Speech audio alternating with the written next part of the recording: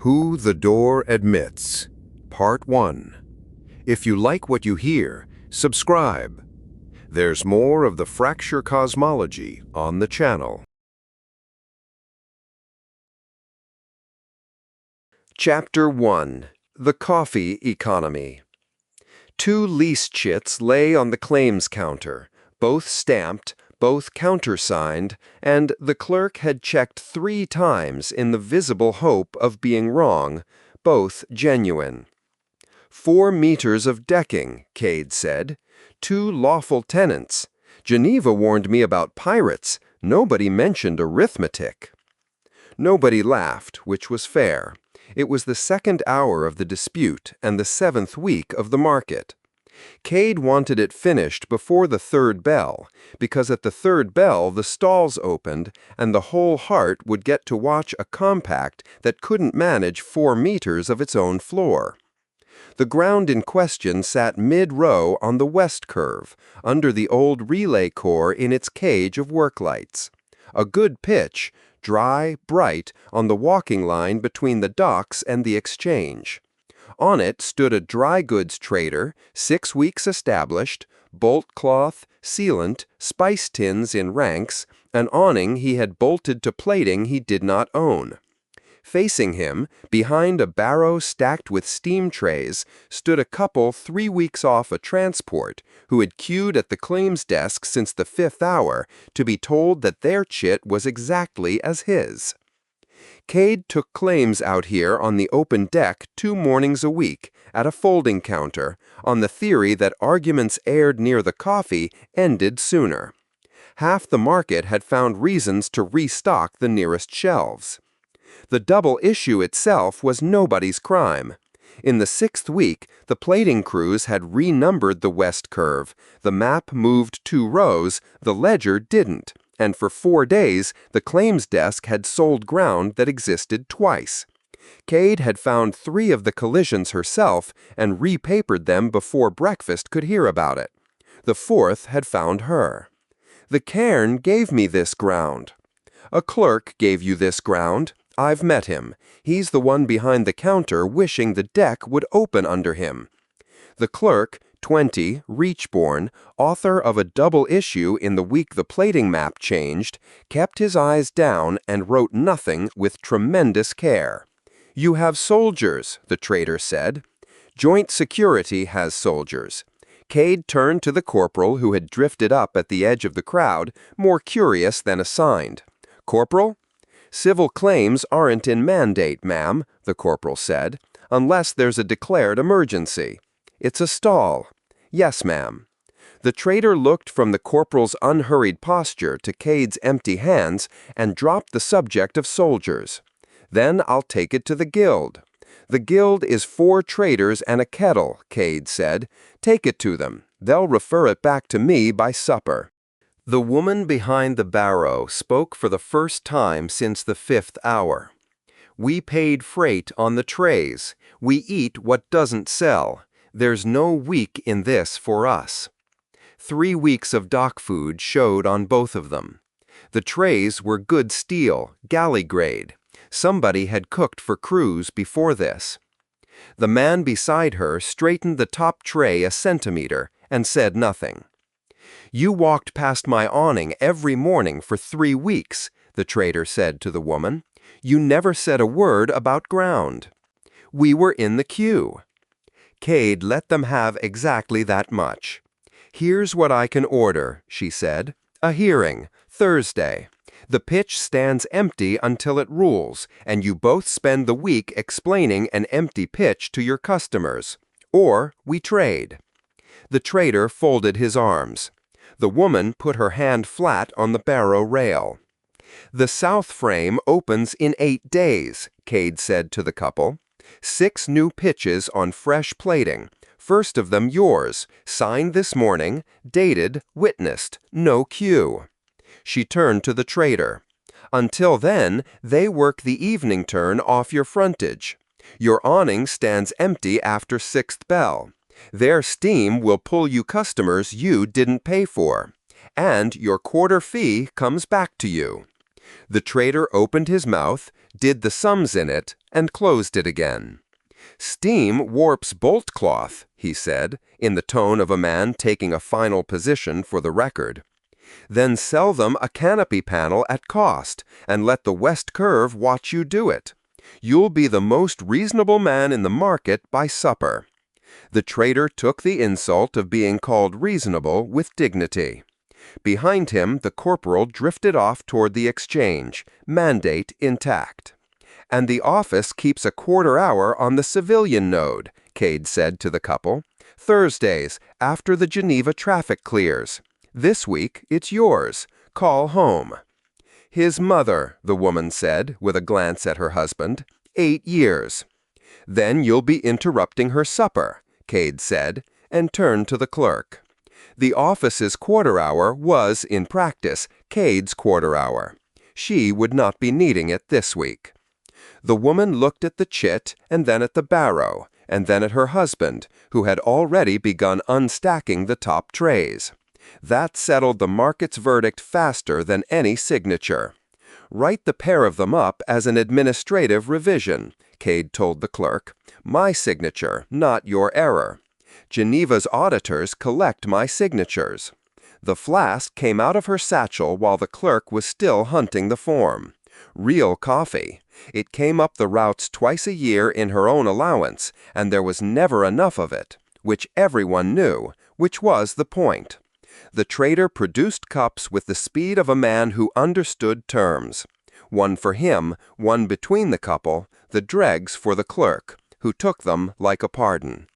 Around them the heart went on waking. The exchange chalked its morning rates. Clearing credit firm, earth scrip soft. Steam and fish oil and 3 cuisines worth of smoke found the same vents and argued there. Trade ran in 4 scripts on the boards above the stalls, and in 1 patched-together pigeon below them. At the shrine by the south brace, somebody had again left real orange peel, which the whole market pretended not to price. The claims desk ran on a 6-month ledger, because ordering a longer book implied things Geneva had not yet agreed to. Above it, the public route ledger carried the day's thin traffic in gray type. MV Longsight, inbound. ISV Rampart, inbound. MV Tallow, return unposted. Behind the couple, the morning's queue had grown while nobody was watching it. A woman from the ring quarters about water pressure. An old man wanting the corridor lights fixed in his section. A man with a complaint about the shrine bell. "Maintenance owns the lights," Cade told the old man. "4th counter. Ask for the duty chief. Tell him I sent you. It'll cost me a favor and you a week." "The Cairn said the section would be lit by—" "Then ask the duty chief when they're coming." 6 people had said the Cairn to her since the 5th bell, and meant her. The shrine bell man got less. The 3rd bell went while the trader was still holding his cup. By the 4th, the market had repriced the morning. The compact could manage its floor. The administrator poured when it mattered, and steam dumplings were coming to the south frame. 2 of the 3 were even true. Rel kept a back room behind a dry store's counter on the trade side, a room with no posted hours that everyone on the station had been inside once and nobody claimed to know well.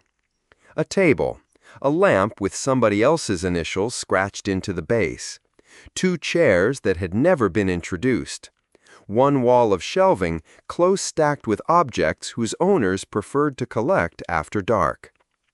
Pencil columns climbed the doorframe, starting mid-number. The game had come in from 3 rooms before this one, and neither player could reconstruct the early years, and neither would concede them. They played for imaginary money at pre-compact rates. The debt stood somewhere north of a birth lease by now, and collection was understood to be a thing that happened to other people. Rel owned the best coil ring on the trade side, and no coffee. Cade owned coffee and nothing she would trust to brew it on. The standing game was older than the compact and the market both. It met weekly, and neither of them had ever moved it for anything. The ritual ran unchanged. Cade measured the grounds out of the flask screw cup, level, exact, while Rel set the pan on the ring and pretended not to count along. Water taken off just before the boil. 4 minutes. He dealt while it steeped. "You dealt me this on purpose," Cade said. "I deal everyone their hand on purpose. It's how I stay liked." Rel squared the discard pile against the table edge. "The trade side says you poured for the dumpling people." "The trade side is fast." "The trade side is starving for material. 6 weeks of awning, and the man folds for a fee remit and half a cup." Rel turned a card over. "You're getting cheap." "I'm getting efficient." "You're getting known. Worse for business." Whose business went unspecified. Cade took the trick with a 9 she had been sitting on since the deal. On the shelf behind Rel's shoulder there was a new thing, a sextant in a case lined with wrought green velvet, the brass gone tea-colored, off some survey boat older than either of them. "Don't price my shelf," Rel said, without looking up. "I wasn't pricing, I was reading." "Worse," he said, and dealt. They played 2 hands in the kind of quiet that took years to afford. The coil ring ticked as it cooled. Somewhere beyond the counter, the trade side went about its evening at a decent remove. Rel talked while he played. He always talked. A running tour of the station's small weather. The exchange had a new assayer who blushed when she rounded down. The bar under the core had barred a man for singing the same song 11 nights straight, and the man was appealing to the guild. A Veckel freight gang on the trade side had adopted a dock cat and entered it on their manifest as cargo, self-loading. "That last one's yours now," he added, administratively speaking. "I'll rule when it bites someone." Cade won the 3rd hand on his own lead returned to him, which cost him a stroke on the doorframe and improved his mood. Rel played worse when he was winning. Boredom, she'd decided around year 6, and had never told him. "And the quarter hour," Rel said. "Generous."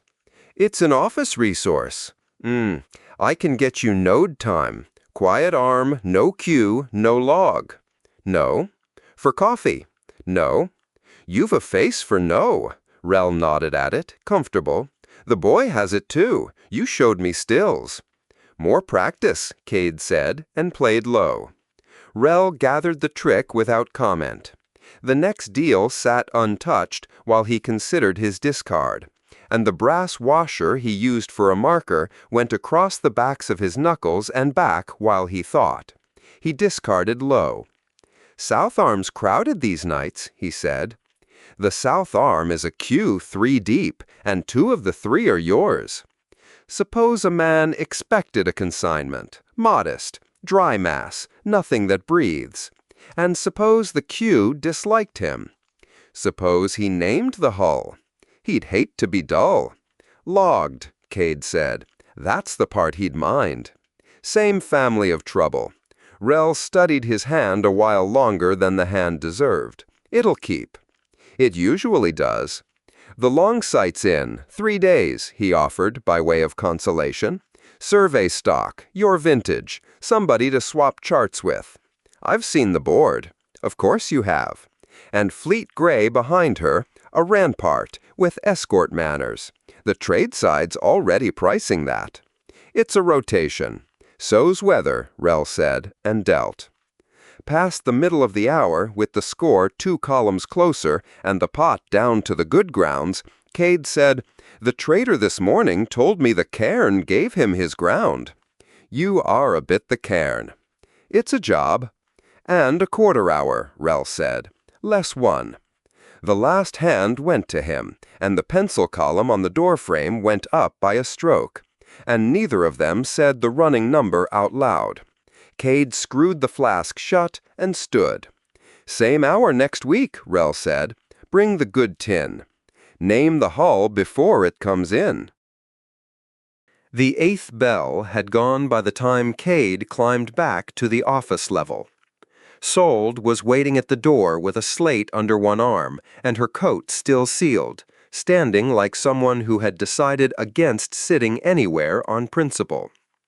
"Deck 12, she said, before the door had finished opening. "You'll want the numbers in order." Cade's office was one room and one long window over the hearth, a desk, a warmer in the corner, and the good tin on the high shelf, where visitors could see it and not reach it. She keyed the lamp and moved the day's forms off the second chair. "Sit." "I'll stand." 9 mother lines came through the spring. 7 now.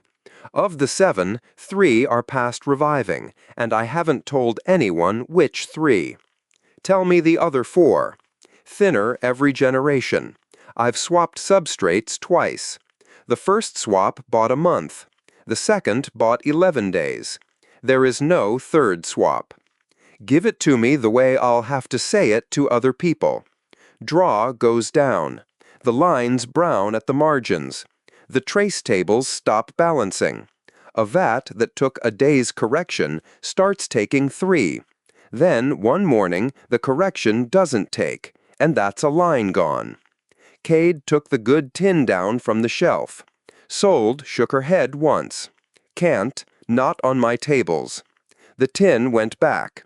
Cade set water on the warmer for one. "Why can't it be printed?"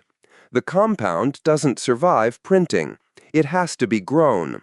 Growing it takes the mother strain. The mother strain is what's dying." Sold set it without heat. "The replacement stock fixes all of it. Clean lineages, 40 generations younger, cradled for transit. I built Deck 12's intake around its arrival." "How long do you have?" 18 days if the cascades hold. 25 if I'm lucky twice." "Do the Cephalon know?" "They knew before I did. They've split the communal meal into 2 sittings to stretch the draw. They don't eat apart. Not ever." "How many draw on Deck 12? 406, Sold said, and her mouth went flat. "More every month." The water came to temperature. Cade made the 1 cup and left it on the desk edge, untouched. "The board had the Tallow's return unposted this morning," she said. "Unposted went to overdue at the 6th bell. Route authority's wording, not mine." Sold set the slate on the desk and turned it so the tables faced Cade. Generation counts in columns, the last column thin. She confirmed the pickup 3 days ago. Full load, the parent stock in transit cradles, Cray's signature on the manifest line. She opened the return leg. 9 hours of route, nothing since the first hour of it. No transponder, no hail response, no relay echo. She is 3 days dark on a 9-hour crossing. Who else can lift the stock?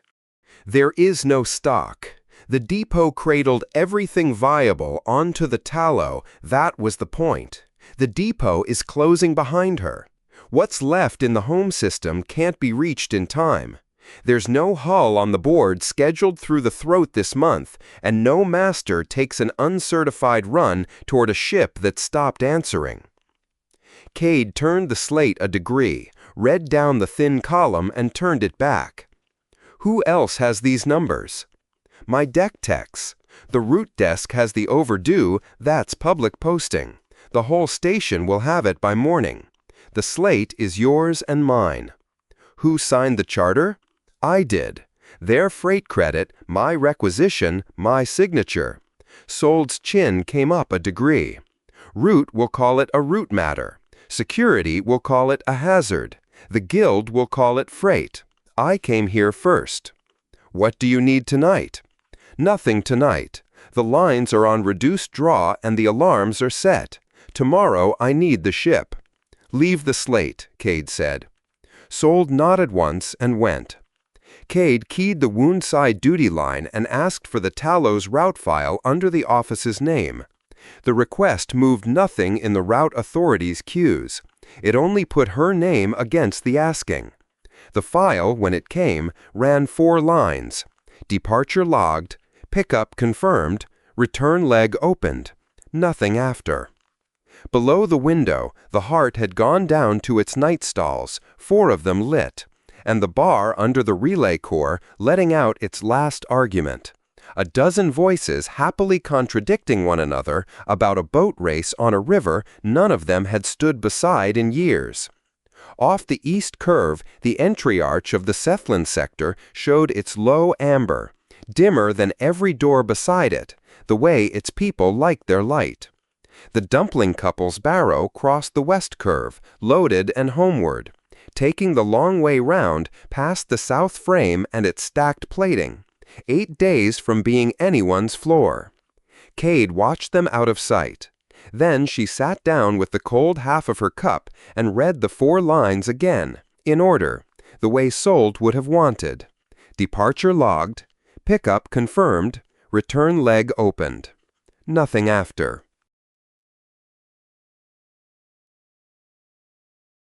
Chapter 2, Deck 12. That 3's overnight assay came up at 11/100ths of a gram to the liter, and Sold ran it twice more before she would have it. 0.11, 0.12 off the second draw port, 0.11. All 3 went onto the vessel glass in wax pencil, under the 29 numbers already there. The culture hall stood inside the sector's lock because the strain grew best in what the Sethlin preferred to live in, low light, wet air, a degree and a half warmer than any human kept a room. Sold had stopped bringing her coat past the steps. It came out damp and stayed damp. 4 mother vessels along the inboard wall in stainless jackets, each with its trace rack, its draw ports, and its paper log on a clip. The humidity had cockled every log, so the clips held fans instead of books.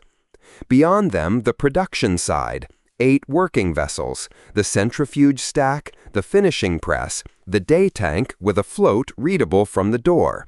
9 hours, that float, since the sector was cut in. 3 was finished, not dead. 3 would go on eating and turning over and being a lineage for months. But at 0.11, there was no setting on the press that got a day's measure out of it without running 4 times the volume the hull could carry, and Sold had done that arithmetic at the 4th hour in a chair with her eyes shut. The mechanism was simple enough, and she had set it in 11 rooms to 11 officials who each wanted a version they could put in a memo. The strain made the compound because on its own world, the compound bought it something. Here it bought it nothing. The substrate was near, and near was not right, and every generation grown on a near substrate was a generation in which the cells that skipped the expensive step outbred the cells that paid for it. Feed people today, spend generations. Spend generations, lose the yield. The only way to make a measure was to grow one. Sold pulled the 4 logs off their clips and laid them along the bench in yield order. 5. 0.44, 62 generations off intake. 9. 0.31, 58. 11. 0.13, 3 this morning. 406 people lived in the sector. Full ration was 406 measures a day. Yesterday, the hall had pressed 271 of them, and it had done that by drawing seed off 5 and 9 at a rate she'd have written somebody up for. Emmerich came in through the production side, with the night's press log under his arm and both sleeves rolled, and stopped at the 4 books laid out in that order. "You are doing it today, then. Before the second sitting. You should have done it 8 days ago." Emmerich set the press log at the end of the row, square to the bench edge. He had worked the hall since the sector was cut in, and his common was better than her Sethlin, which ran to 4 words and one of them wrong. "I said so 8 days ago." "You did." "And 3? 3's at 11. I ran it 3 times. Emmerich read the glass for himself, which she had stopped minding in the spring, When he caught a fouled sample line, she had been ready to write off a whole vessel on. So, 3 and 11 to hold, he said, and then 5. 3 and 11 to hold. Their trace allocation goes into 5 and 9, which buys me maybe 4 generations of drift on each. Draw comes down to sustainable. 178 measures tomorrow. And then 5. No. Bank the good one. Emmerich did not raise his voice. The hall was too small for it. 3 and 11 are a courtesy.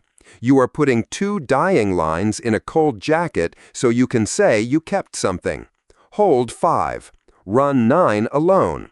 74 measures a day, and a lineage at 0.44 in a cold jacket.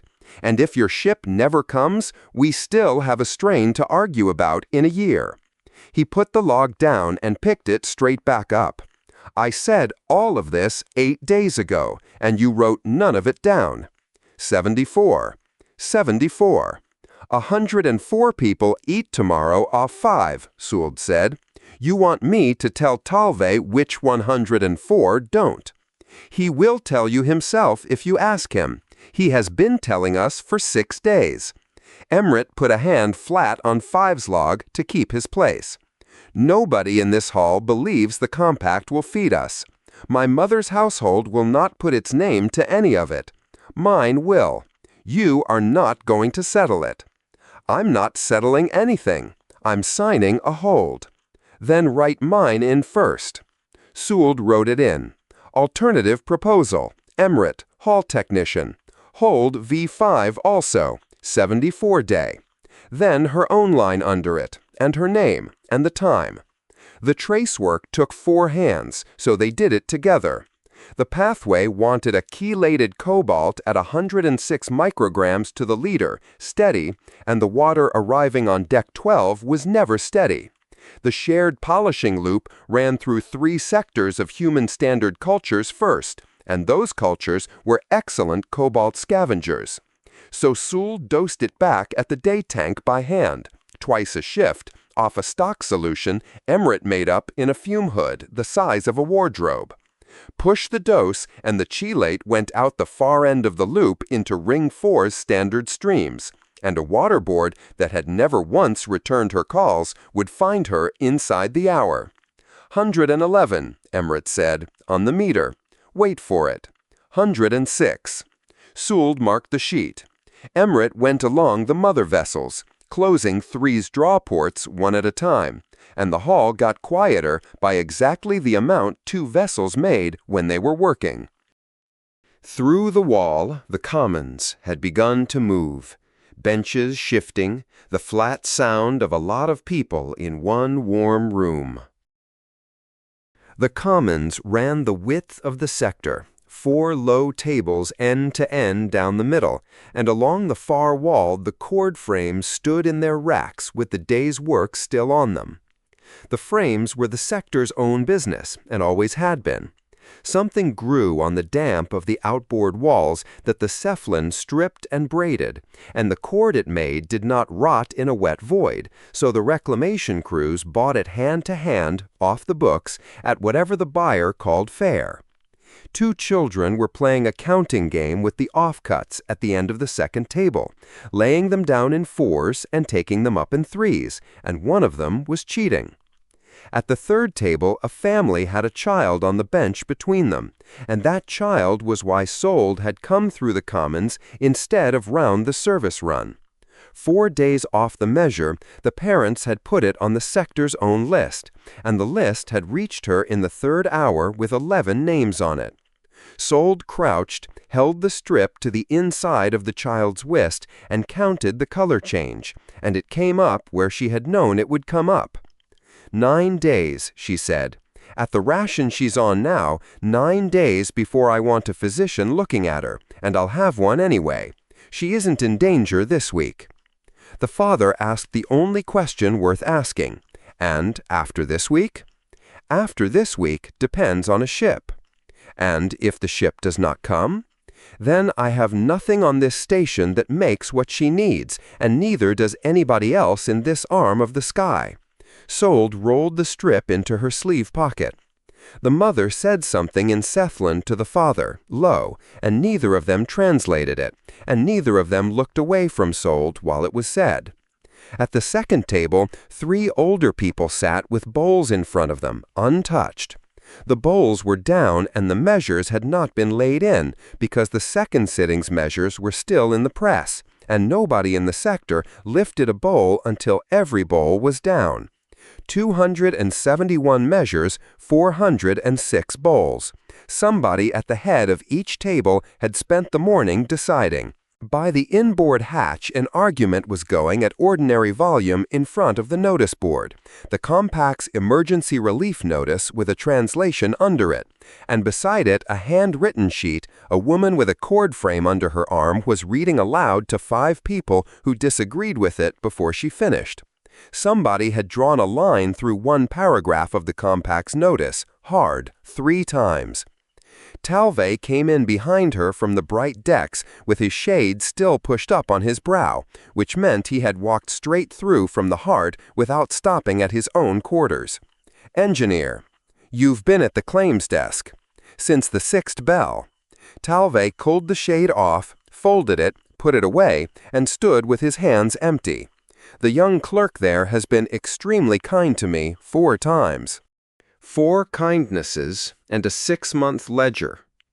He explained the ledger to me, twice. His comment was careful and formal and never once relaxed. And somewhere in the 2nd month, Sould had worked out that the formality was not deference. The south frame opens in 7 days. 6 pitches on new plating. The administrator has promised the first already. The other 5 go to a ballot among parties with standing at the desk. We have none. The desk has us down as relief, so I cannot enter the ballot or hold a pitch. And the cord goes on being sold in a corridor for whatever a man with a wet void thinks it is worth. You want to stall. I want a lease. Talve said it the way another man would say a number.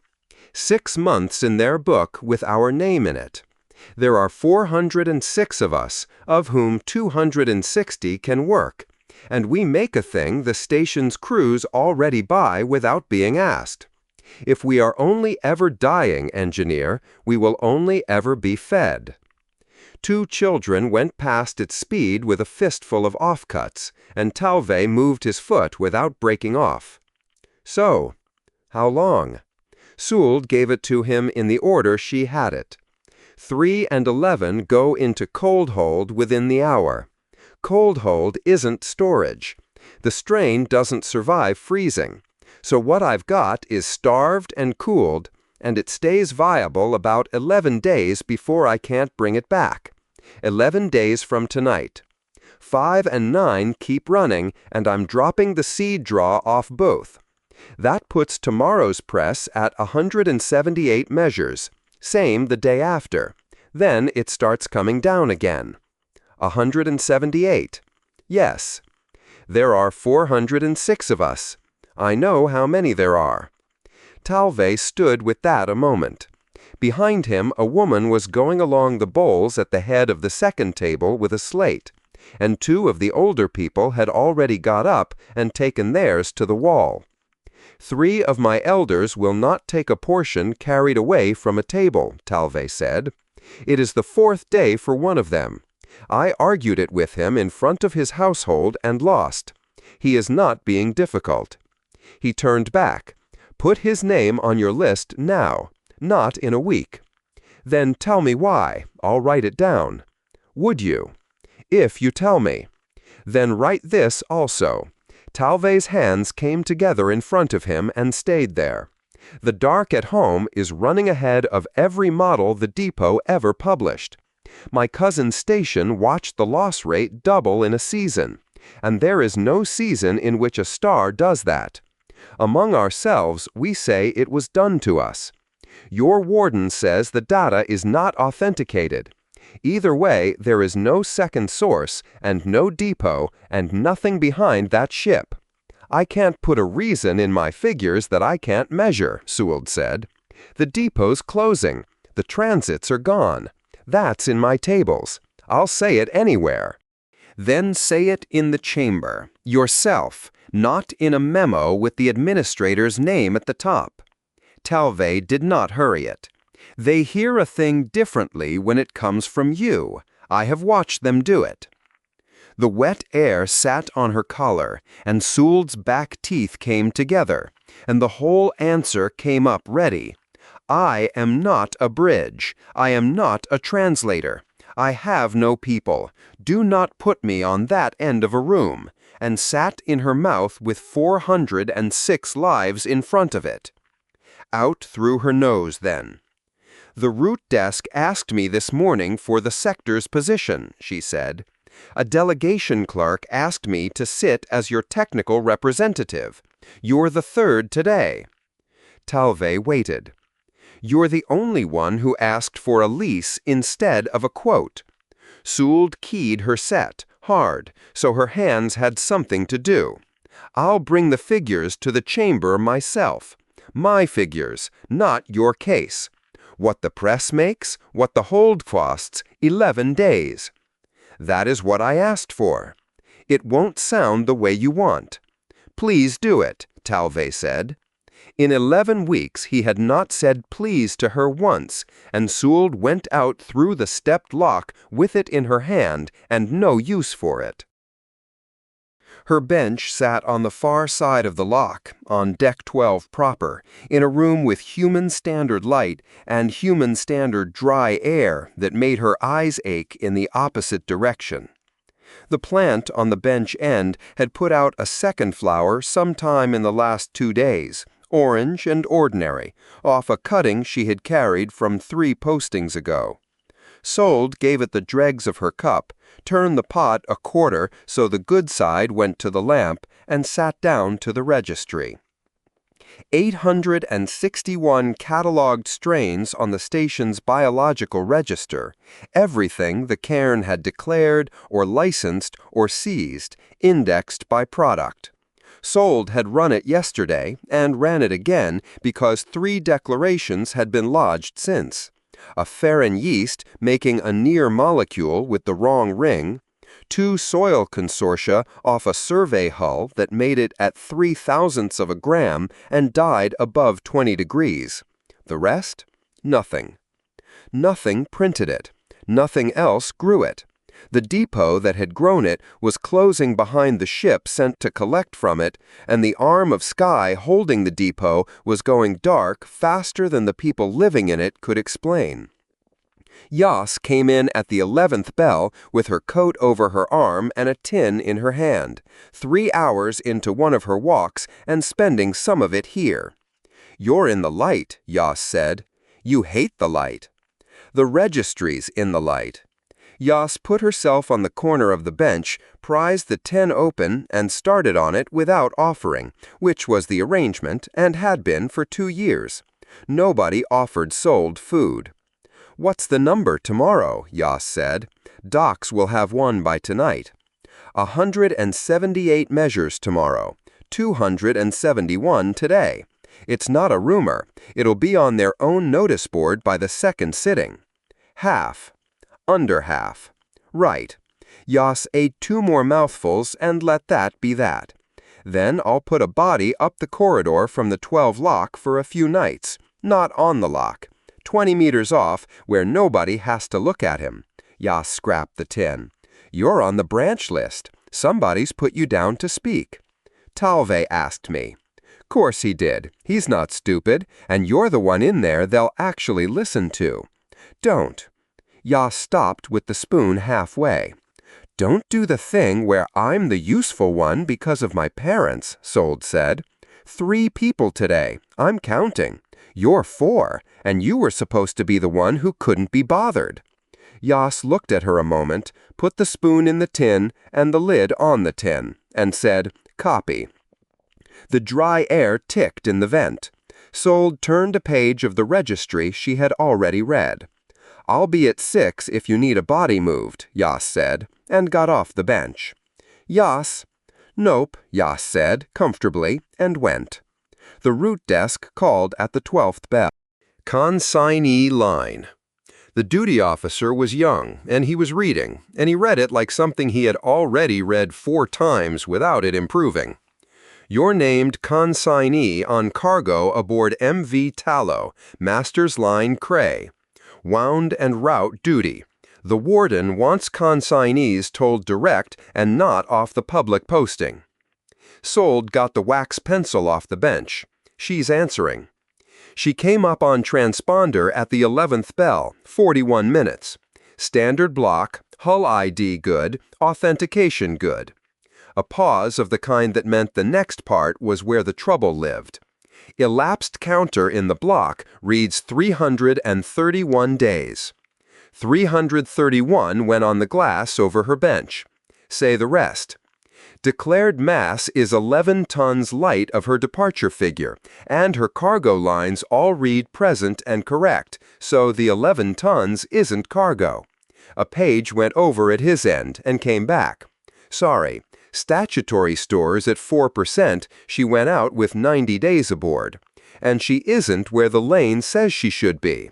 Positions off lane, and the ranging returns won't sit still. They thin and they come back and they don't agree with each other. The warden's word for it is drift.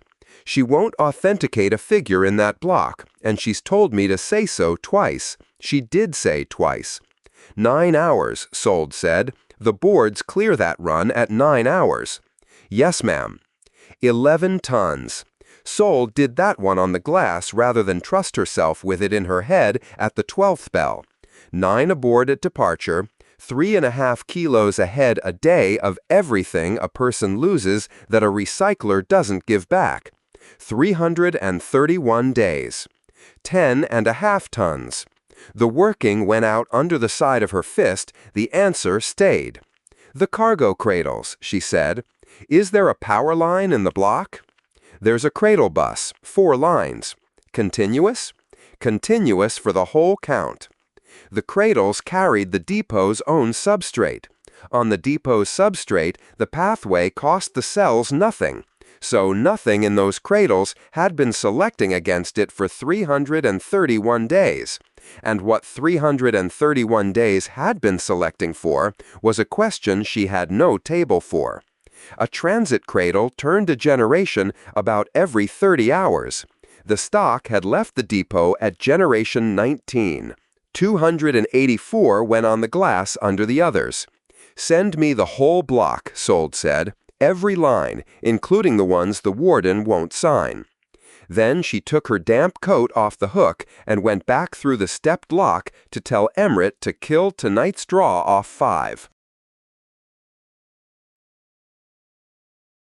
Chapter 3. The Manifest That Cannot Be True. The chandler's man brought a delivery note with 4 figures on it. Gross, net, cradle count, lot. Sesk turned the note around on the counter so the man could read it the right way up, and set a fingertip in the white space under the last line. Seal numbers. They're stamped on the crates. They are stamped on the crates. The crates are in your barrow. In 4 hours, they are in 9 kitchens. Sesk left the note lying where it was. Bring me the numbers off the seals, and I countersign.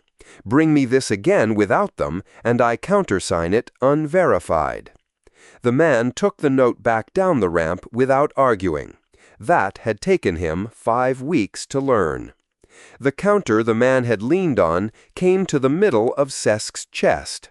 Every counter on the trade side had been cut for human heights, and the tall stool was the only reason his back would see the end of the watch.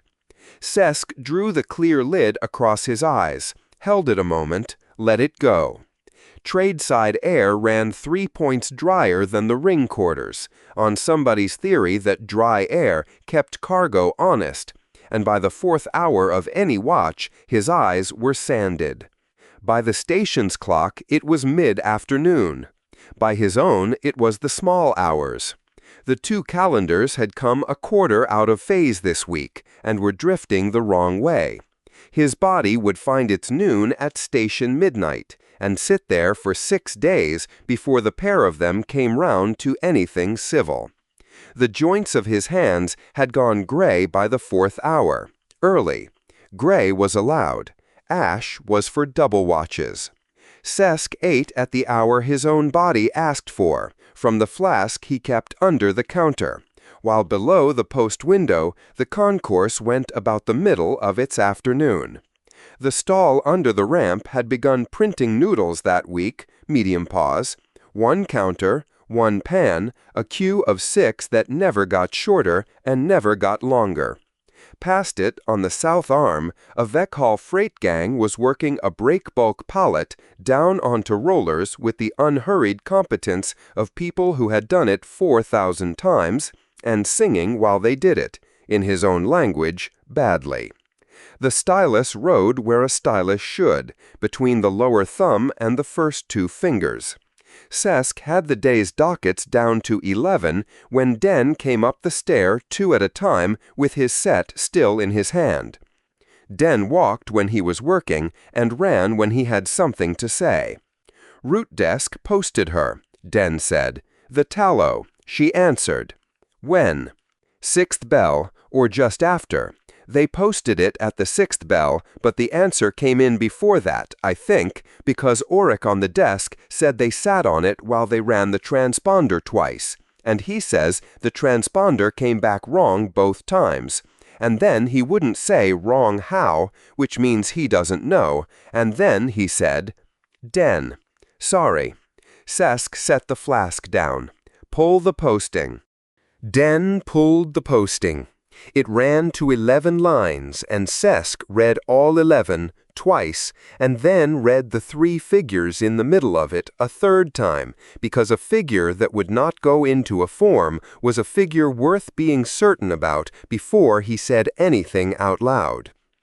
The route the tallow had opened was rated at 9 hours and 12 minutes, and had been rated at 9 hours and 12 minutes since the throat was first surveyed. The root desk carried her out of contact for 4 days and 15 hours. The Tallow's own transponder gave its age stamp as 331 days beyond the hour she had opened the return leg. That's the thing he wouldn't say, Den said over his shoulder. Isn't it? There are 3 of them. Cesc keyed the throat-side relay and put a request on it in the loadmaster's name. The Tallow's cargo account, entire, ahead of berthing, transmitted as held rather than summarized. Go and take the counter. Ollery's man is coming back with 11 seal numbers, and you will check him against the crate stamps yourself and not from the barrow, off the crates. You always say that like I've done it wrong. You did it wrong in the spring. Once. Yes, Cesc said, and Den went down to the counter, injured, and was arguing amiably with somebody inside a minute. The set on Cesc's collar held 1 message queued for 11 hours, and he opened it again while the request was out. His household, on the long delay. The relay round trip was 11 days at the very best, and had run to 19 twice this year. 3 lines. The 3rd asked for a date. The first message had asked for a date too. Cesc had a figure for the resupply cycle, and a figure for the lease term, and a figure for the day the trade-side second gantry came into service, and he could put any of them into the field, and it would be an accurate figure, and it would not be the answer to what had been asked. Cesc turned the set face down on the counter and finished the flask. The account came in at 15:40 station time and ran to 61 pages. For a 9-hour route, it should have run to 4. Cesc closed the shutter on the post window against the concourse noise, brought the lamp round, and worked the account forward from the loading and never backward from the arrival, because a manifest read backward will tell you whatever you already believe. Page 1 gave him the ship's particulars, the berth request, and the elapsed transit field. Elapsed transit, 331 days. Ship's log, attested, F.A., acting master. Under it, in the route authority's own hand, pre-filled from the posting before the account had ever reached him. Elapsed transit, 9 hours 12 minutes, rated. 4D 15 hour, actual, out of contact. One field, 3 figures in it. Sesk sat with that for a moment and then kept reading. The souls came next, and the souls were worse. The Tallow had cleared the Cairn with 10 names on her articles. The arrival roll gave 14 aboard. 9 of the original 10, 4 supernumerary passengers taken up at the depot, a Cephalon family, entered against a hauler with no passenger certificate of any grade, and 1 live berth, ship's log day 168, female, entered in the mother's line, Lot, with the given name column blank. 10 out, 14 aboard, 9 of the 10, 1 born. Sesk wrote the 4 figures on his own slate, in his own hand, in a column, and drew a rule under them, and the rule did not help. Then the consumption, where a manifest either holds or does not, and where Sesk had spent 30 years being right about people who hoped he would be tired. Ration and printable mass issued, whole voyage, 5,140 kilos. Sesk went back to the loading. Dry ration loaded at this dock, 340 kilos, the statutory 30-day reserve at 10 sols, signed for by Cray. Nothing else edible had gone aboard as stores. Nothing.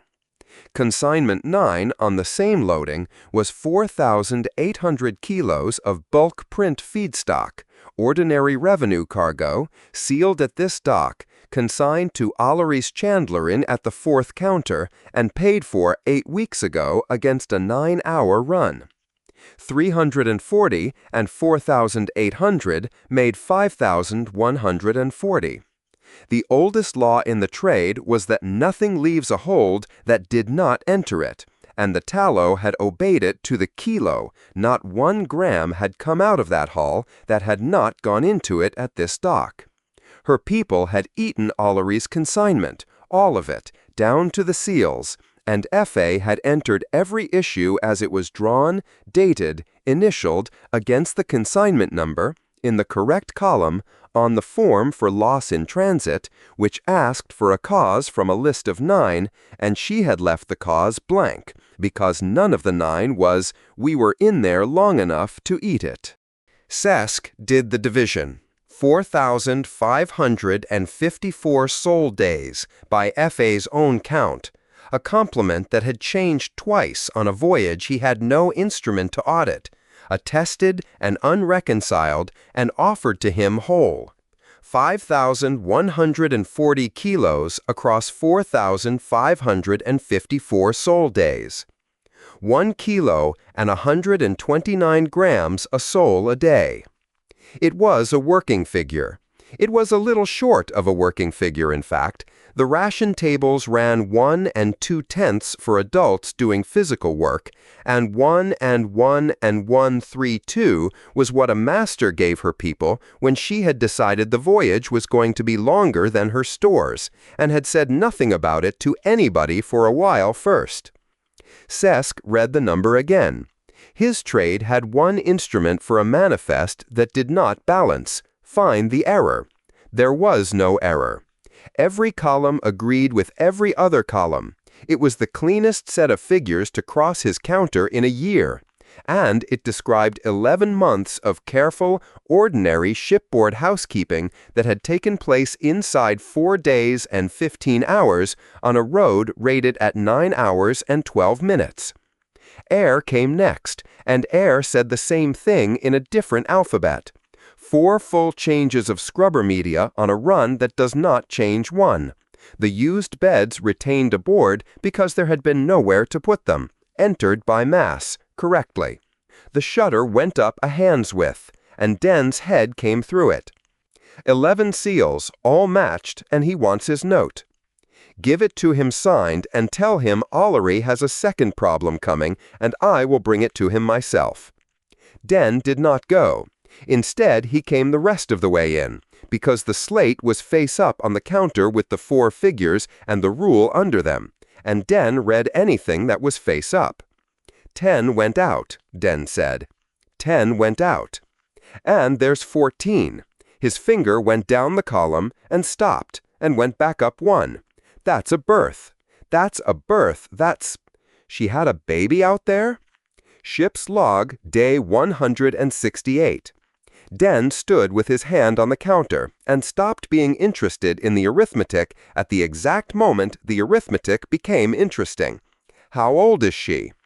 The ship's log gives 163 days at berthing, and the root desk says the ship's been gone 4 days. The root desk says the road is 9 hours and 12 minutes. It says she has been out of contact 4 days and 15 hours. Those are different statements, and both of them are in the file. Right, but Den's hands came up. But how old is she, though, actually? If I stood on the apron and she came off that ship and I said, "Hello, how old's the baby? What's the number?" There is a field on the arrivals register for date of birth, and it takes 1 date. That's not what I asked. No, Sesk said. 4 figures sat on the slate, and Sesk could produce 11 more inside a minute, and Den had asked a question that took a number, and there was no number. Sesk had certified the mass of everything that crossed this dock in 3 years. The stylus went down on the counter. The account is internally consistent, he said. Every column agrees. I can attest the mass. I can attest the issue. I cannot attest the elapsed time, because the elapsed time is 3 figures, and I will not choose between them. So what happens to the baby? I do not know. You always know. I know tonnage. Sesk turned the account back to page 1. Go and give Allery's man his note. Den went. Sesk turned to the certification block on the last page, the loadmaster's block, 4 lines, 30 years of his life in the shape of it, and struck it through, and initialed the strike, and wrote out the discrepancies beneath it, numbered in the order he had found them, so that whatever else happened to this ship, nobody downstream could say the dock had waved it in. Then the cargo, which he had left until last because it was the part he had been dreading since the transponder figure.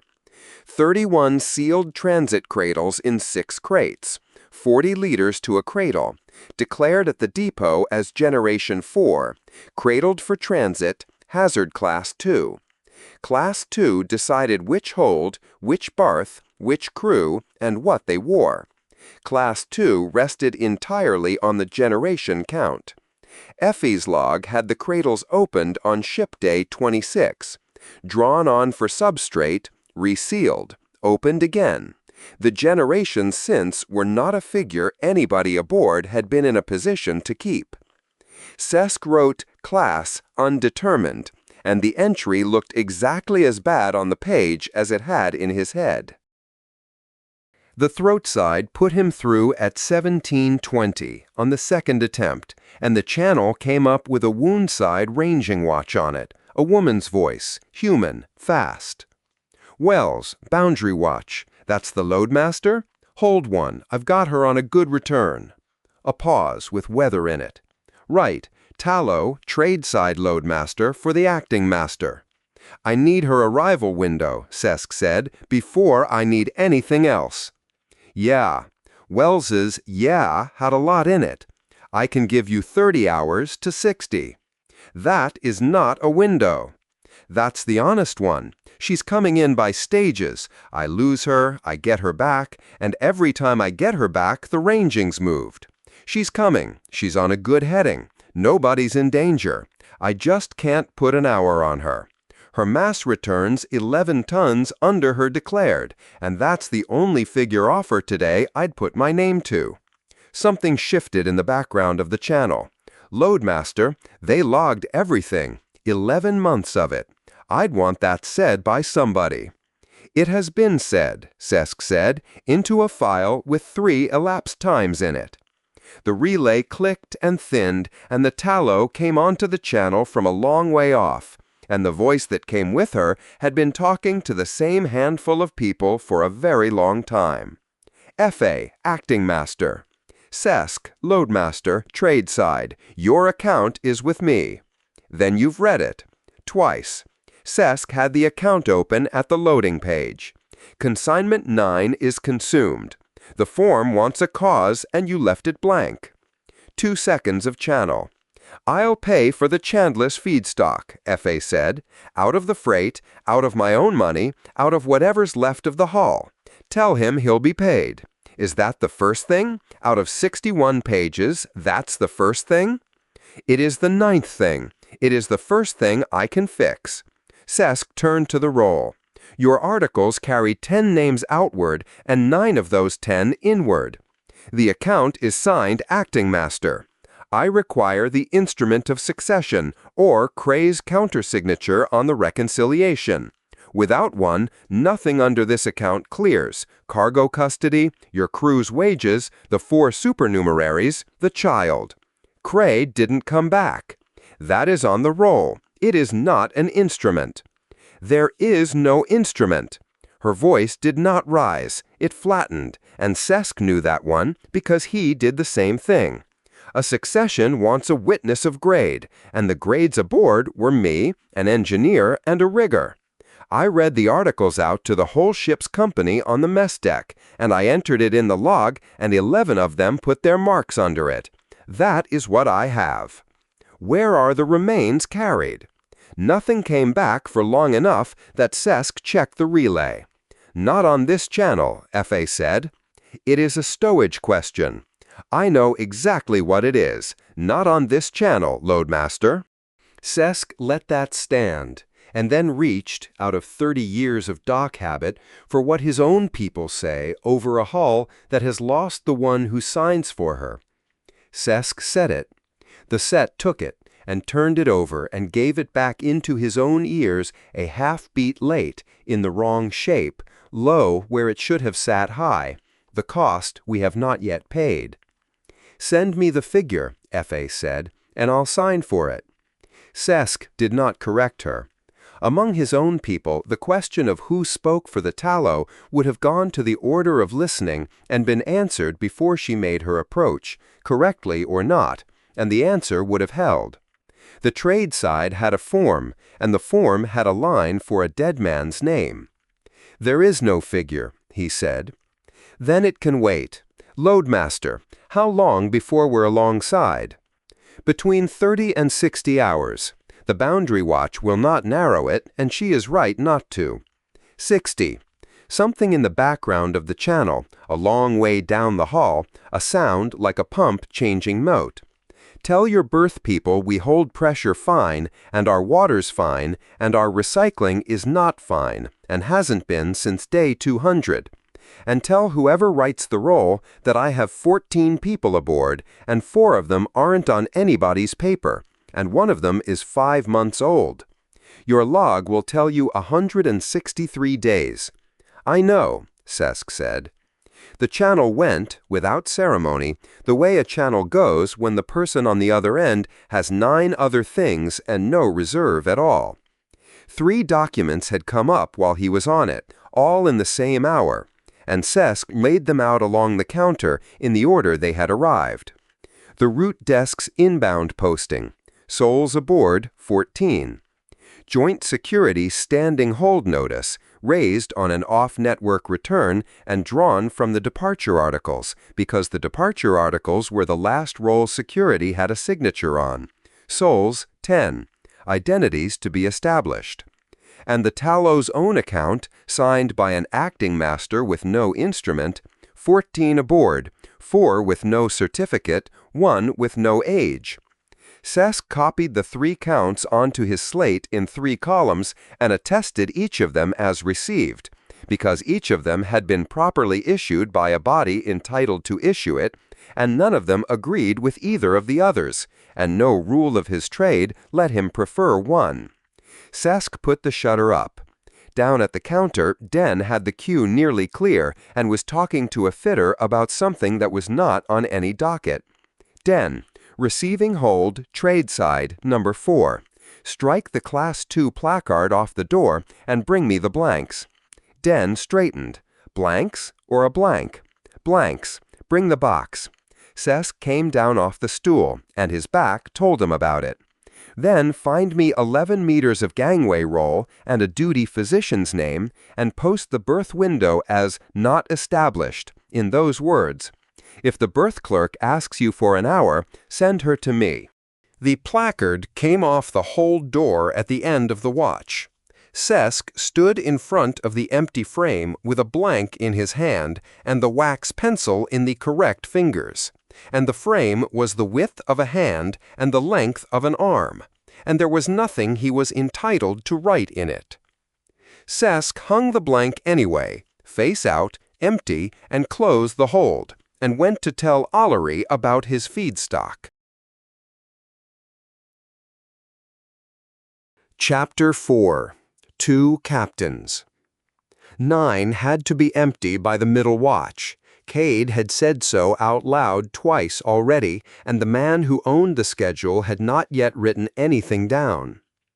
The throat-side dock chief had come down to the gallery rail rather than argue in his own office, which Cade took as a concession and a warning both. Below them, 9 ran out under work lights, 80 meters of apron, a gantry with the old relay's serial still stenciled up the mast, and a pressure door built into the deck itself. 9 had been the relay's cargo lock before there was a station to hang off it. Its own atmosphere loop, its own power spur. The one volume on the throat side a person could shut without shutting anything else. 9's allotted, the chief said.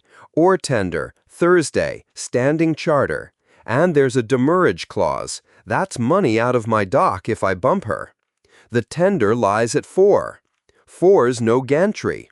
The tender carries her own. Her master's been proud of it in my hearing twice. The chief made a note that was mostly a delay. What am I berthing on 9, administrator?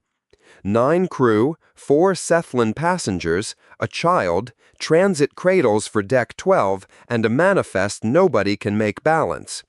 And what's the disposition on the cargo? Ask me tomorrow.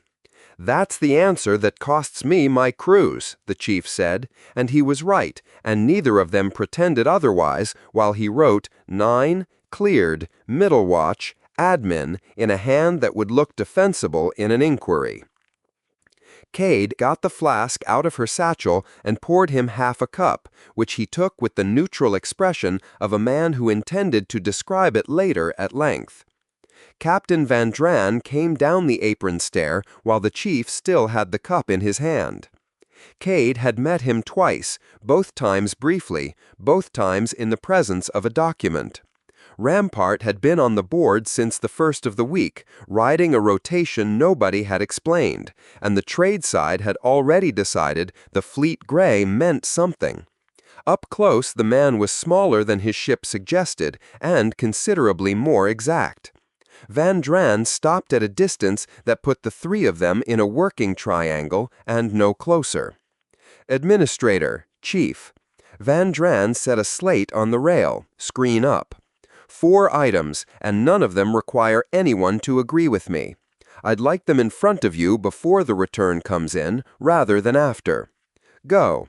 First, perimeter instruments. I want 4 sets in station volume, the throat side outer frames, sections 9 through 14. Passive, ranging and mass returns only. My people install and my people read them. The volume is civil, so it needs your hand, not mine. You want to watch my dock. I want to watch the approach to my ship through your dock. Nothing in the delivery moved.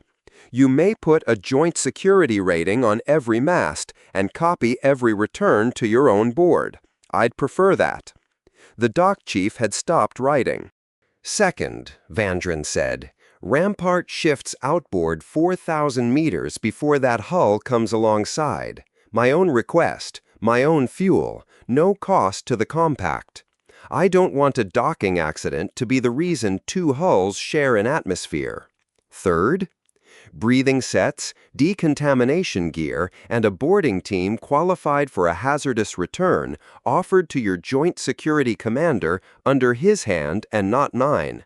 Fourth, Vandren turned the slate a few degrees toward her.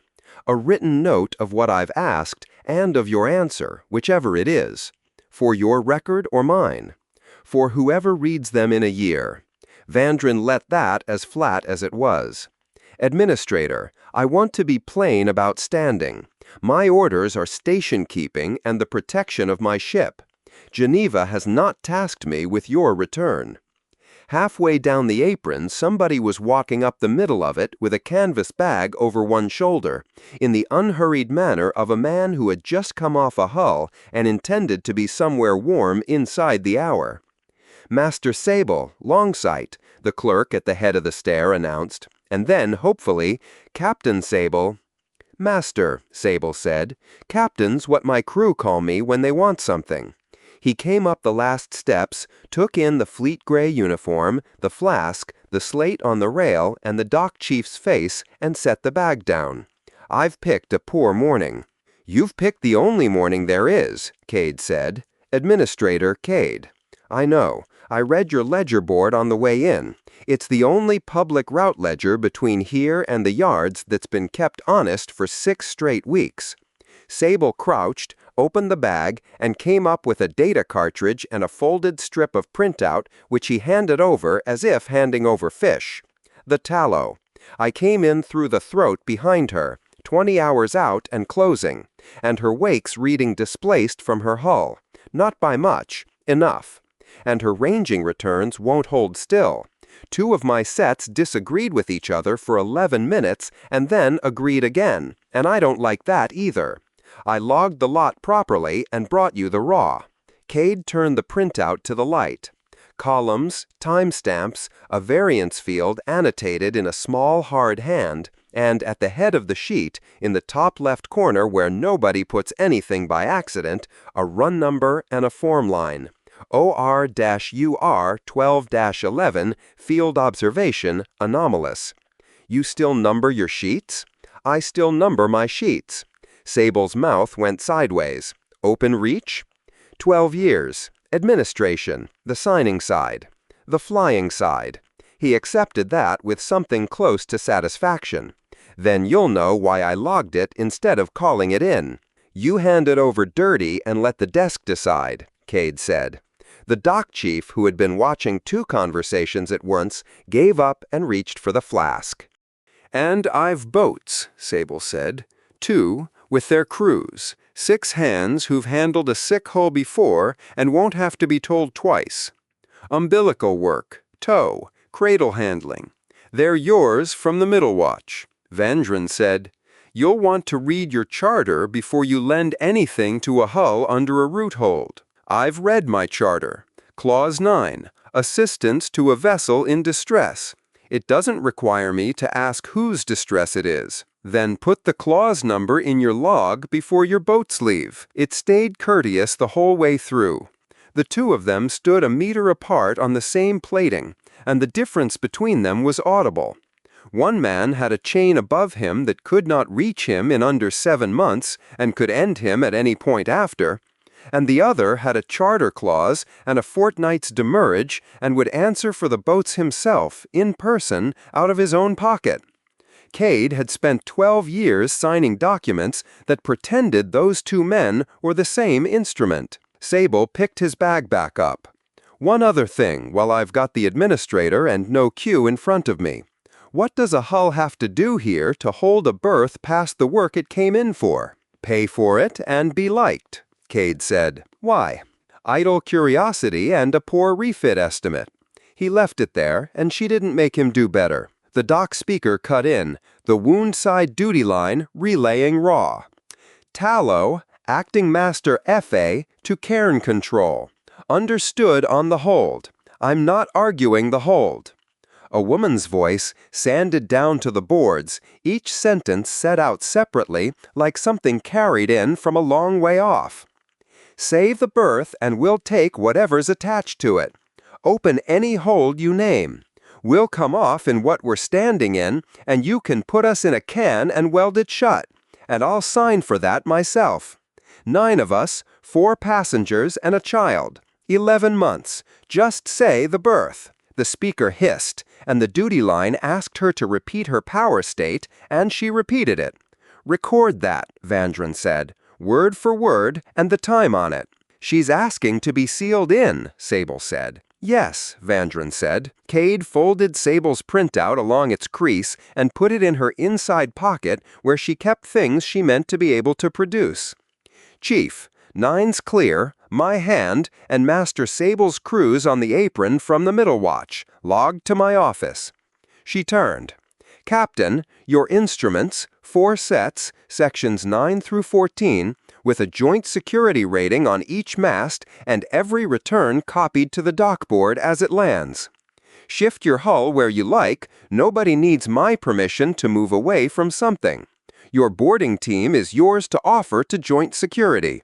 I'll write my answer down, and you'll have it before the watch turns." "Thank you," Vandren said, and meant it, and picked up his slate. On the chief's board, the inbound mark sat in 2 places a half-second apart, the way a mark does when 2 sets of ranging disagree. 20 hours out. The throat side dock had put Wells on the approach, because Wells was the only reader on the station who didn't mind that. There was a pleasure in it Cade had stopped apologizing for around year 4.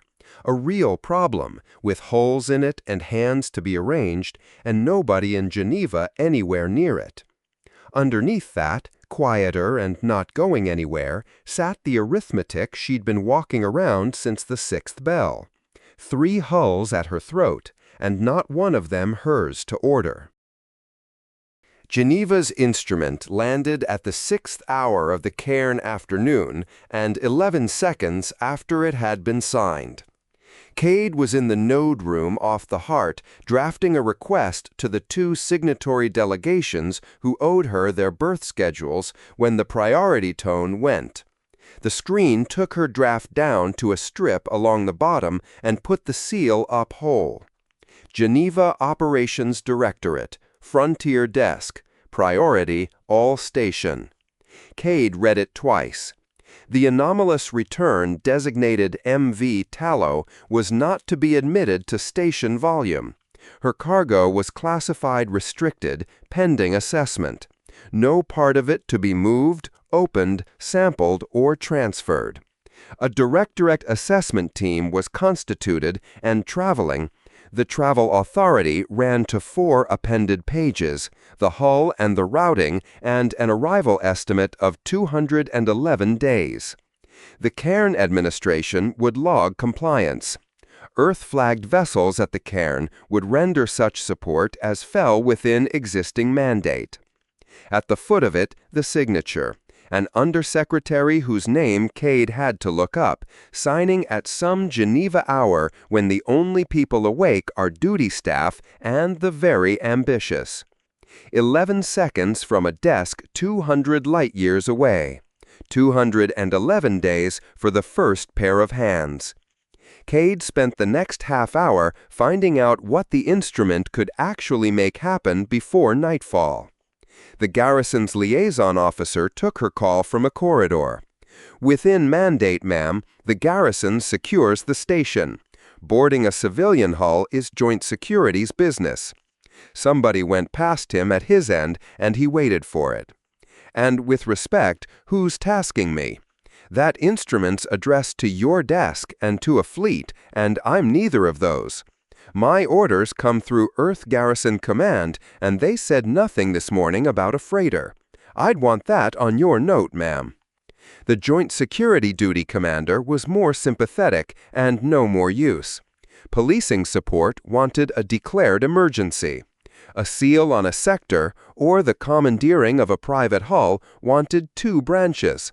And his command was contributed by 9 signatory parties, 4 of whom would read Geneva's paper as an instruction, and 5 of whom would read it as Earth talking to itself, and he would have to poll them all, and he would not move ahead of the warden.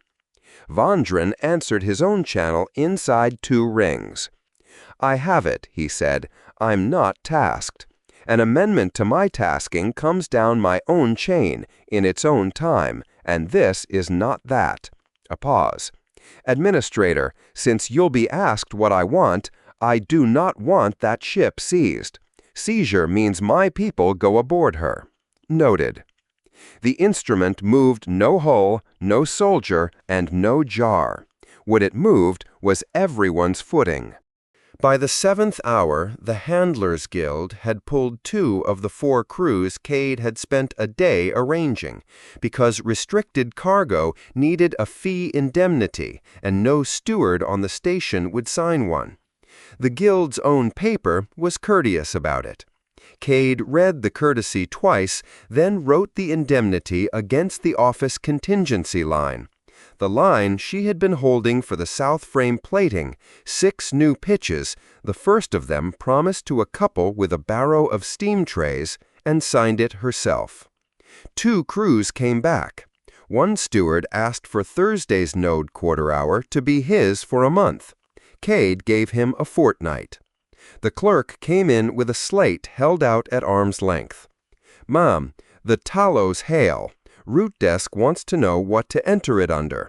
There's request for berth, and there's unscheduled approach." She asked for a berth. "She asked to be welded into a can, ma'am." "Then log what she said," Cade said. "All of it. Her words, her time, and her name spelled the way she spells it." Compliance took 4 sentences. Directive received, hour and minute noted. Vessel not admitted to station volume. Cargo not moved, opened, sampled, or transferred. Assessment team's arrival noted at 211 days. Every word of it true. Not one of it a thing she had done. Cade wanted one authorized action before the day watch turned, and she convened the branches at the 8th hour to get it. They took the chamber off the heart because the node room's shutter didn't shut properly, and clerks talk. Joint Security's duty commander came with his polling list. The garrison liaison came with a folder he did not open. Sold joined on the feed from Deck 12, in her coat, standing, the failure tables already up on the side screen where nobody could avoid them. 16 days if the Cascades kept their manners, 23 on the best case, 406 people on a draw that was thinning every generation. Warden Halden arrived 4 minutes late, which for Halden was an event, and sat down with her own slate and read the tables herself from the raw before she said anything at all. Cade put 3 things on the table. 1. The hull comes alongside at 9 tonight, on umbilicals, sealed, nobody off. 2. The cargo goes into custody where the engineer on that screen can put a probe in it. 3. 9 crew and a child come off into medical isolation as soon as there is somewhere to put them. The 4 Cephalin go sealed to their sector. Every one of them agreed with it, and that was the trouble. They took turns describing their own mandates instead. Joint Security could clear the docking on the safety side. A sick hull alongside was safer than a sick hull adrift, and on that he did not need to poll anybody. The seal, the boarding, the moving of a cargo, 2 branches and a declaration, and 9 parties to canvass, 4 of whom now had Geneva's paper in front of them. The garrison liaison confirmed that the garrison would remain within its mandate. He said it 3 times, in 3 courteous formulations, and the third one was the one that meant, "We will not be the hand for this." Halden spoke twice. "I take custody of the return at the ramp. Her cargo, her holds, her seals, my people on the door. That runs from the moment her lines are on, and it is not a favor. It is what the authority does with an anomalous return." She turned a page on her slate. "And I will not certify a route that went off network. I will authenticate what happened to those people, who they are, how long they were gone, that they are continuous with the people who left. I will not certify how they got here, and no vote taken in this room converts an unauthenticated route into an authenticated one." "Nobody in this room was going to try," Cade said. "Somebody in this room will by the end of the week." Halden went back to her slate. So Cade got her hull alongside. She got it because the safety officer and the warden had each, out of their own mandates and for their own reasons, concluded that a ship at 9 was better than a ship adrift, and their two mandates happened to meet on the same square of plating. Nothing she had said had moved either of them a centimeter. The custody she had asked for arrived as somebody else's jurisdiction. The crew she wanted off stayed aboard, because somewhere to put them was an isolation arrangement she could not allocate, order, or borrow. Her office came with 3 instruments, an agenda, a record, and a flask. Cade left the tin shut. Vondran had been given a chair against the wall and no place in the order of business, and he had taken the chair and waited, and when Cade turned to him, he stood, unasked. "I'll be short." He did not use the slate. "She comes to 9. I would have preferred her at 4,000 meters, and my report will say so, but I won't argue the safety officer's arithmetic. Alongside is easier to watch. She sits on your umbilicals, sealed, in the warden's custody, and nothing crosses her ramp. No cargo, no sample, no crew, no boarding party. The holds stay exactly as they are until the directorate's team opens them. Her people come off when the warden has authenticated them, and somebody has built a clean place to put them, and that is not tonight, and it is not mine to build. No soldier of mine sets a boot in a civilian corridor. No branch here overrides another. There is nothing to sign." The chamber went quiet in a way that had nothing polite in it. Cade did the arithmetic while he was still standing there because it was not difficult arithmetic. It worked. Every part of it worked. It cost the station nothing. It cost the compact nothing. It broke no mandate and needed no gate, and would read, in the file, in a year, as the only sober thing anyone had done in the first week. "And the sector," she said. "I've read the engineer's tables. 16 days, 23 at her best case." Vondran did not look at the side screen, and he did not look away from Cade either. "I'm not going to stand in this room and pretend the Cephalon sector survives the wait. It doesn't. 406 people. Yes. You've been in my volume 2 days, Cade said. Where does the certainty come from, Captain? Vondran took longer over that than he had taken over any of it. That's not an argument I'm going to make in this room, he said. You have my proposal. It doesn't need your signature. It needs your silence. He inclined his head a degree. Administrator. Warden. The garrison liaison closed his folder. Sold's feed stayed open from deck 12, with Sold standing in front of it, and she said nothing, and she did not close it either. Halden gathered her slate and stopped at Cade's shoulder on her way out. He's not wrong about the containment, the warden said. He's wrong that it's my decision. Nothing he described tonight requires my signature. She put her coat on. Cade ended it there, a good 10 minutes before anyone in the chamber expected, and went down to the apron.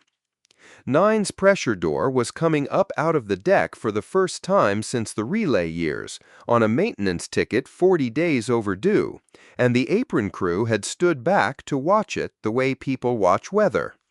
Out past the frames, 2 sets of running lights held station where Longsight's boats waited on the middle watch. The dock chief had the berth book open on the rail against the cold, pen out. Tallow, ma'am, middle watch 9? Tallow, middle watch 9. And under disposition? Leave it blank, Cade said. Chapter 5. Sun Thief.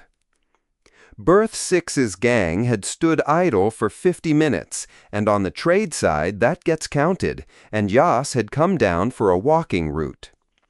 40 meters was all of it, a roped, lit lane from the quarantine lock at 6 to the back door of the holding annex, so that when the Tallow's people came off, they could reach a counter without crossing a working dock.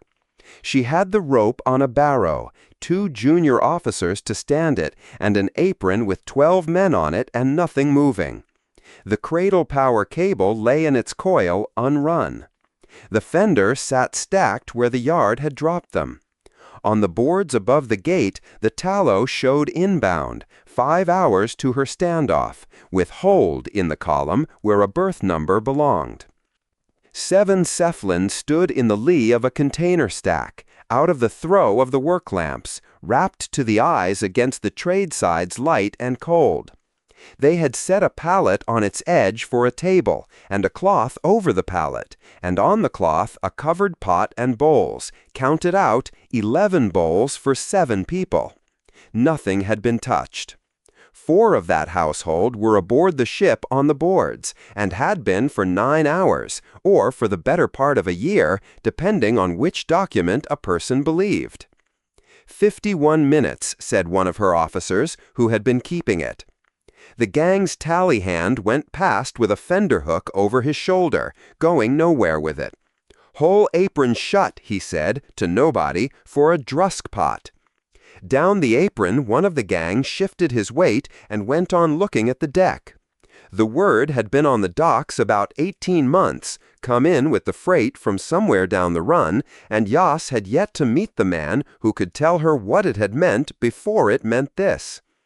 The boss of 4's crew stood at the head of the ramp with his gloves tucked in his belt and his slate face down on a bullard, which is how a dockman says, "I am not working," in a language the yardmaster reads from 60 meters. Investigate her. He had a plain, flat voice and hands that had been opened and healed over a long time. "You'll be here about my ticket." "I'm here about my lane. The ticket's the yardmaster's." Yas put her slate away. "But since you've stopped, that berth wants fenders, cradle power, and umbilicals before anybody brings a ship alongside. Your crew's name is on the board against it. Take that lot off my apron and I'll rig your berth." "It isn't your apron." "It's my apron for the length of the ticket." He tipped his chin at the stack. "Squatting the line since the 6th hour with a picnic. You can't run a cable through a supper." "Then say move, and they'll move. You didn't say move." She let a beat go. "You stood your crew down." "I stood my crew down." He said it as a man reads back a figure he means to be quoted on. "I'll not rig a berth for a drusk run. Not that ship, not that cargo, and not for the drusk lot standing there waiting on it." Behind him, the oldest hand on the crew, 60 if he was a day, and carrying his shoulders like 20 years of pressure tickets, took the fender hook out of the tally hand's grip and started down the apron with it, alone, saying nothing to anybody. In the lee of the stack, a young Cephalin stopped with a bowl half lifted and set it down without a sound. "Say the rest of it," Yas said. "You've been waiting all afternoon for somebody official to stand here." "I've been waiting 13 years. He spat off the apron edge, downwind, which was the only courtesy in it. "I came off a yard with daylight in it, real sky through the shed roof at the 4th hour. My sister's creche runs on sodium lamps now. And the load that came off my sky went somewhere, investigator. There's a book with a signature in it. Find it." "Whose signature?" "Theirs. Not looking at the stack." "Which of the 7? "You know I can't answer that." "I know. I'm asking on the record." Yas brought the slate back out. "Give me a name and a document, and I'll walk it up to the warden's office tonight, myself." The boss looked at the slate a while. "They kept their mourning," he said. "That's the document. That's a sentence. The boss looked at the deck between them. "It's what I've got." One word covered both: whoever signed the schedules and the 7 in the lee of the stack. He had used it 3 times now without changing it once. 4 of that household were aboard the Tallow as escorts for a mother line they had kept before there was a station here to keep it in. The 7 on the apron had come off an evacuation list, out of a system going dark faster than any projection allowed for. That the darkening was anybody's doing was, on every board Yoss could reach, an unauthenticated claim by frightened people about a document nobody had produced. All of it sat in the record. None of it was in the Word. "Here's the next 10 minutes," she said. "There's a ship with 14 people on her inbound. Your crew rigs the berth, or the yardmaster hands the ticket to the next shed on the board, and your lads explain that at home tonight. Then he can have the ticket. He'll take it. He's a shed full of men who'd like a fee." Yoss turned her slate face up on the bollard beside his. "And the other thing. You give me your statement. Not my words, yours. Your writing, your spelling, sealed into the file under this berth." The gang boss stood with his thumbs in his belt and did the arithmetic of it in front of her. And what came off his face when he had the answer was not gratitude. Closer to winded. "You won't lose it." Not once it's sealed. The statement took 4 minutes. Forefinger on glass, dock capitals, slow. The word went in twice, spelled the way the docs spelled it. Yoss read it upside down off his shoulder and left the spelling alone, because it was not hers to correct. Then he added a line and turned the slate so she could see it. Her own name, and beside her name, the word for what he reckoned her parents had made her. "You want that in," he said, "or out? It's your statement." "That's what I thought." He put his gloves back on. "You're all right, Splice." "Fenders first," Yoss said. "Cradle power second." Yoss keyed her finding under the statement, while the crew were still coming down the ramp. 3 words, "factual basis disputed," which unsaid nothing above them, and then keyed the charge in its own entry, where it belonged. "Obstruction of a berth line, 51 minutes, witnessed." The accusation was about a government nobody could name. The charge was about a cable that had not been run. The Cephalin had the pallet half-packed before she reached them. "You can't stand here," Yoss said.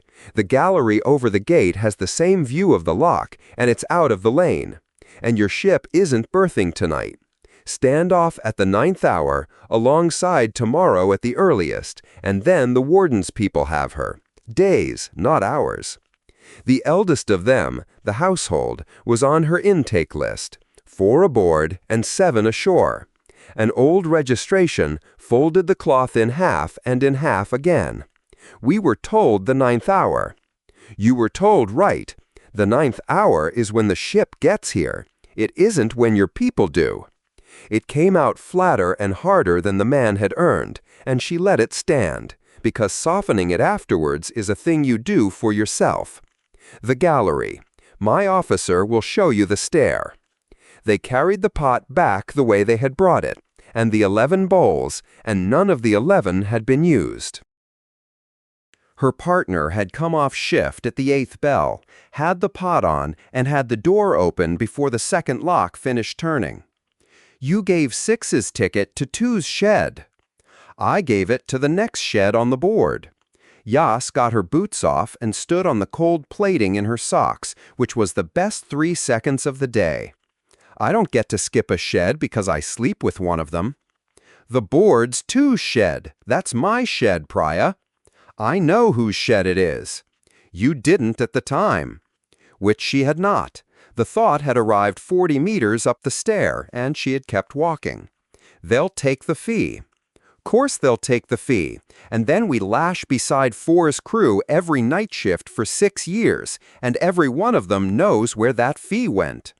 A bowl came down on the table with no more force than a bowl needs. "That's all. That's the whole complaint. Eat something. I'm going back out. I know you're going back out. Eat first. A pause with a long marriage in it. It's on the docks with your name in it, by the way. What he called you. Through the sheds by the second bell. I've had 2 men be kind to me about it, which I could have done without. Yas ate standing up, 4 mouthfuls out of the pot, said nothing about that at all, asked instead about the wet patch on the gasket store's roof and got a short answer, and went back out with her boots wet inside. The long way round the second ring, past the Cephalon sector's low amber doors, because walking was the only part of the day that had worked. The Annex's night duty officer was civil administration, not security, and had the intake schedule up in 3 colors before Yas got her coat off. 14 souls, the duty officer said. 9 crew, 4 passengers, 1 other. I want to be very clear about which of these I am not signing. In order. The 9 were standable. Crew come off a lock on their ship's articles, and the Tallow's articles were 41 years old under a registry that still existed.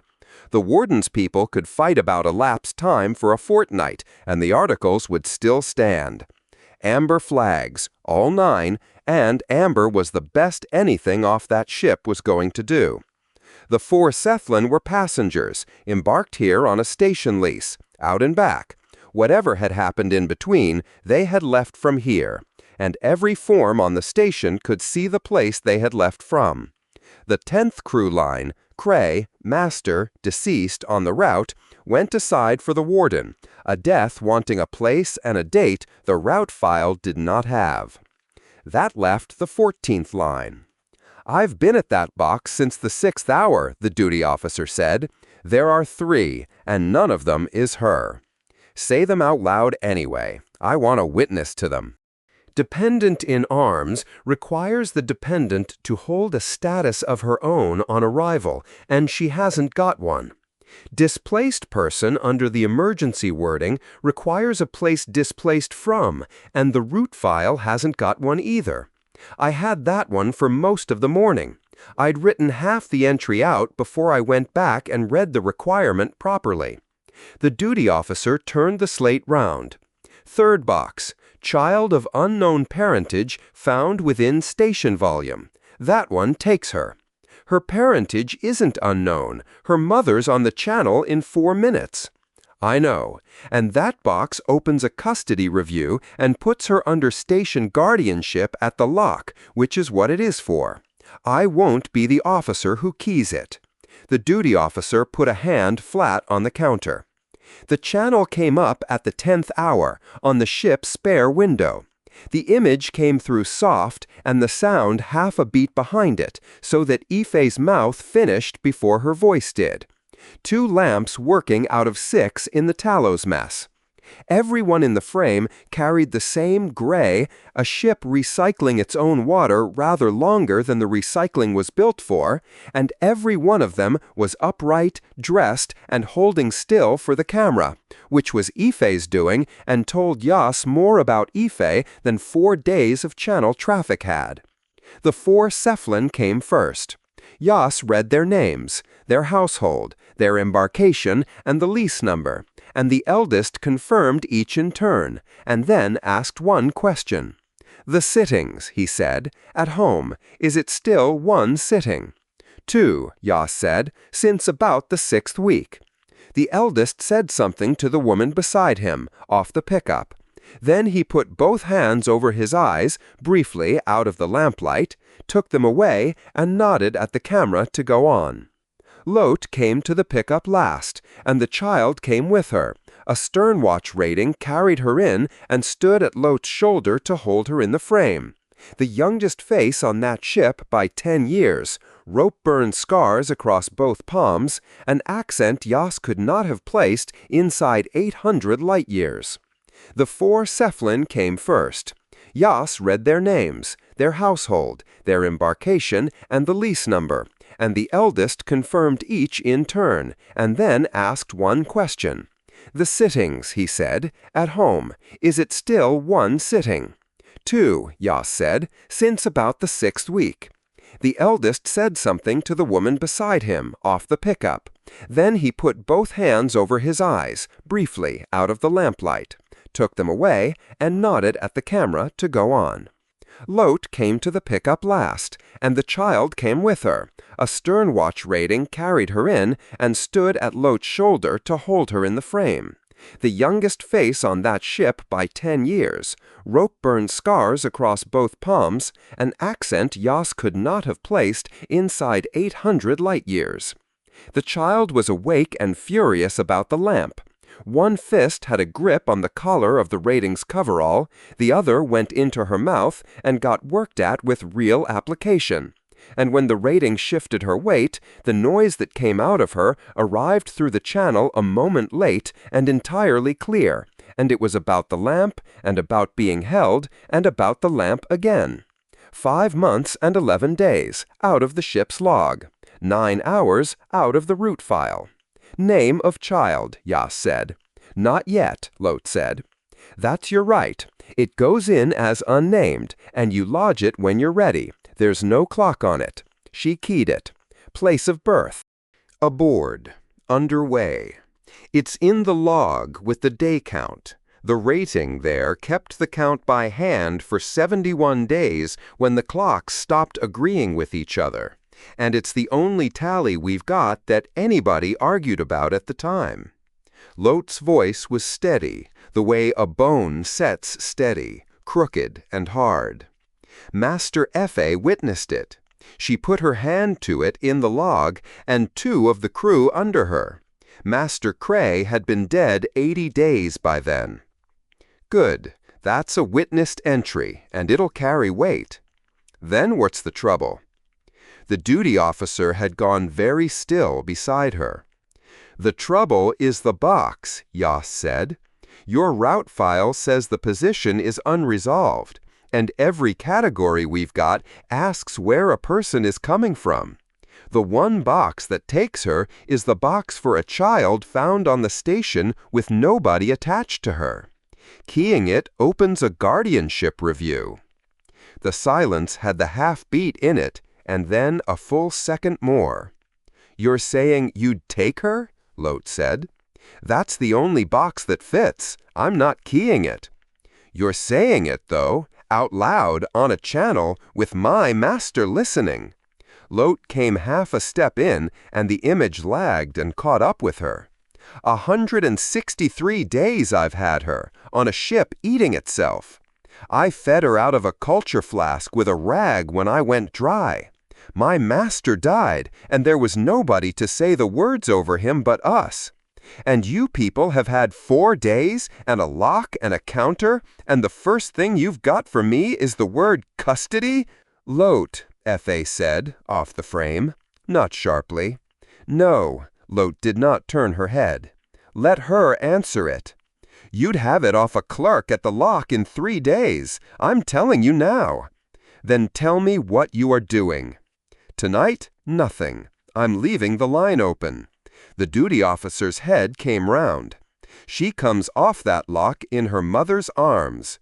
Between now and then, I go and find somebody on this station with the authority to write her a category that doesn't take her off you.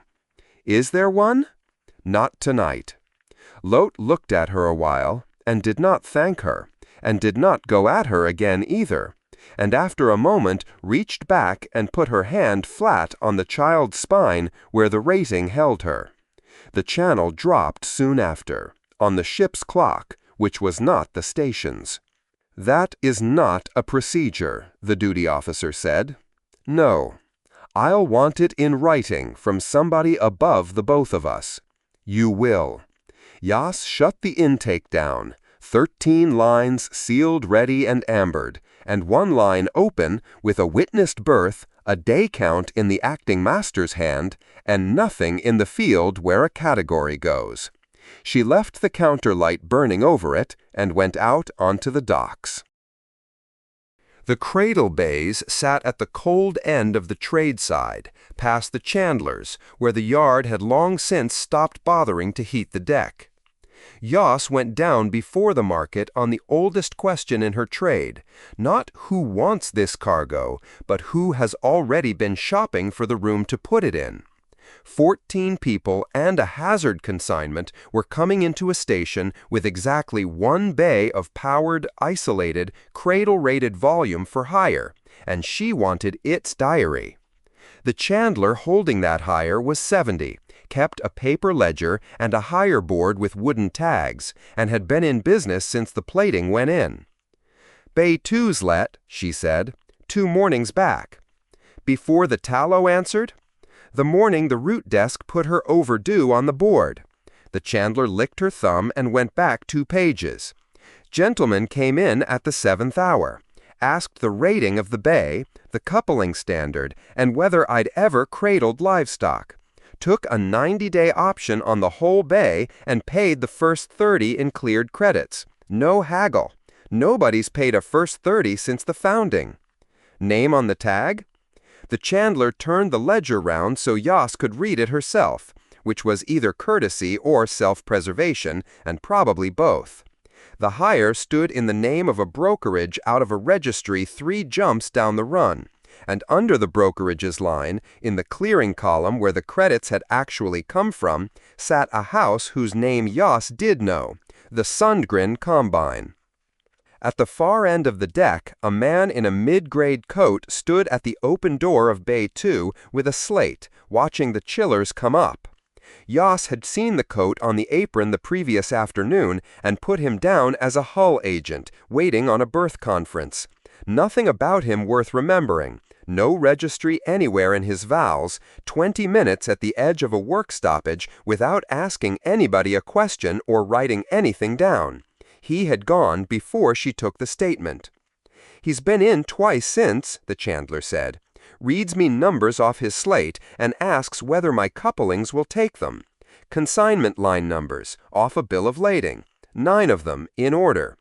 That manifest went to route authority and the loadmaster's post. That's the distribution. Then he's a friend at one of them, or a friend of a friend." The chandler shut the ledger on her thumb. "I'll say this much. He never asked whether they'd release the cargo, only what my bay would do with it when it came." Yoss keyed it into her own file. The hire, the date, the brokerage, the house behind it, 9 line numbers a man had no lawful way to hold, and nothing she could put a charge on, because taking a 90-day option on a cold bay and paying early is not a crime in any registry on the run. "If it helps," the chandler said, "I can write it up however suits you. My memory's not what it was. Write what happened, at the hour it happened, and sign it." The chandler was already reaching for her pen. The man in the coat looked up as Yoss came down the deck. He took her in the way a man reads a posted notice, long enough to be sure it doesn't concern him, went back to the chillers, and did not introduce himself. Frost had begun to come up on the coupling heads inside Bay 2. Somebody had swept the bay out and hosed it. The deck plates were wet, and the working lamps burned at full over 140 cubic meters of nothing at all. On the boards behind her, the tallow had come up to her standoff in the night and sat there with "hold" still in the column. In the annex, one light stood over an open line. And at that hour, on the cold end of the trade side, the only thing anybody had put power to was a room being chilled for a cargo nobody had yet ruled could be landed. Chapter 6. Unreachable in Stages. Wells took the old tender out past the near pair with a crate of lane markers in the net and the forward optics uncapped before she was clear of the frames. The instruments could have their turn afterwards. The near pair had been arguing since before dawn. 6 o'clock sweep, the 2 buoys leaned 1/10 of a second apart. 7 o'clock, 6/10. 8, 3. 9, most of a second, which was the widest figure the picket had ever printed.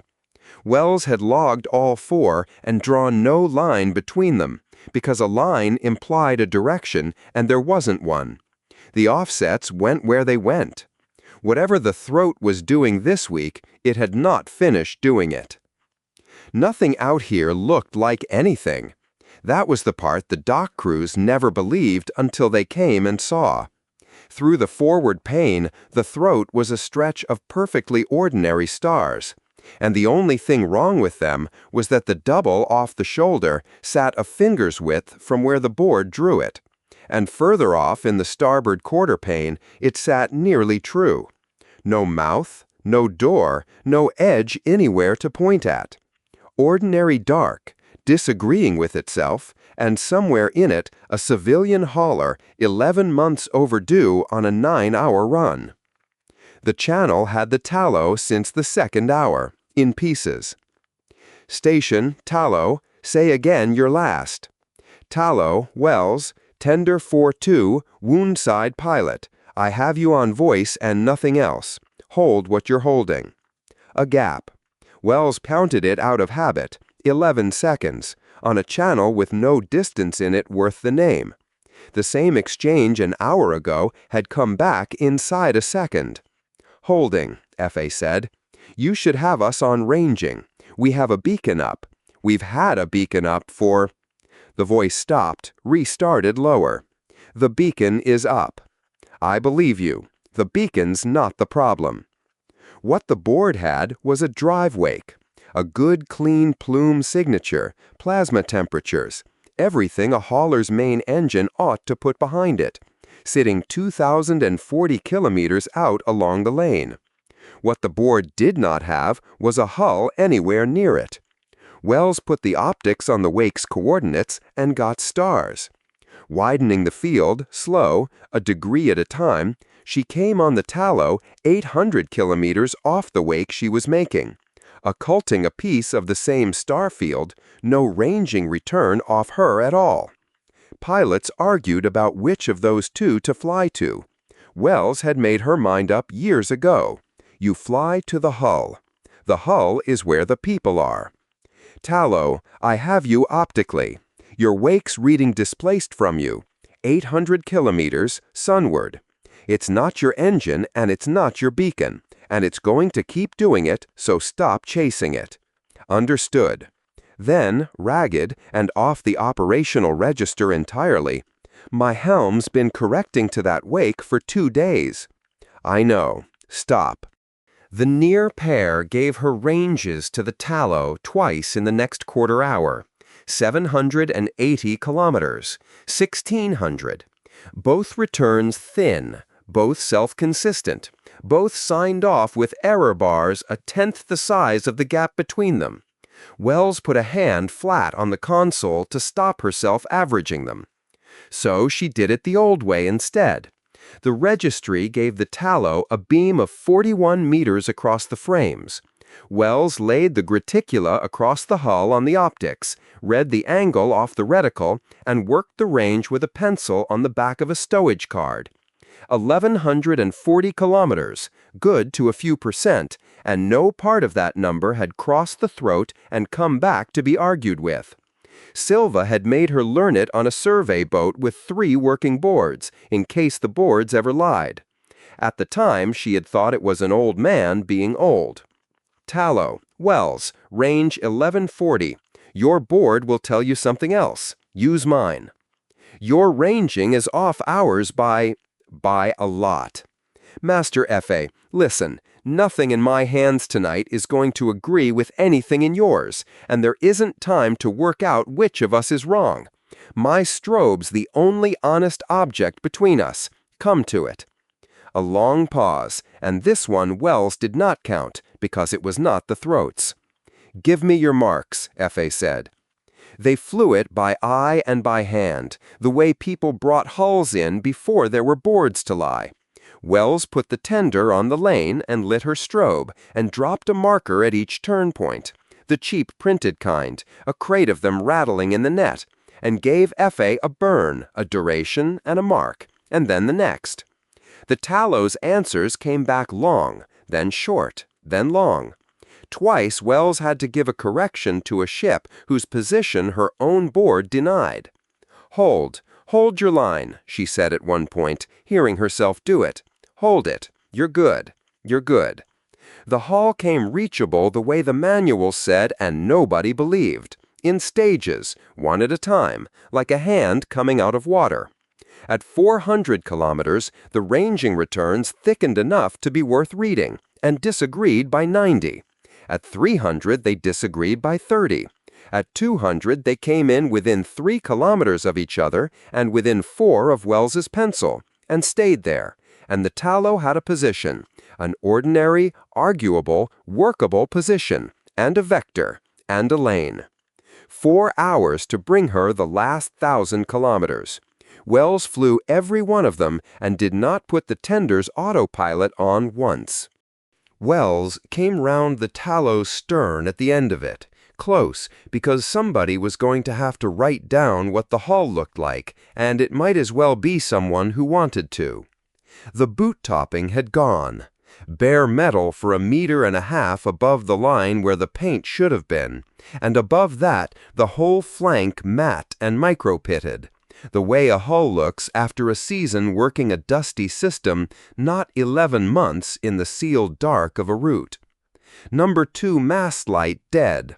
Somebody had run a repair strap over the aft cargo seam and welded it down by hand, badly, in a hurry, and then painted the weld because somebody aboard had expected the hull to be looked at.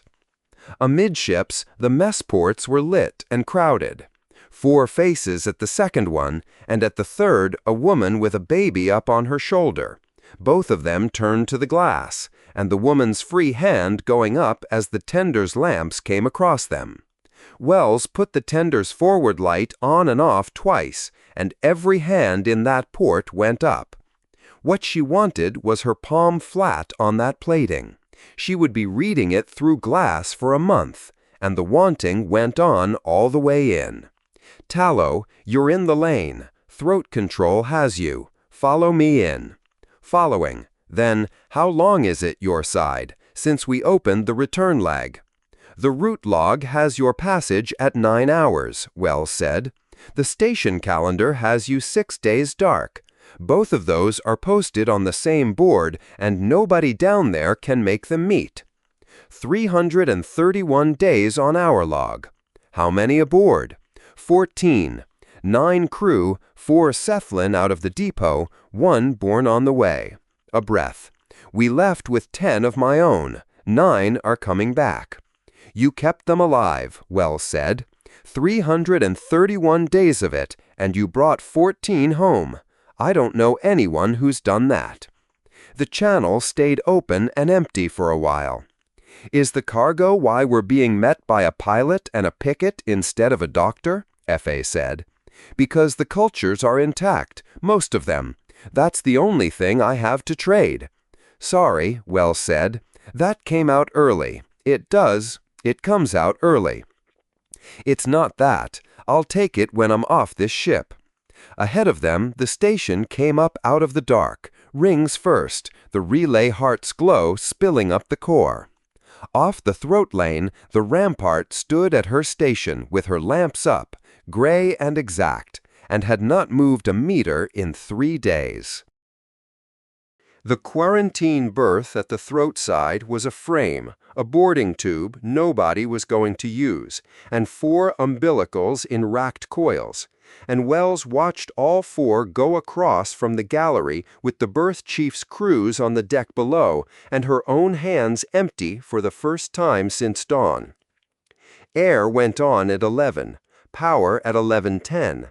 The lines went white with frost along the tops of their runs where they crossed the cold of the gap, and the Tallow took both feeds and dumped her own reactor down to standby, and somewhere inside her a pump that had been running 11 months stopped. Haldon came onto the dock at 11 exactly, which was how Haldon arrived anywhere. The warden had the engineering summary in one hand and had plainly read past it, because what she held under her arm was the printout of the raw counters, and she poured tea from her own flask rather than go near the dock urn. 2 joint security ratings stood at the head of the boarding tube doing nothing.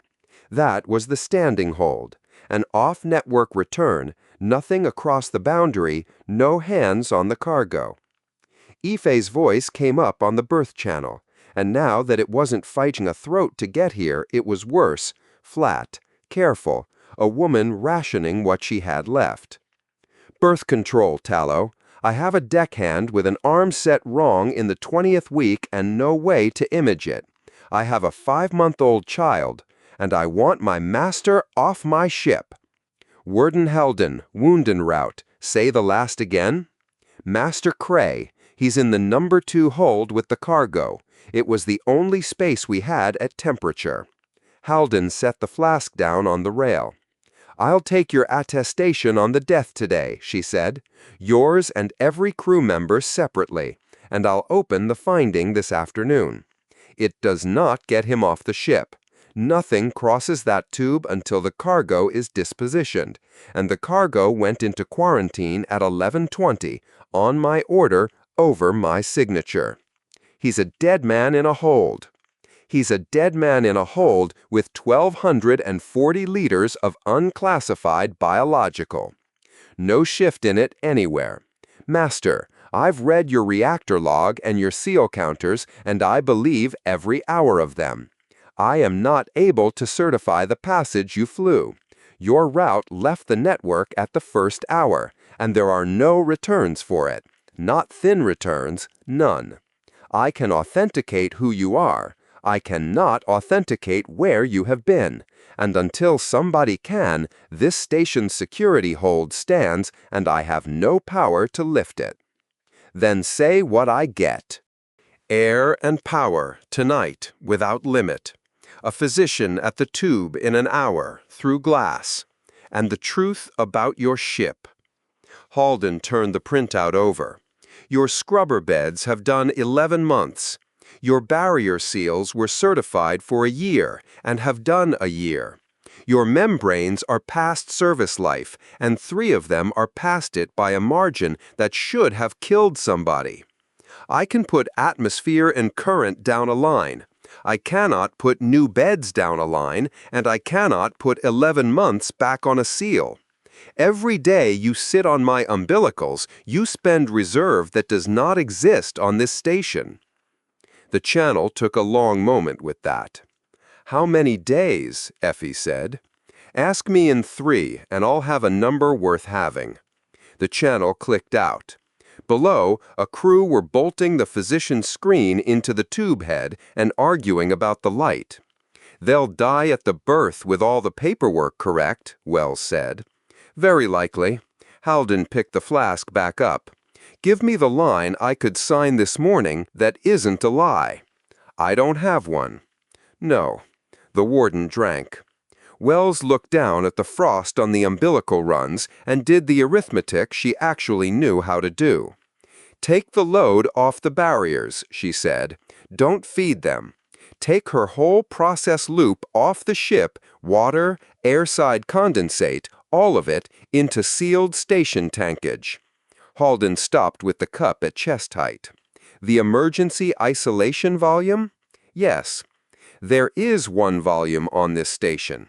The warden said it the way she said everything, as a fact she had checked. It is in my custody. Ask for it in writing, say how long for, and I'll rule on it in writing. How long would you want the request to run? 90 days, Halden said. Anything less is a number chosen to be approved. Down in the Boundary Bay, somebody's cooling soup was losing an argument with the solvent, and the deck plates carried the shutter of the gantry 2 frames over, and Wells had her boots on something that shook for a reason. Sell had the near pair's spare reference clock out of its case and stripped, the parts squared off along the bench in an order no human would have chosen, and any human could read at a glance.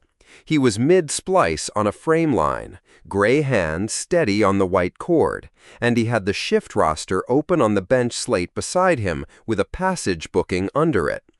I need the near pair rebaselined, Wells said.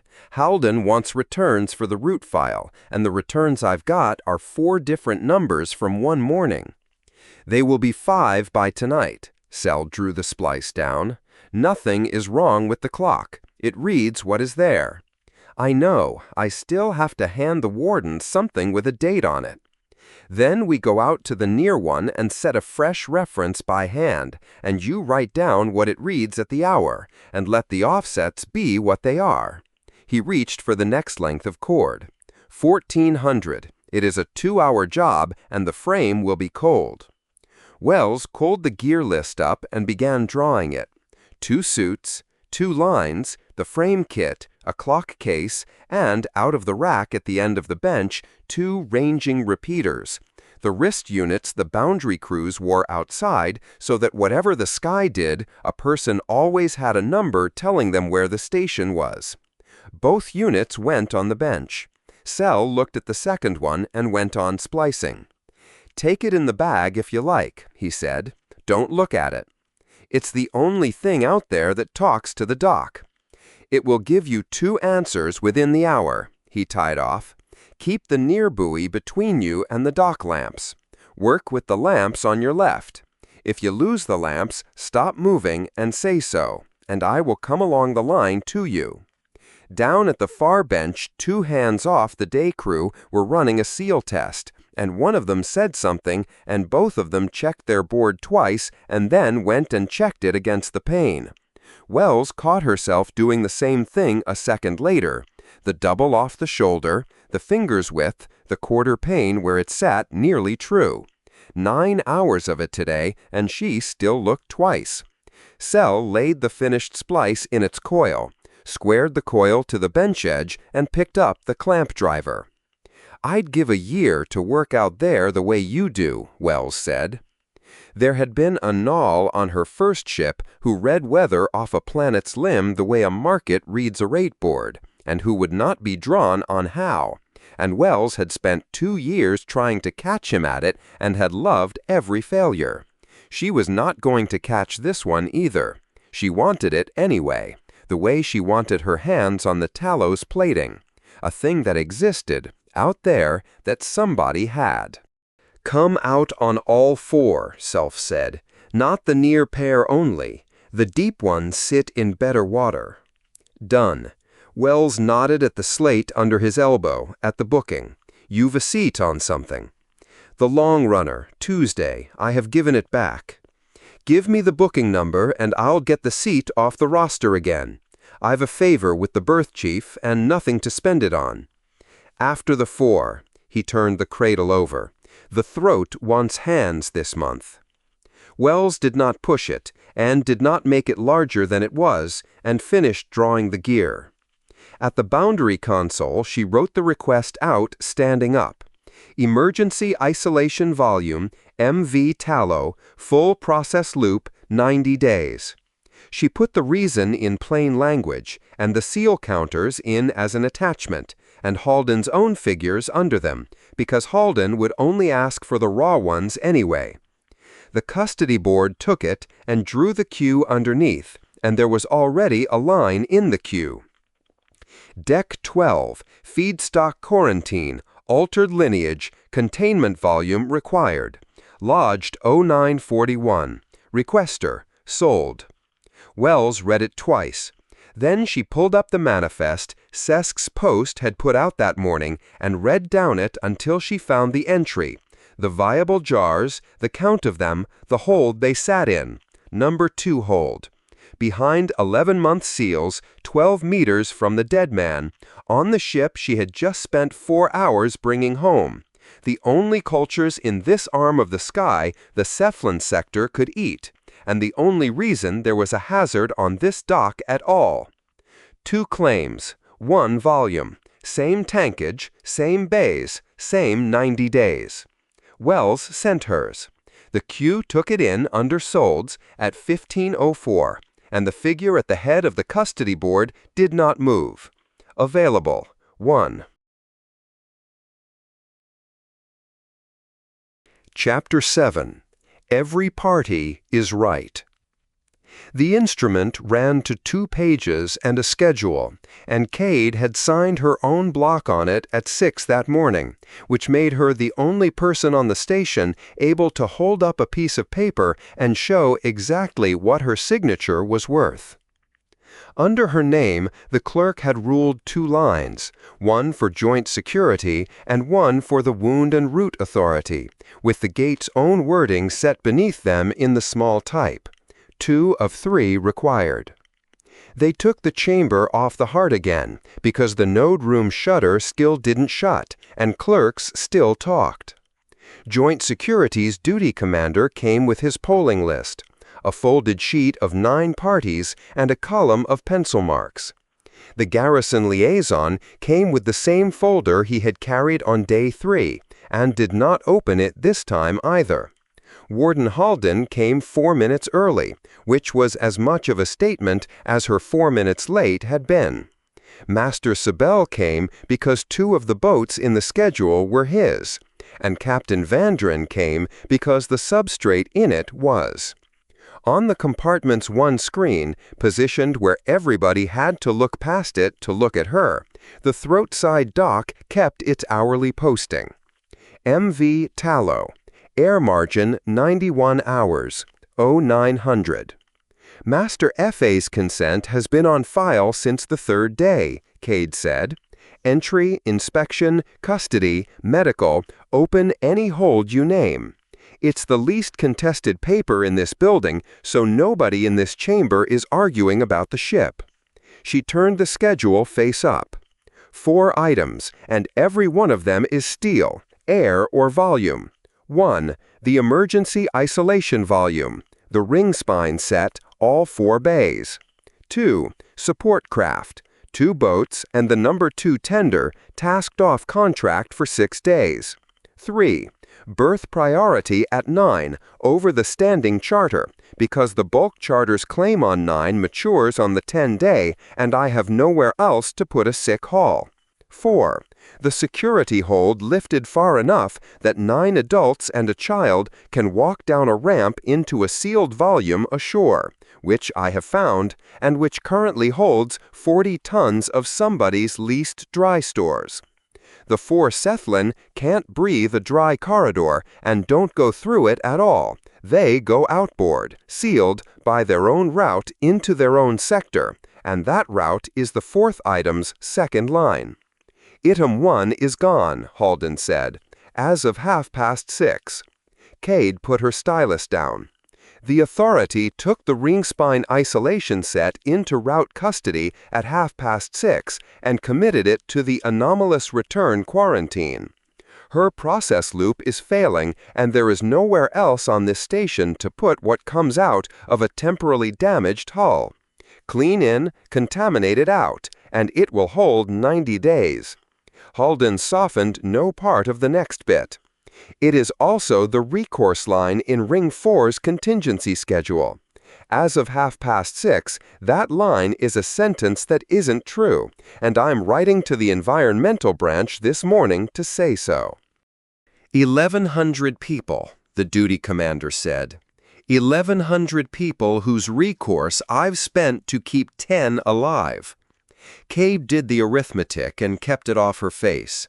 The warden had done the correct thing inside her own mandate, at speed, without asking anybody, and in doing it she had taken the one item on the schedule that came free.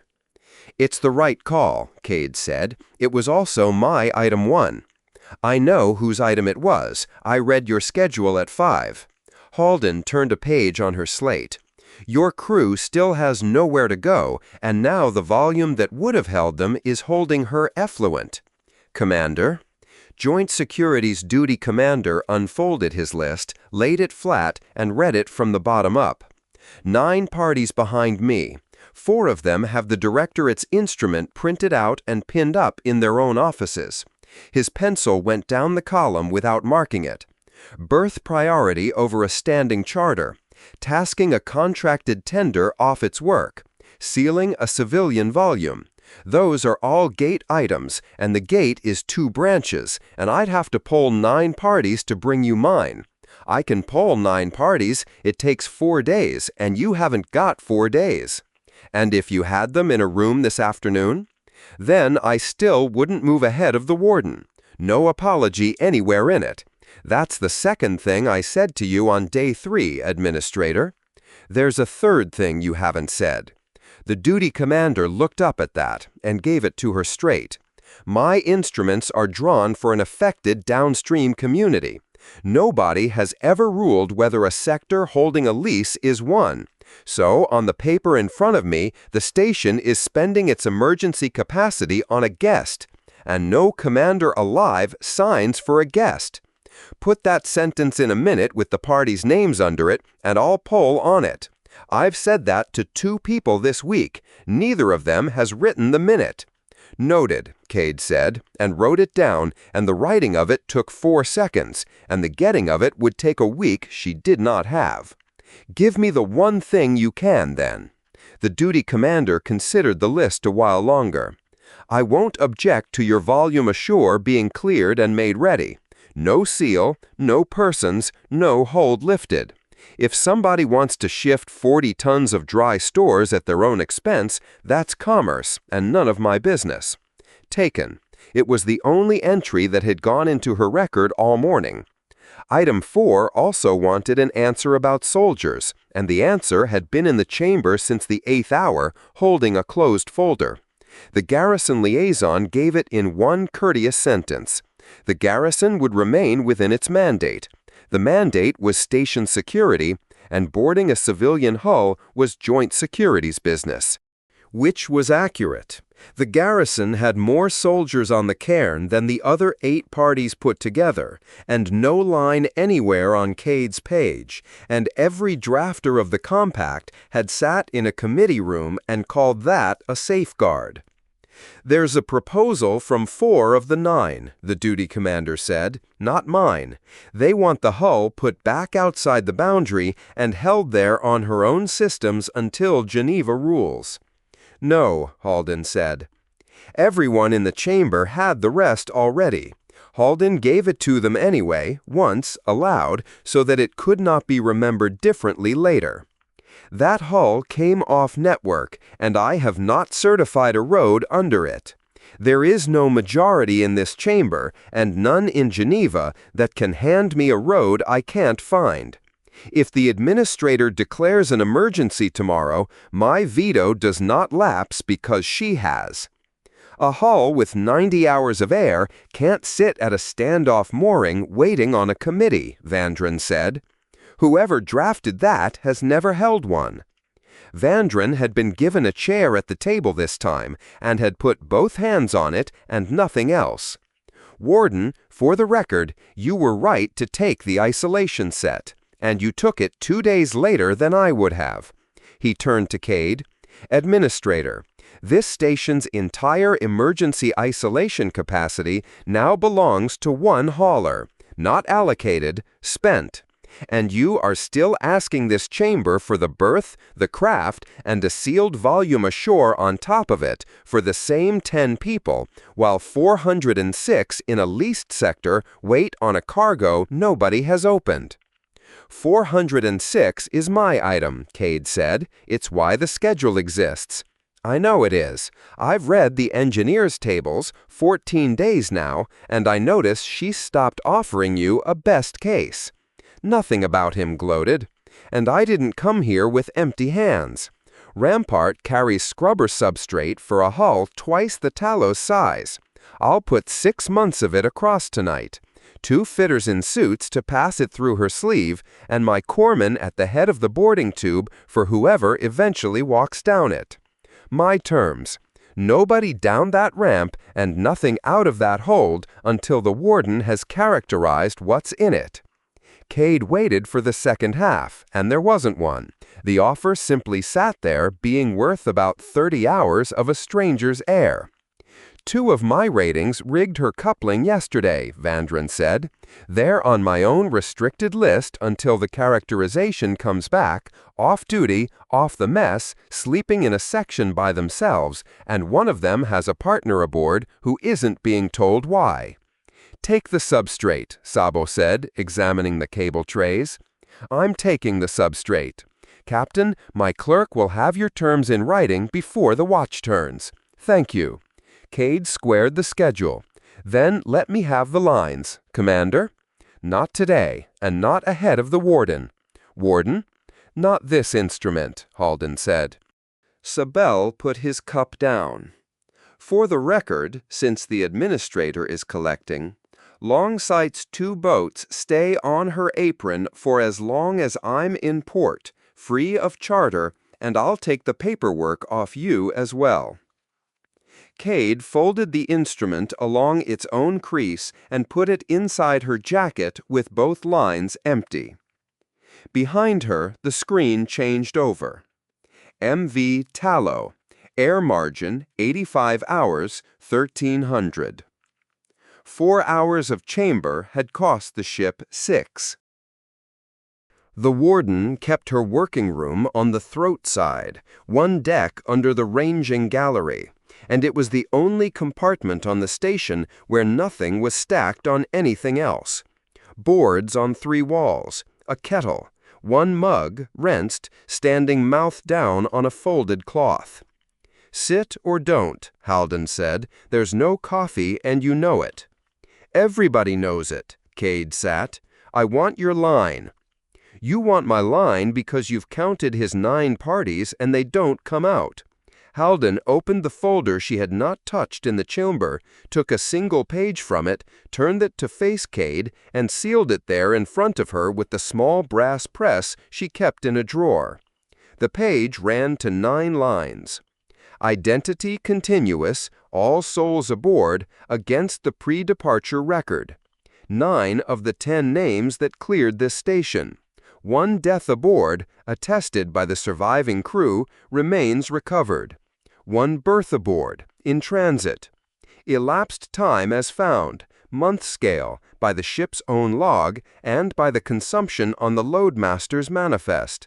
Against 9 station hours and 11 minutes of route. Individual findings to follow. Read into the record without amendment, Halden said, or don't read it at all. If a delegation wants to argue with it, they can argue with me. You'll be quoted badly. I'll be quoted badly whatever I do. Halden set the press back in the drawer. That's who they are, and how long they were gone. It is not what they are to you. I don't confer that. Residency, guardianship of the child, whether that woman is a master or a discrepancy on a manifest, that's yours, and your name on it. I'm aware whose name it is. You've been aware a day and a half and you haven't done it. No edge on it. An entry in a log. I'm not pushing. Cade set 2 fingers on the sealed page and didn't pick it up. Then sign the instrument. Not the route, the instrument. Berth, craft, volume, hold.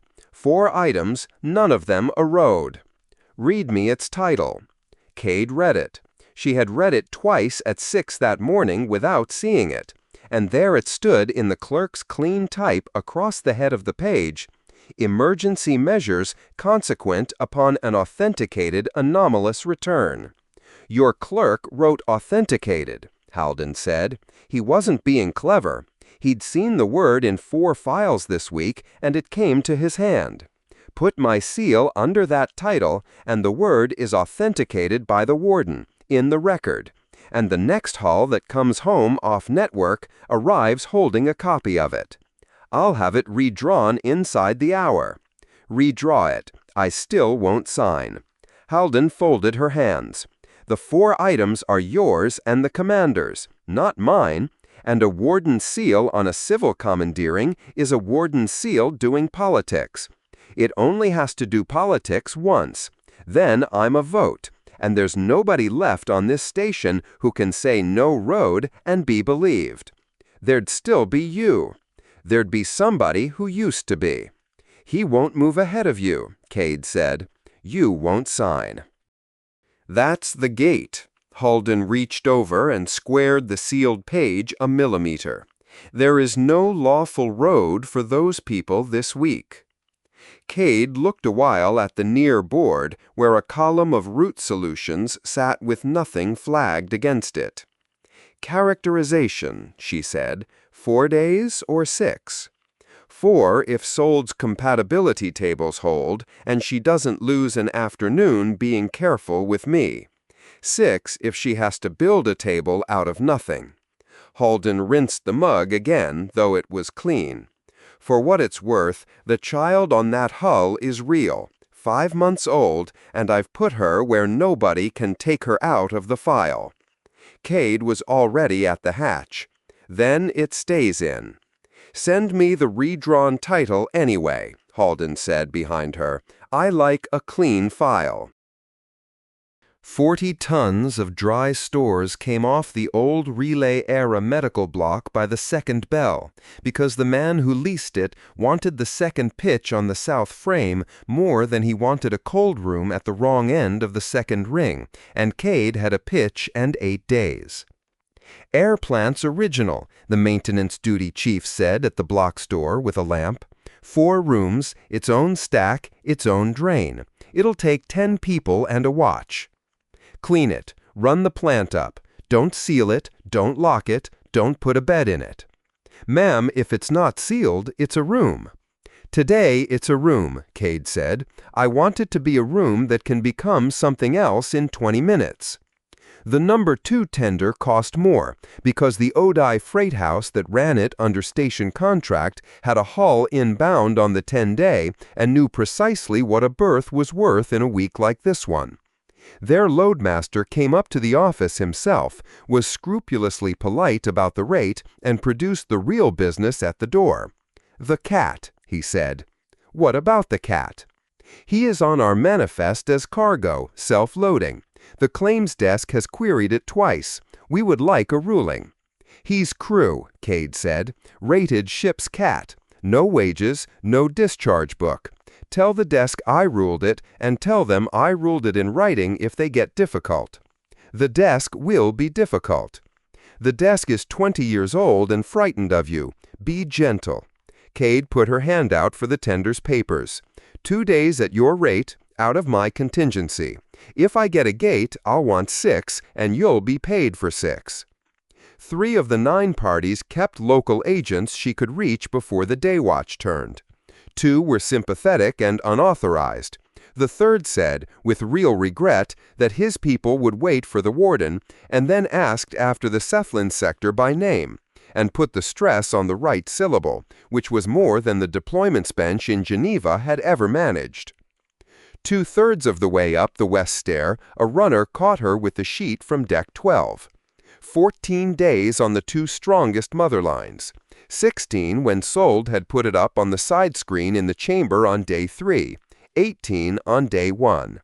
The correction curve underneath in Sold's flat hand, and no adjectives anywhere on the page.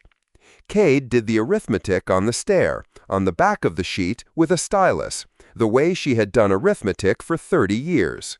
14 days.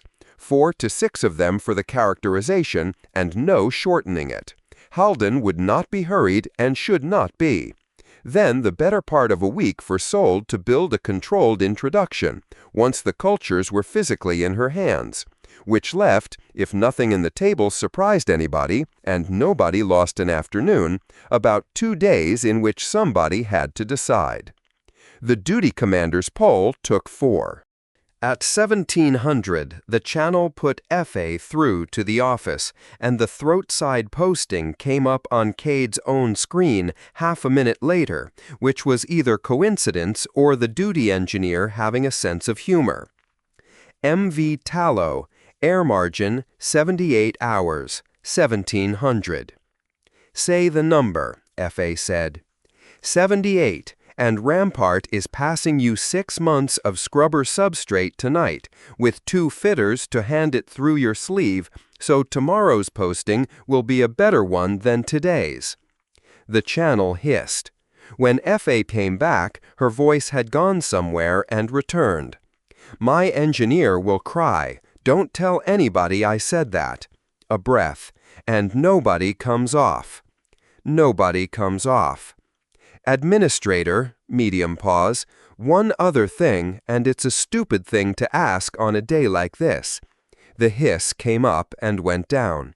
My engineer, 11 months in that engine room, and the last 4 of them her keeping us alive with her hands. If she goes to a yard here, do those months count? On her ticket? Does anybody count them? The warden authenticates the elapsed time. Whether a fitting yard honors it is the yard's business, and then mine. That's not a yes. No, Cade said. It's what I have. 11 months I did arithmetic, F.A. said. Air, water, days, and which days had how much of the water. So don't give me a number and no ramp. Understood, Cade said, and closed it there. The claims counter had its grill half down when she came back through the heart. The clerk was counting the day's chits into their box with his coat already on, and out on the west curve the evening had started, steam going up past the work lights off the dumpling barrow, somebody's radio arguing about a boat race, a hand of cards at a stall that should have been shut an hour ago. Ma'am, the clerk said, is it true they're putting the ship back outside? No. That's what the trade side has. The trade side has it wrong. Tell them. Cade put her hand flat on the counter. One thing before you lock up. Pull me the freight that moved on the trade side in the last month with no customs slot against it. Not the fines, the ones nobody ever billed.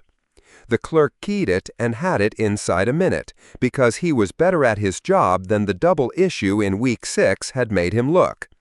9 movements, ma'am, 4 names. He turned the slate round. It's a short list. It's mostly the same names. Cade read the 4.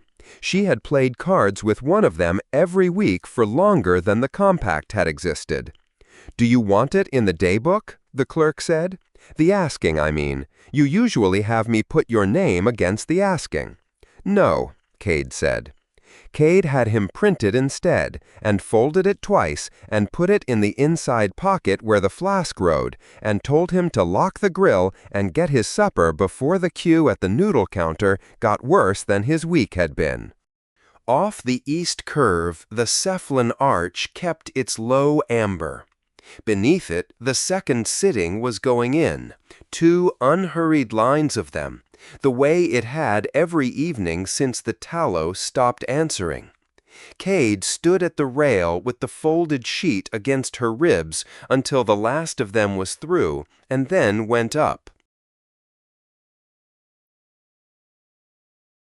Chapter 8. What the Cultures Became. Sold wanted 1 crate open before the 9th hour, and the crate was not hers to open. The quarantine bay sat throat-side, off the wound and route gallery, a long white room built for authenticating instrument cores, lit hard from overhead, with a fume bench too shallow for anything she owned, and a sink whose taps ran at 2 temperatures, both wrong. Her own kit had come across the station on a trolley at the 4th hour, plate lots, an incubator block, the pH bench she trusted, the spare probe she trusted more, and the reference stack in its own cold case with her name taped over somebody else's. 31 transit cradles stood along the outboard wall in 6 crates, cargo standard, 40 liters, jacketed, each with a gas port and a window in the port collar, each with a jacket log that had written a temperature every 11 minutes for as long as the jacket had power. 19 of the logs stopped. Sold had spent the night on the work she could do without breaking anything.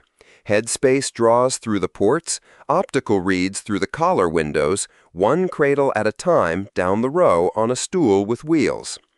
The 19 dead jacket cradles came off flat and stinking, ammonia in the headspace, cells gone to soup. They had warmed up somewhere inside the crossing, eaten everything they had, and finished. 5 more read pressure in the headspace where the cradle design allowed none, and a gas mix she could not account for, which meant something in there was making gas that the parent lineage did not make. Those 5 she flagged, wrote up, and did not touch.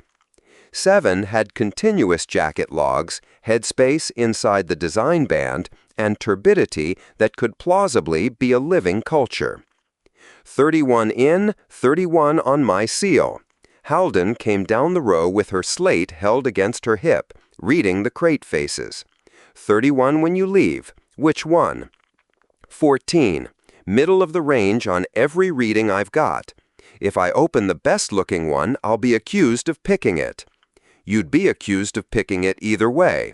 Halden crouched at the crate and looked at her own seals for longer than looking at them required. 4 of them, red, wire and lead, her mark pressed into each. She had put them on herself on day 4 and had told the branch chamber twice since that she would not have them cut by anyone else. I can authenticate that I sealed this crate and that I opened it in front of you at 9:40. I can't authenticate what's inside it. Somebody in a chamber will try to make my custody carry your finding. I'll get you a number. Halden cut the first wire. The root I can't authenticate. Custody I can. The physician stood by the door with his hands folded in front of him, formal by half a beat. He had been there since the 4th hour without asking for a chair. Engineer sold. Before the seal is cut. It's cut. Before the port is drawn, then. He came 2 steps in and no further, and offered a printed schedule. This protocol carries the human standard exposure limits. It does not describe you. No table describes me. Sewell took the schedule and read down it anyway, because reading things was cheaper than arguing about them.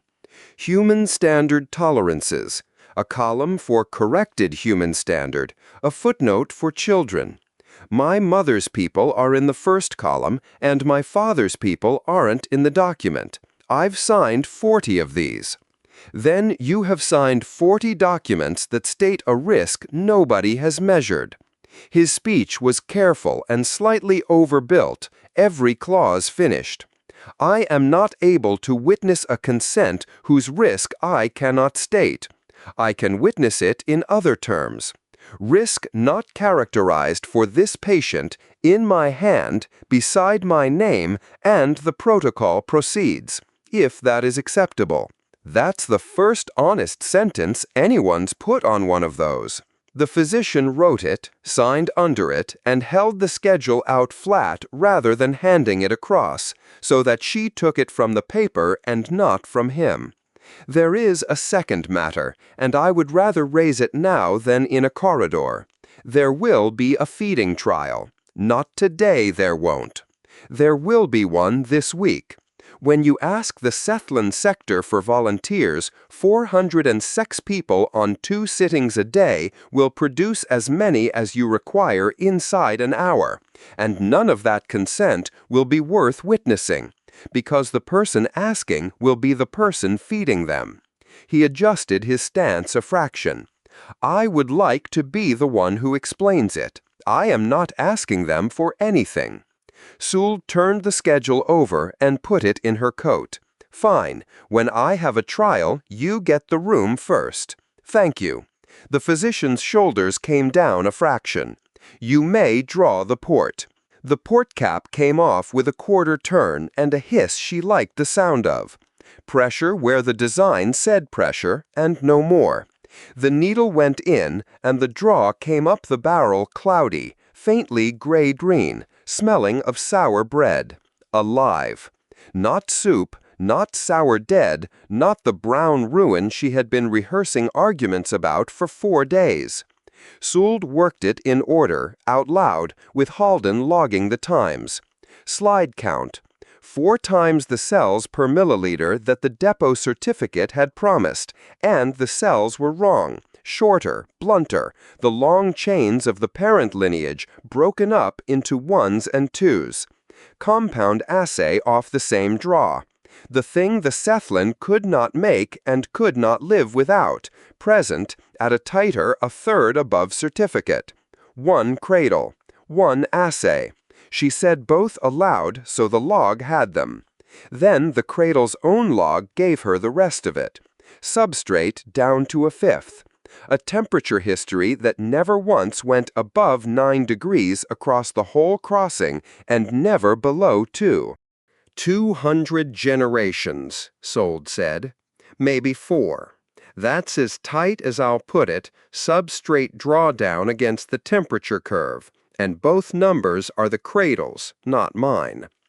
Halden wrote it, in 9 hours. In whatever the ship was in. The cradles were cold and the substrate ran down anyway, so they were eating the whole time, slowly.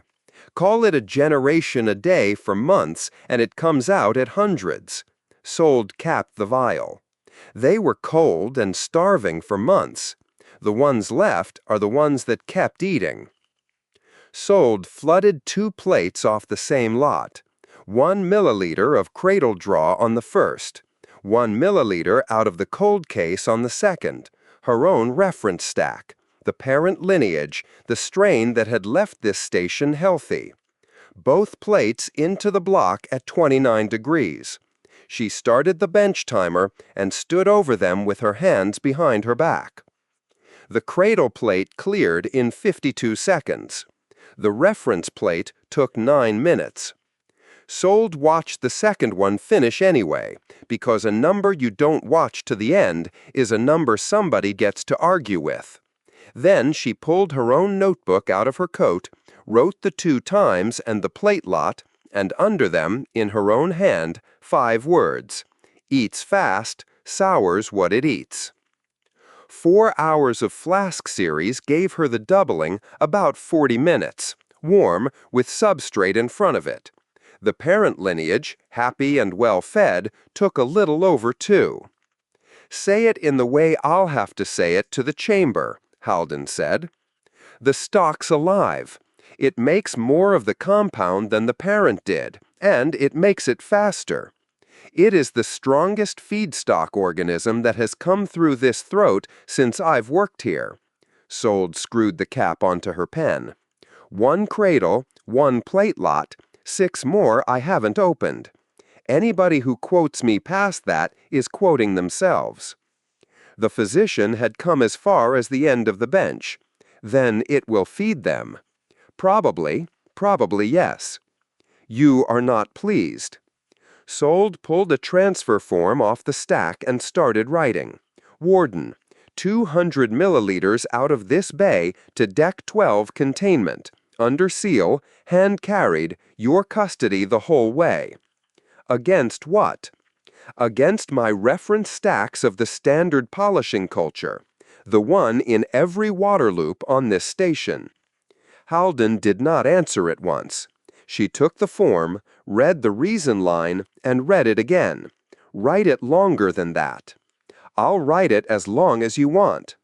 Write it so that when a chamber asks me why I released a live sample into a working deck, the answer's on the paper. Halden signed and sealed the flask herself and wrote the time. How long before you know? 6 hours. Then I'll be at my desk when you have it, Halden said, and I'd rather you came than sent. Deck 12 smelled of warm water and yeast and the faint iodine of the trace bench. And after 11 hours in a white room built for machines, Sould got 2 paces inside her own lab and stopped just to have the smell of it. Then she moved the flowering plant off the bench edge onto the stool to make room for the challenge rack, as she did 20 times a shift. 4 flasks.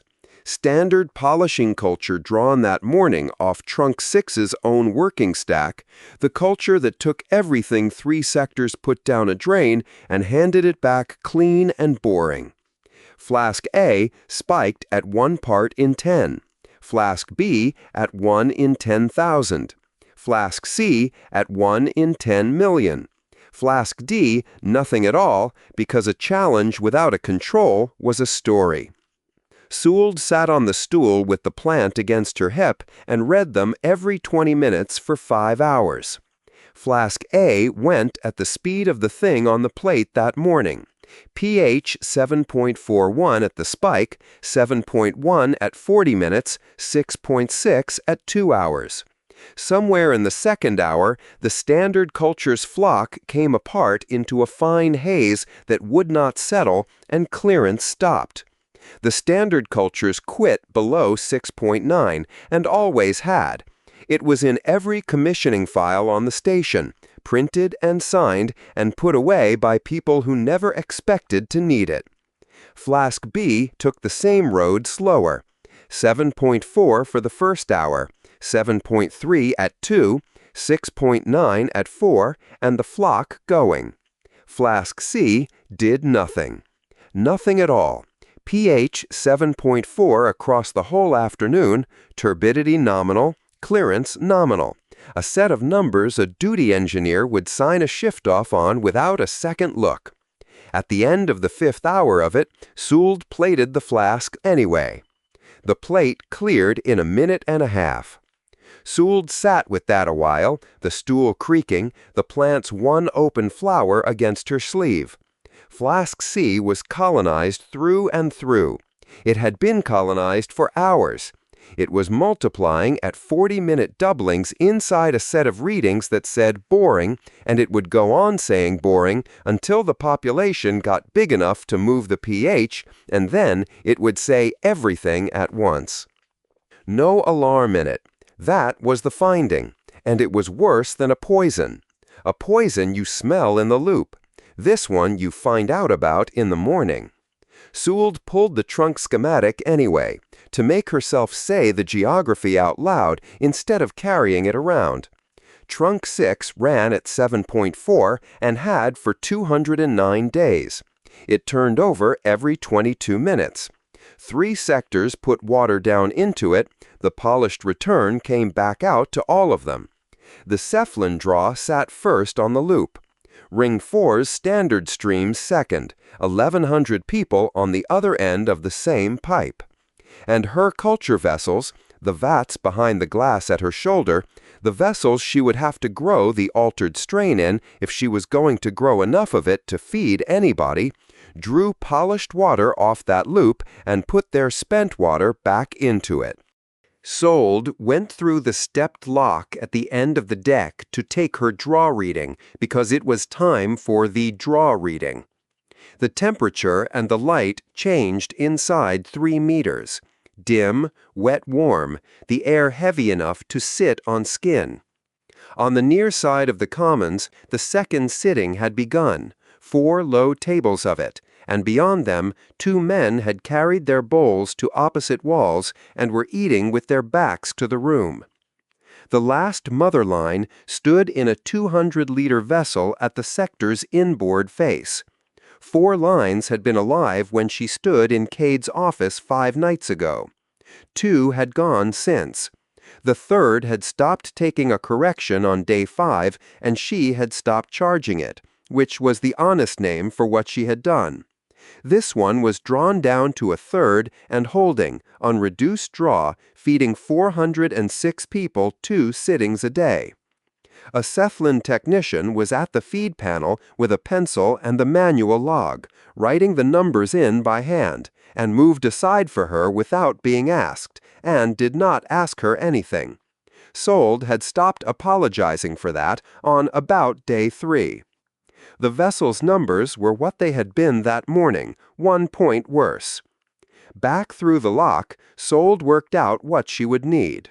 Volume: 800 liters of the altered strain in production to hold the sector, 3,000 to build a reserve. Containment: a sealed volume, its own water, its own return, nothing shared with Trunk 6 by so much as a floor drain, which on this station meant the emergency isolation capacity, all of it. The same capacity currently keeping a temporarily damaged hauler's crew breathing at the throat. The cure and the hazard came out of the same jar. There was no version of the work where she got one without carrying the other into the building. The man waiting at the Deck 12 goods lobby had been sitting on a shipping case long enough to finish whatever he had come in reading. Yoss had described the coat 2 days ago, unkindly and accurately. Mid-grade, well-kept, the coat of a man who could appear in 9 registries and be remarkable in none of them. Engineer sold. He stood up without haste. I act for the Sundgren Combine. I've been in your queue since the 7th bell, properly. At the desk. Your clerk has my card. 5 minutes, if you've got them. I'd rather not leave a note. You've got the walk to the lift. That will do. He fell in beside her, unhurried, at her pace exactly. 7 viable, 19 ruined, 5 flagged and unopened. Correct me if that's stale. Sold kept walking. Where did you get that? 4 offices on this station hold that count. None of them is mine, and none of them told me anything they shouldn't. People talk at desks while they wait, and I wait a great deal. He said it as an ordinary fact about his trade. The Combine will buy the 7. At assay, sight unseen, in clearing credits, today. We lift them off your station in our own isolation, in a hull rated for considerably worse, and we assay them properly with equipment you have not got and won't be given. Then we supply the Cephalon sector a finished feed under contract, delivered to the sector lock, stated price, stated schedule, for as long as they need it. Nothing off that ship comes within 4 decks of your polishing loops. Your hazard leaves on the evening packet, and your sector eats. You don't own them. Nor does your compact. The factor stepped around a pallet without breaking stride. The depot that cradled that stock is in receivership in a system that is going dark. The master who signed the manifest died inside his own ship.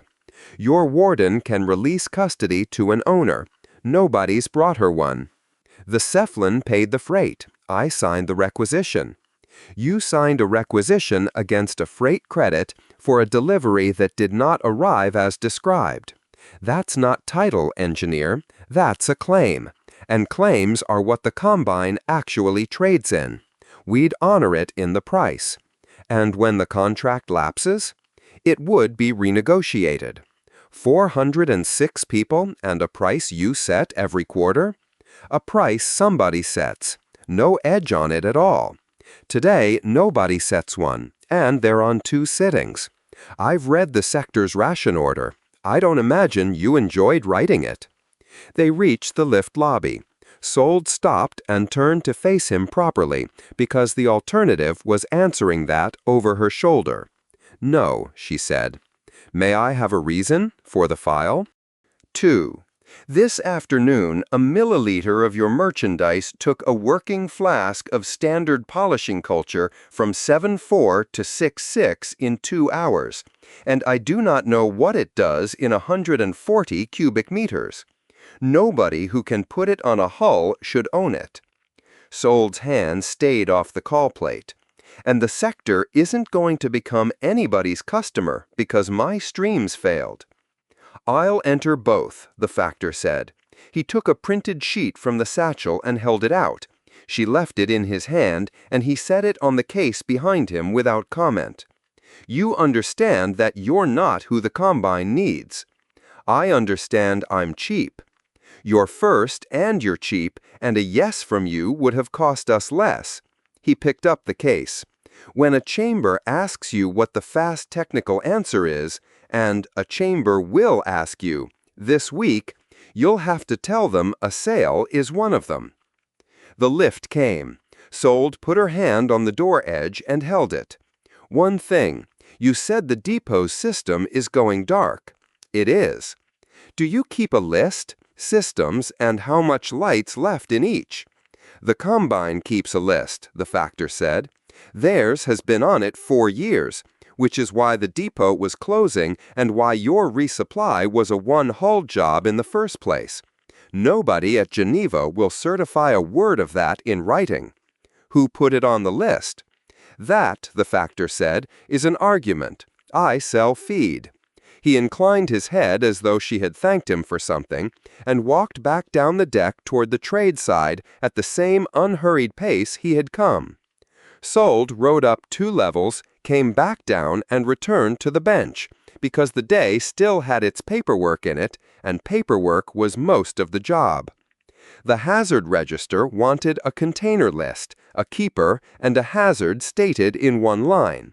The feed requisition wanted a container list, a keeper, and a program. She wrote the same 7 cradle numbers into both books in the same hand in the same quarter hour, and the keeper on both lines was Deck 12 containment, and the keeper on both lines was her. The register's hazard field ran to 1 line and no more. There was a line for it in her notebook, 6 hours old, in her own writing. Sold copied it across. Eats fast, sours what it eats. Chapter 9. All the contradictions are true. The Tallow's certificate had 1 column still empty on it, and Sesk came in early to fill it. Early by nobody's clock. 7 station days of keeping the Cairn's hours had walked his own day 7 hours out of theirs, so that the second bell afternoon found him at the deep end of his own night, on the tall stool at a counter cut for human heights. The joints of his hands had gone from gray toward ash on the 4th day and stayed there.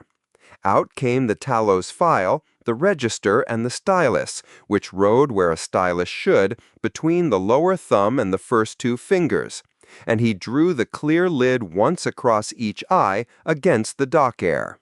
A manifest certificate attests 4 things and no others: that the goods and souls listed came aboard, that they came off, that the account of them balances, and that every difference between the 2 ends of a voyage has a cause. The first 3 columns of the Tallow's certificate stood finished in his own hand, done on the day she birthed. The 4th column was headed Cause, and at the foot of the page the form printed the causes a loadmaster is permitted to name: short-shipped, spoilage, pilferage, transfer, unlogged, clerical. Then, in smaller type, a 6th line, Other, stated. Sesk had carried a loadmaster seal on 4 stations and had used the 6th line twice, both times for a hull fire. The difference between the 2 ends of the Tallow's voyage was 11 months of consumption, and he had come at it 3 ways, because a number that arrives once is a claim, and a number that arrives 3 times is a number. Air first. 30 scrubber cartridges in the ship's own bins, and every one of them baked out 4 times. The trade allows 2. The substrate had come out of the 4th bake cases like wet ash, and he had put his hand in it to be sure. A cartridge is rated at 40 person days. 120 cartridge lives against 10 crew and 4 passengers, less the master who died and plus the child who did not exist at departure. 350 days, give or take the berth. Water second.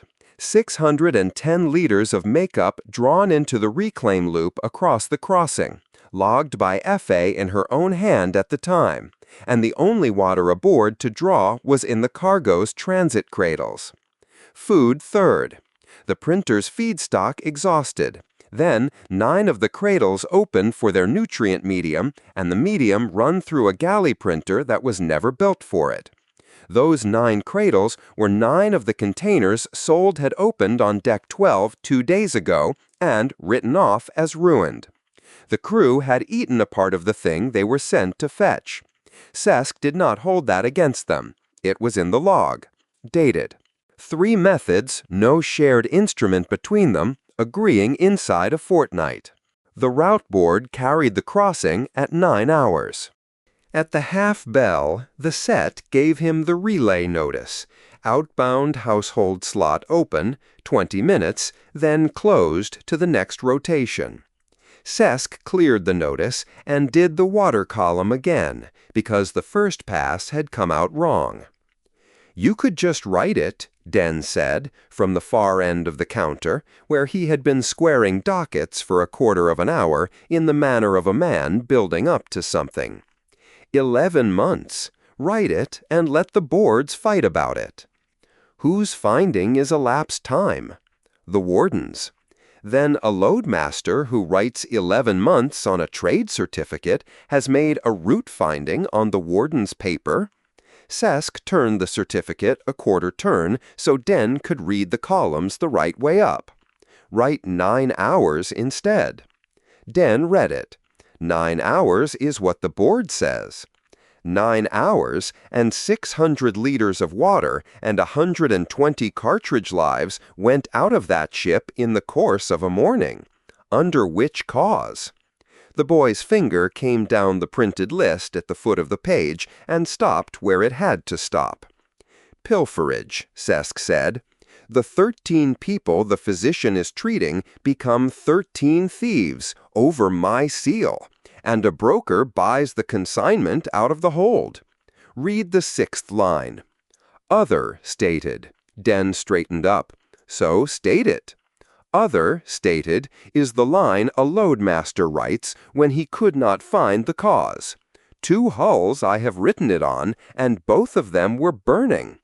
The stylus went down on the certificate's blank column and stayed there. There is no cause. Every figure in that account is correct. Every figure in the root file is correct.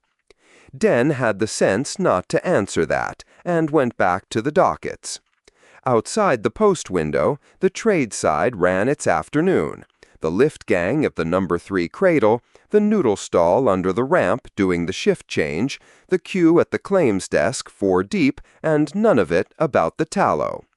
The Vecco gang on the south apron entered their cat again, Den said, after a while. Cargo, self-loading, 12 kilos. It is not cargo. It's a joke, Sesk. It is 9 kilos.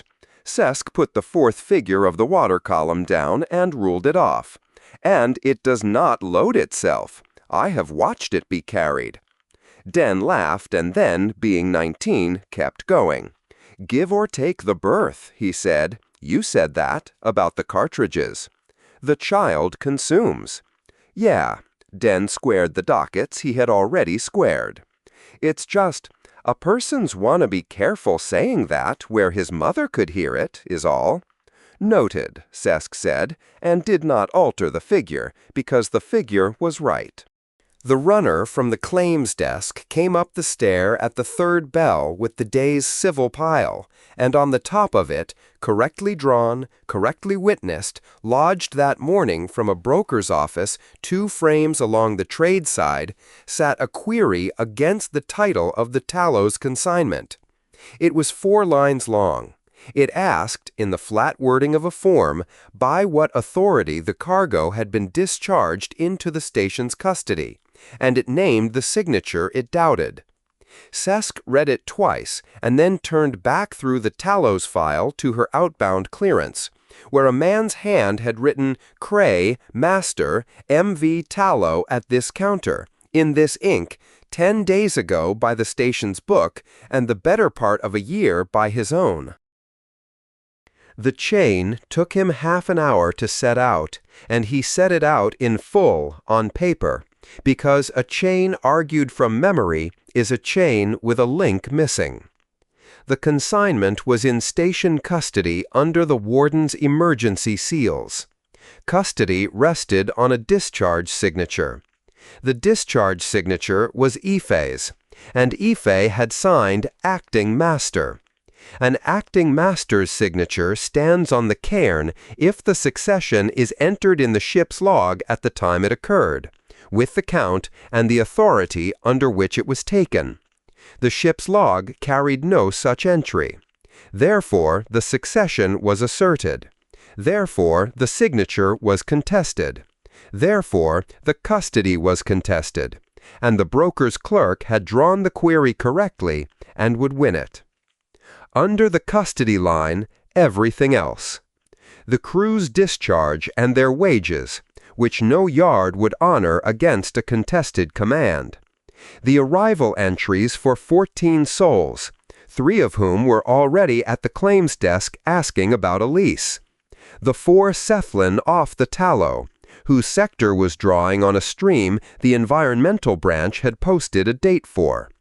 The engineer's 11 months of engine room time, which the fitting yards wanted for a pay band.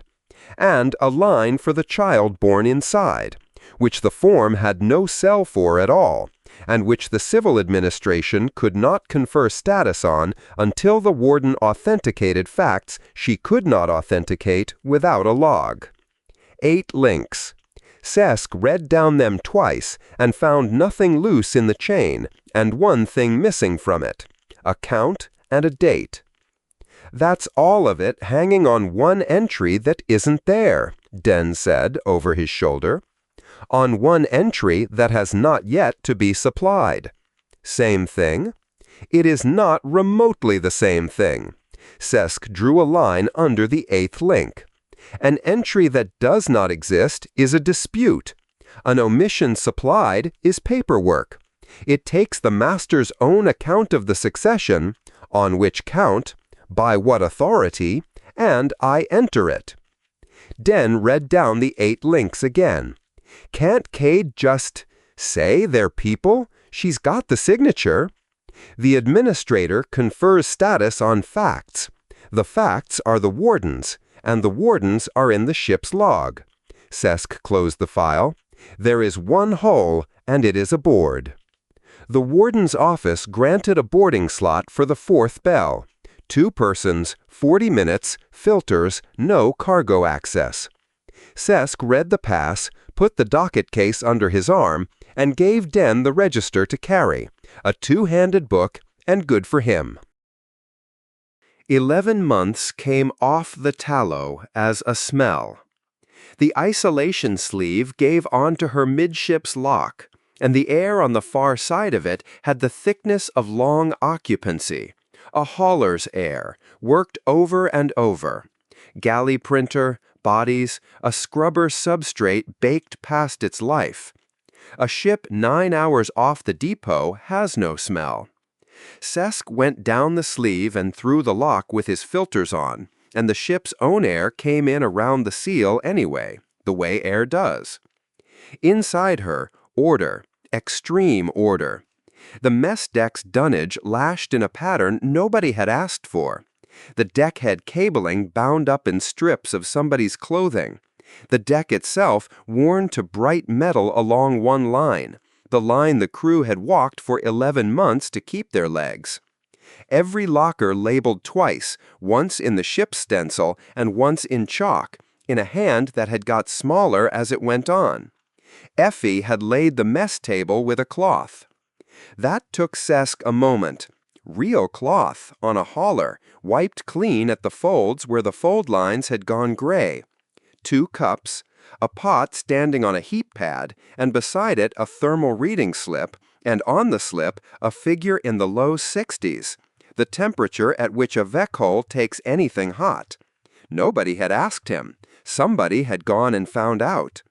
Loadmaster. Effie came out of the passage aft with the ship's log under one arm and her jacket sealed to the collar.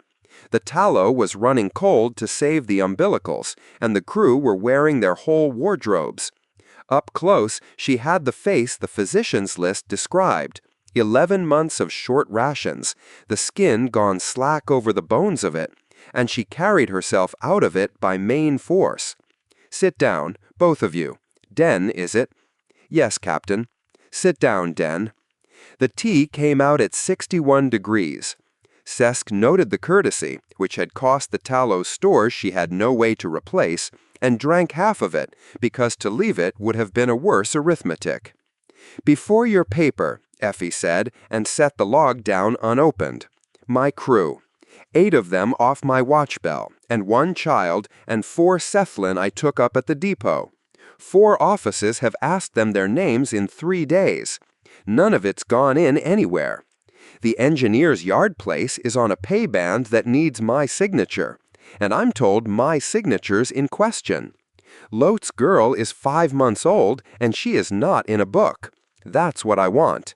then your paper. That is my paper, Sesk said. It is the same whole. Then say it plainly, and I'll answer it plainly. The order of listening puts the whole account first and the first question after, and the first question is the one that counts. An account given under pressure comes out in the wrong order and needs its whole length. So Sesk set the stylus down and let her run. Effie ran. Not the crossing. She gave the crossing in 2 sentences and did not offer him a theory of it, which he respected more than she could have known. Ask the warden what happened to us. I can tell you what we did. What they did was ration on the 2nd count and re-ration on the 9th. Rig the sleeping deck aft, where the plating stayed warmest. Bake the cartridges past the schedule and then past the schedule again. Break the cradles when the printer had nothing, 9 of them, in the order Sold would find them, worst lineage first, because Cray had written the lineages down before he, and there the sentence turned aside and went on somewhere else, and Sesk let it go by. Deliver Lot's child on the mess table, on that table, under that cloth. Bring the whole watch bill home except one. And him I brought home too, Effie said. He's in the cold store on the provisions deck, 3rd locker. 104 kilograms, Sesk said. Entered under stores, cold, non-consumable. It is the only line on the inbound that would pass an audit. Effie held still for a second. Right, she said. Then she pushed the log across the cloth and opened it, and out of her jacket came a second book, a spiral thing, the covers gone soft, swollen at the spine with damp, and she put her hand flat on the cover and left it there. Ship's log, she said. You'll find what you'll find, and this is mine. Counts, draw, every issue and every short. Every day I could write. I kept it because Cray kept one, and I never knew why until I had to. Sesk turned the ship's log to the last entry in Cray's hand and began working forward, and the log did what he had known since the 3rd day it would do. Cray's entries stopped mid-count, at a routine draw figure, with no last line and nothing marked. After them, blank pages. Then Effie's hand, unheaded, starting cold in the middle of a supply note, as though she had come to the book to write something operational and simply never gone back to the top of the page. The entry taking command, Sesk said. On which count? There isn't one. I have read that. On which count did it occur? Effie's hand did not move off her own book, she said. You've counted everything on this ship, she said. You'll have counted that. I have 3 figures for that moment, and they do not agree closely enough to certify. Your account settles it in 1 line. Then take my account. I took the ship when the 2nd bake failed and somebody had to say a number out loud. That's the authority. There wasn't another. That is the authority, and I will enter it as given. It takes one more thing, the count. The tallow ticked and knocked around them, an old hull under umbilicals, running cold. Den had gone very quiet at his end of the cloth. Ask me tomorrow, Effie said. The broker's clerk lodged his query at the 2nd bell. Tomorrow, the claims desk answers him, and the answer is that the custody is contested. Sesk laid the certificate on the cloth, face up, the 4th column empty. The count, acting master. F.A. looked at the certificate for a while. Then she stood up and went 4 paces to the galley hatch and put 2 fingers on the frame beside it. There were strokes cut into the paint there, hundreds of them, in 5s, running from the deckhead down past the 2nd locker and along toward the deck, gouged with the corner of something that had not been made for it. There's your count, she said. I cut those. 1 a count, every count. You want a number? Count them. Everyone else has. Ciesk got off the bench and went to the hatch frame and counted them because that was what F.A. had said to do and because it was the fourth method and the only one with a hand behind it. 331. A second pass gave 331 again, and inside the second pass lay the thing he had come aboard for. The strokes stop above the second locker, Ciesk said. 22 of them are missing from the run, and then they resume lower down, shallower, in another hand, and they keep that hand for a fortnight before yours comes back. Lote cut them, while I couldn't. 22 counts. Your log resumes on the 23rd. The bake schedule slipped inside the same interval. I have that off the cartridge cases, independently. Ciesk came back to the table and laid his hand flat on the certificate's empty column. You do not need to give me the count. You have already given it to me 3 times over. I am asking what is in those 22 counts. He put the stylus into the cloth beside her hand. 22 counts is a long interval to lose. You had a ship to keep. F.A.'s hand came off the top of her own book and closed round its spine.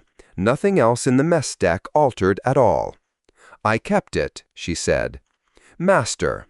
9 cradles out of the hold, 60 counts ahead of when I'd had to, because I did that arithmetic while he was still warm.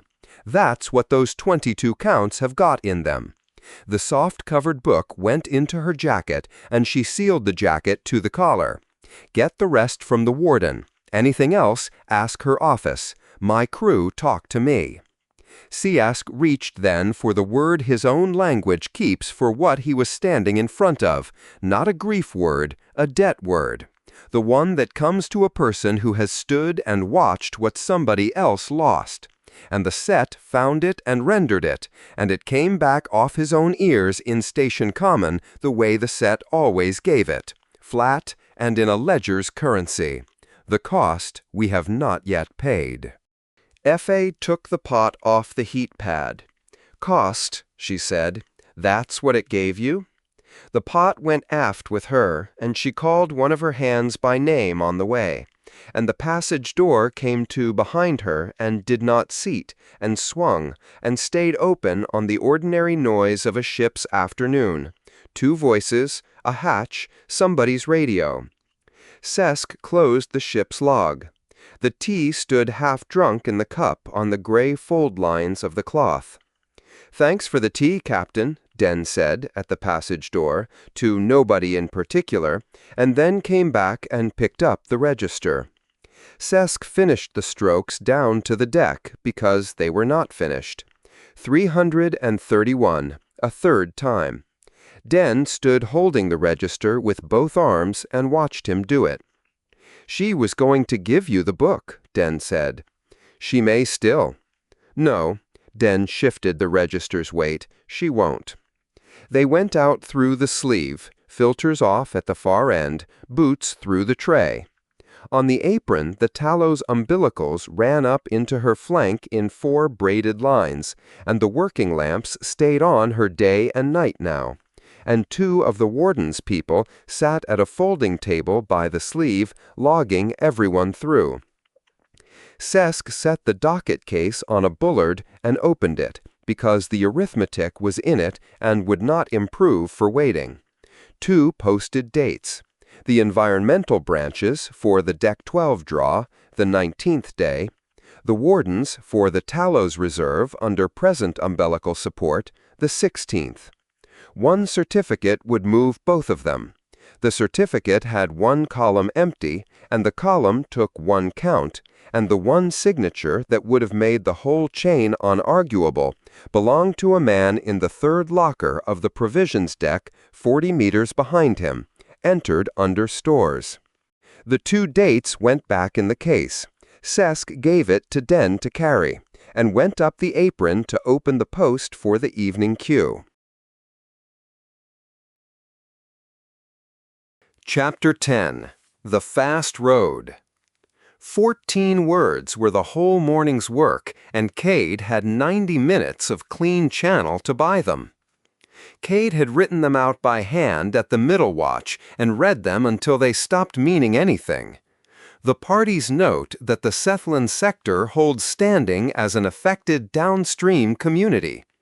With that sentence in the minute, the Joint Security Duty Commander would sign the 2 of 3 gate beside her before supper, and the emergency isolation volume, the support craft, and the berth priority would move under a lawful instruction. Without it, the administration was spending the station's scarce capacity on a guest, and no commander alive signed for a guest. The node room off the relay heart seated 9 at a pinch and had 11 in it this morning. Cade took the chair at the head because the convening authority was hers, and it was, on the current evidence, the entire authority she had. 4 panels stood along the far bulkhead in a shallow arc, 2 of them carrying faces 200 and some light years off, rendered so cleanly she could see the weather through a window behind one. Nev had the allocation desk by the shutter, headset half on, one hand flat on the cue board. The board's top line read "Outbound held, 412," and had been climbing since the 6th bell. 412 conversations priced and put in a drawer to buy 14 words. 90 minutes on the clean channel, Nev said.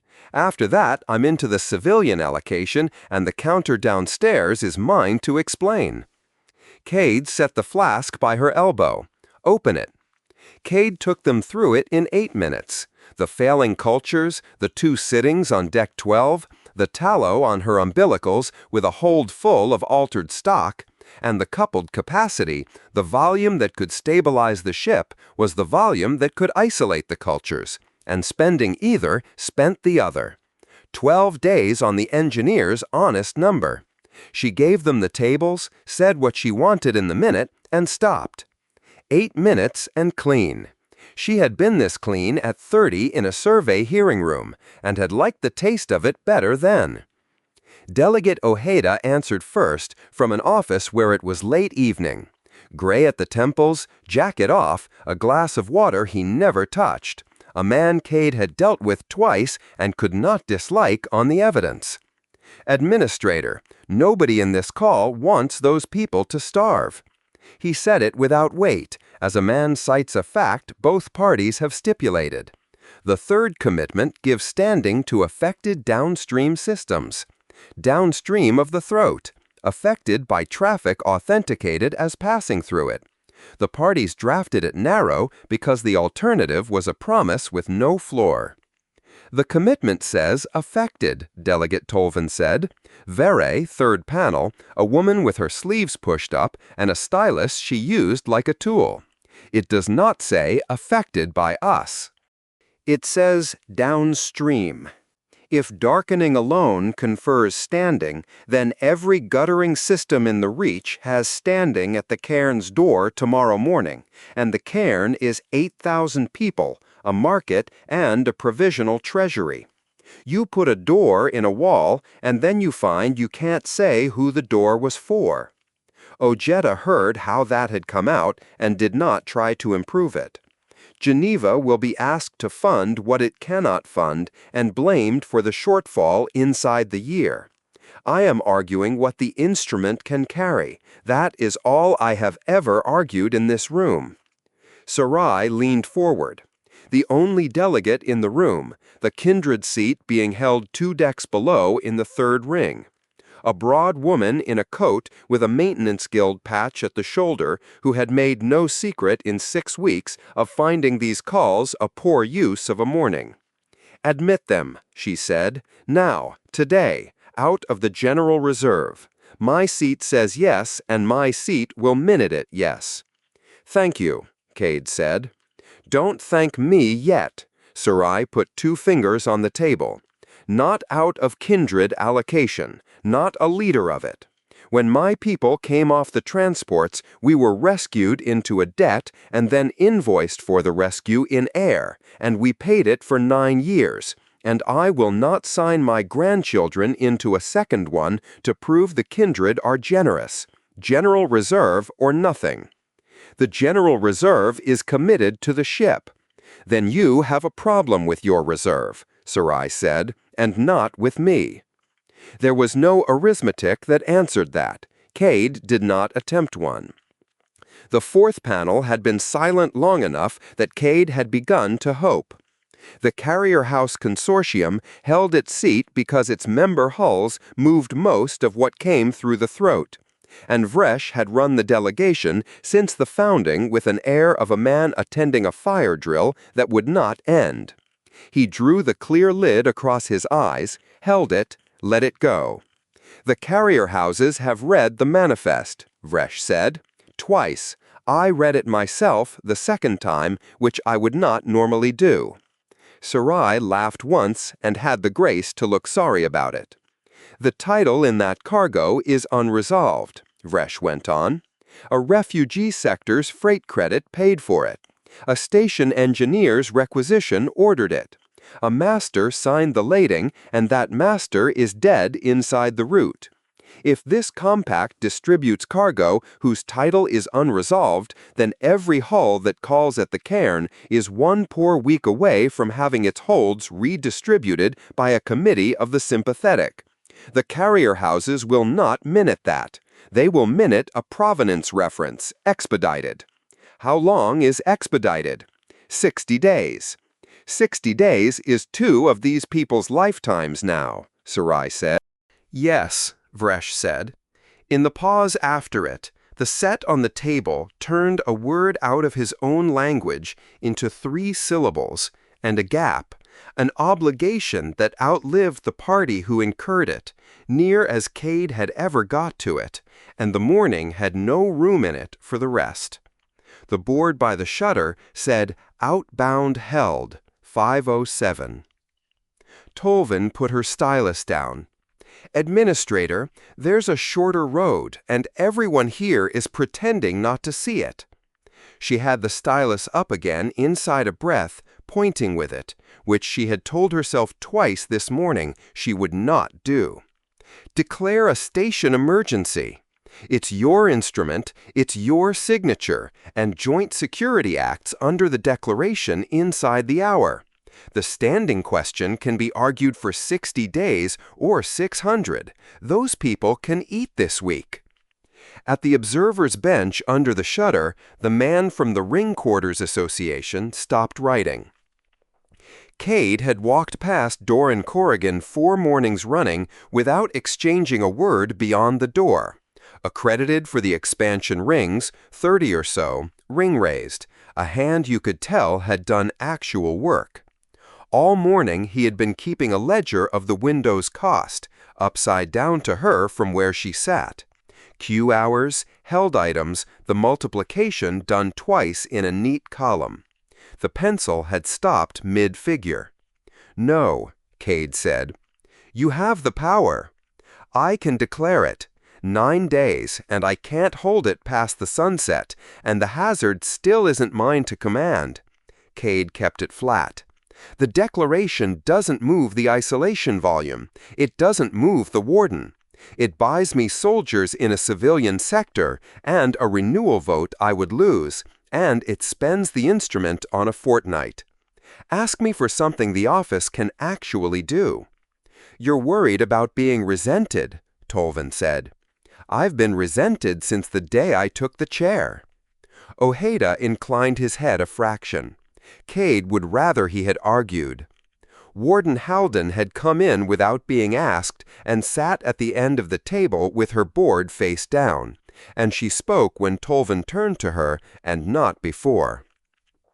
I'll be plain, because it will save the delegate a question, Halden said. There are 3 things I can authenticate. Who those people are, that their continuity is unbroken, and that the route they returned on ran off-network from the hour they opened it to the hour they came out. I will put a seal on all 3 when the last of that crew has been through my board and not one watch before it. I have no instruments on the Sethlin home system and never have. I cannot authenticate why it is darkening, and I will not have my seal on the first 3 read in this room as an opinion about the 4th.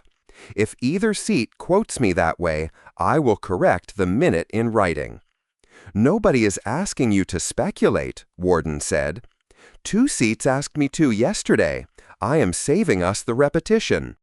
Tolvan's mouth thinned, and she did not look pleased with Halden either, which Cade noted with a small, ugly satisfaction and put away. Captain Vandren had stayed on his feet by the shutter throughout, hands behind him, and when Cade put the question to him, he answered on hazard and did not stray a centimeter outside it. The stock in that hold is cross-reactive with the human standard streams. That is the engineer's finding, not mine. Uncontained transfer of any quantity of it through shared volume risks a life support cascade in the ring sectors adjoining. He said all of it at the same level. I have not proposed a vote, and I am not proposing one. Sarai said, "And the people aboard her?" "Our people," Vandren said, "and a separate question. I'll come to it if the administrator has an hour later." The board said, "Outbound held, 588 by the time Ojeda moved his minute," and Cade extended the window twice in 15-minute pieces and paid for both out of the same drawer. The minute was courteous, brief, and closed the road. The standing question referred to a written instrument drafted by the parties, tabled at the next full session. Pending it, the administration to undertake no irreversible act in respect of the returned hull, its cargo, or the affected sector. 3 seats could agree on delay when they could agree on nothing else. Vresh minuted yes for the carrier houses and for predictability. Tolvan minuted yes with a reservation entered at length, voting to keep the standing question alive on the merits and dead in practice. Sarai minuted no, alone, and asked for her no to be read out.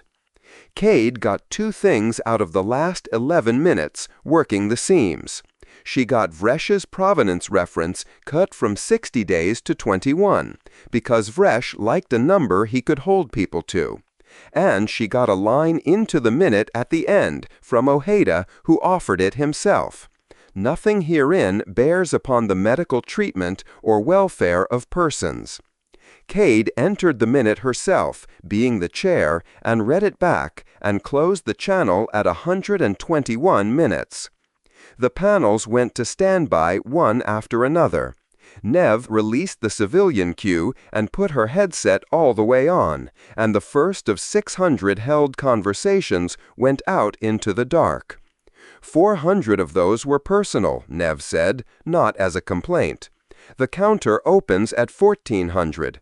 There's a woman off Ring 4 booked 3 times this week. Her father's in a ward on Earth, and she's been in the queue since Tuesday. Put her at the front of the release. Cade pushed the flask across the desk. "And keep that. It's most of a pot. You'll be the one standing at the counter, not me." Nev looked at the flask as people on this station looked at real coffee, and put it under the desk without saying thank you. Corrigan closed his slate, put his pencil in his coat, and went up the stair without asking her a single question. Arden Marine's man with waiting at the turn of the office stair with a paper notice in a folder because Arden's charter still required service on paper. Administrator, Becker, Arden Marine, Outer Apron Services. He had said it that way each of the 4 times they had met. I'd rather have sent this up. Head office said it goes in your hand. Cade read it on the stair. Arden held the service lease on the outer apron, the 2 heavy tugs, the gantry crane, and the umbilical trunk that had been breathing air and power into the tallow for 3 days. The notice suspended trunk service at 06 in 36 hours unless the compact indemnified Arden against all contamination liability, the indemnity to be executed by a natural person. Timed at 0941, Cade said. Yes, ma'am. The signatory channel closed at 9:15. My head office reads the delegate traffic.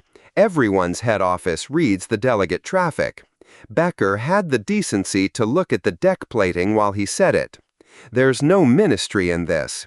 Delegate Ojeda said the word liability on an open channel before 8, and by 9, our underwriters had priced your ship as a live hazard. Your local hands would run that trunk for nothing, and you know it. Half of them drink with her crew. He put a hand on the stair rail. Can I ask, does this cost me my apron lease when it comes up in the spring? I've 41 people on it. Not from me. Cade signed the receipt line and gave him the folder back. Becker went down the stair. Cade could sign the indemnity. She had signed worse before breakfast. What she could not do was unprice the ship. Every commercial lessee on the throat side subscribed to the same 3 syndicates, and by tomorrow evening there would not be a contracted pair of hands on the Cairn that could lawfully be put on that hull. Which left the Compact's own staff, who were 46 people and none of them riggers, and it left the military. Vondran gave her his hour on the outer apron gallery above the tie-up, where the trunk ran across the gap in its yellow lagging, and 2 figures in suits worked a coupling at the ship's flank, slow with cold. You'll have read the notice, Cade said. An hour ago. My signals officer had it before yours did. Vondran watched the coupling. Rampart can carry that tie-up. Trunk capacity, 2 support craft, and I have riggers who have done it under worse. I'll put it in writing this afternoon. For the ship. For the people, he turned. Master Effe's crew and the child come aboard Rampart tonight, under my medical quarantine, and I hold them until you have somewhere clean to put them. 9 adults, 1 infant. I read the minute 2 hours ago. That line at the end of it is the only lawful door in the document. The 2 figures at the coupling got it seated. Somewhere below, the trunk changed note. And the hold. No. Nothing hardened. He simply stopped moving toward her.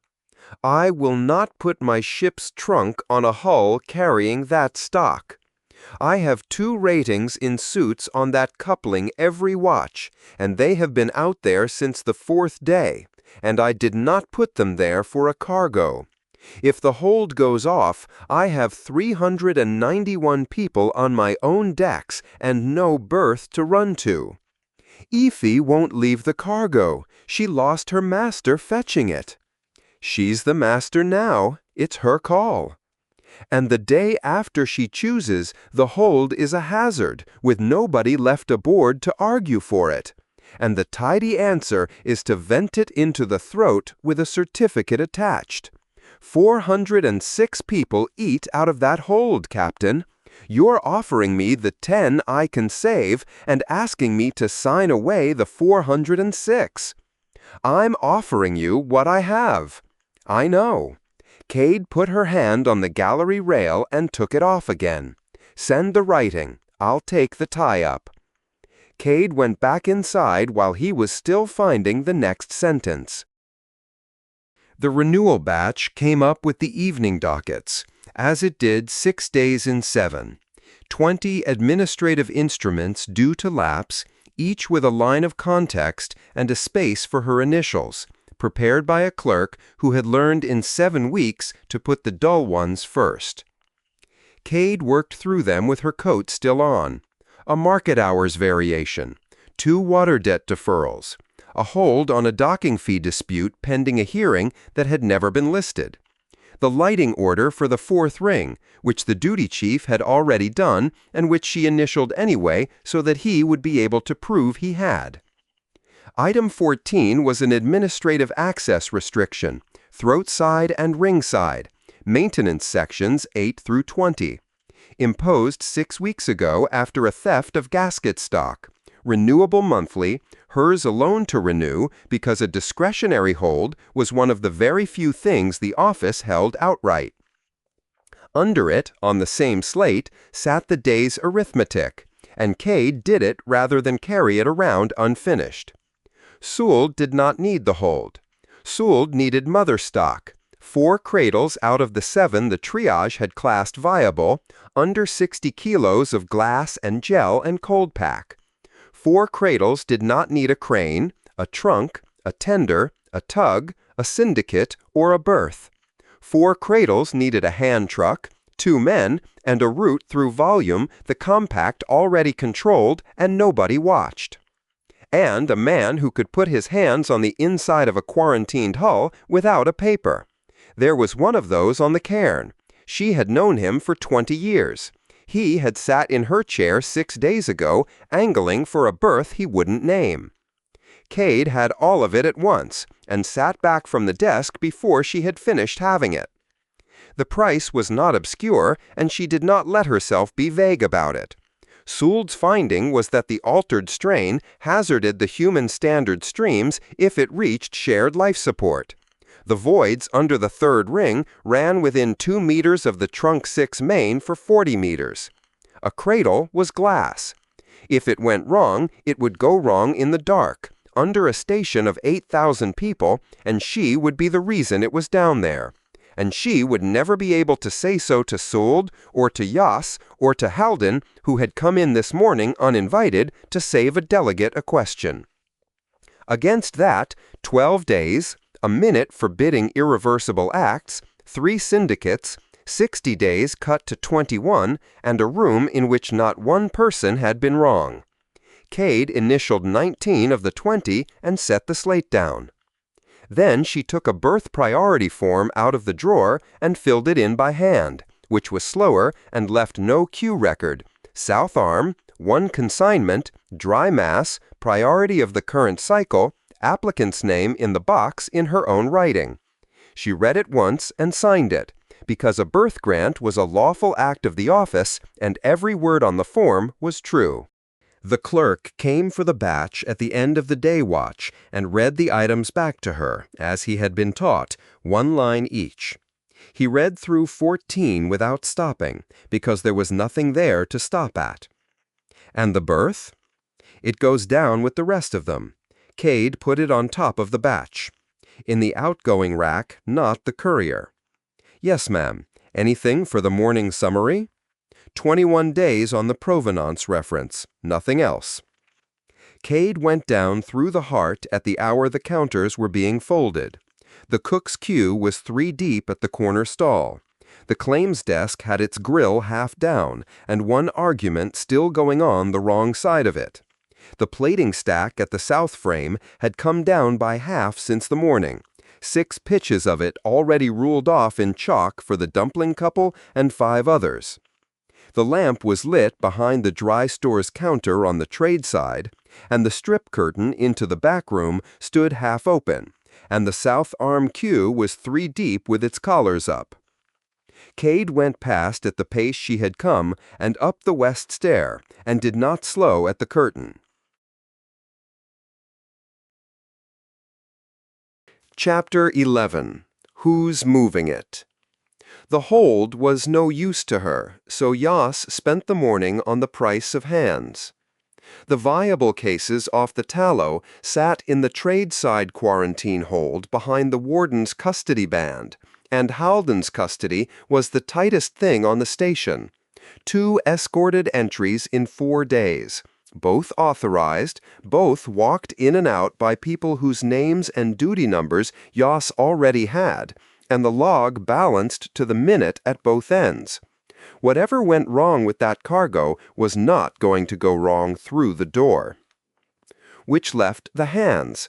40-liter cargo cases, live culture inside, and a station where the only route between the trade-side hold and anywhere worth reaching that didn't cross a manned deck ran through the maintenance voids.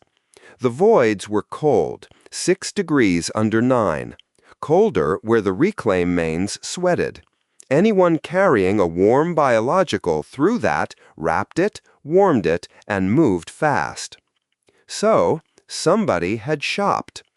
The ring-billed stores clerk was the fourth counter Yoss tried, and the first one that paid. He was missing 4 wool transit quilts and both of his solid tire hand trucks, sold in the same week, and cheerful about it. He had cleared old stock at a good price. Cash, clearing credits, counted out, no account. He shrugged.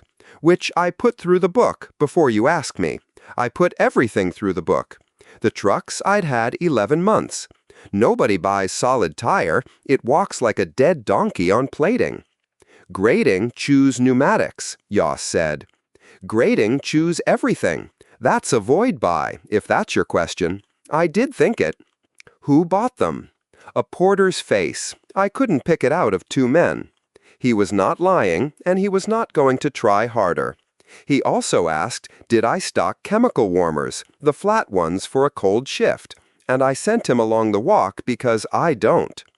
Somebody had bought warmers then, and woe, and wheels that would take a grating, and 40-liter cases of live culture do not travel warm and dry through a cold void by accident. Yoss wrote none of it down at the counter, because a clerk who watches you write starts remembering what he thinks you want. The watch schedule took until the 3rd bell.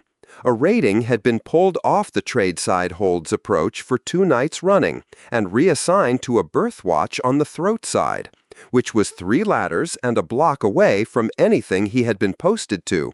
On a duty amendment, the duty office could not trace to a requester. The amendment was correctly numbered, correctly countersigned, and the countersigning officer had been off station on a courier run when it was drawn.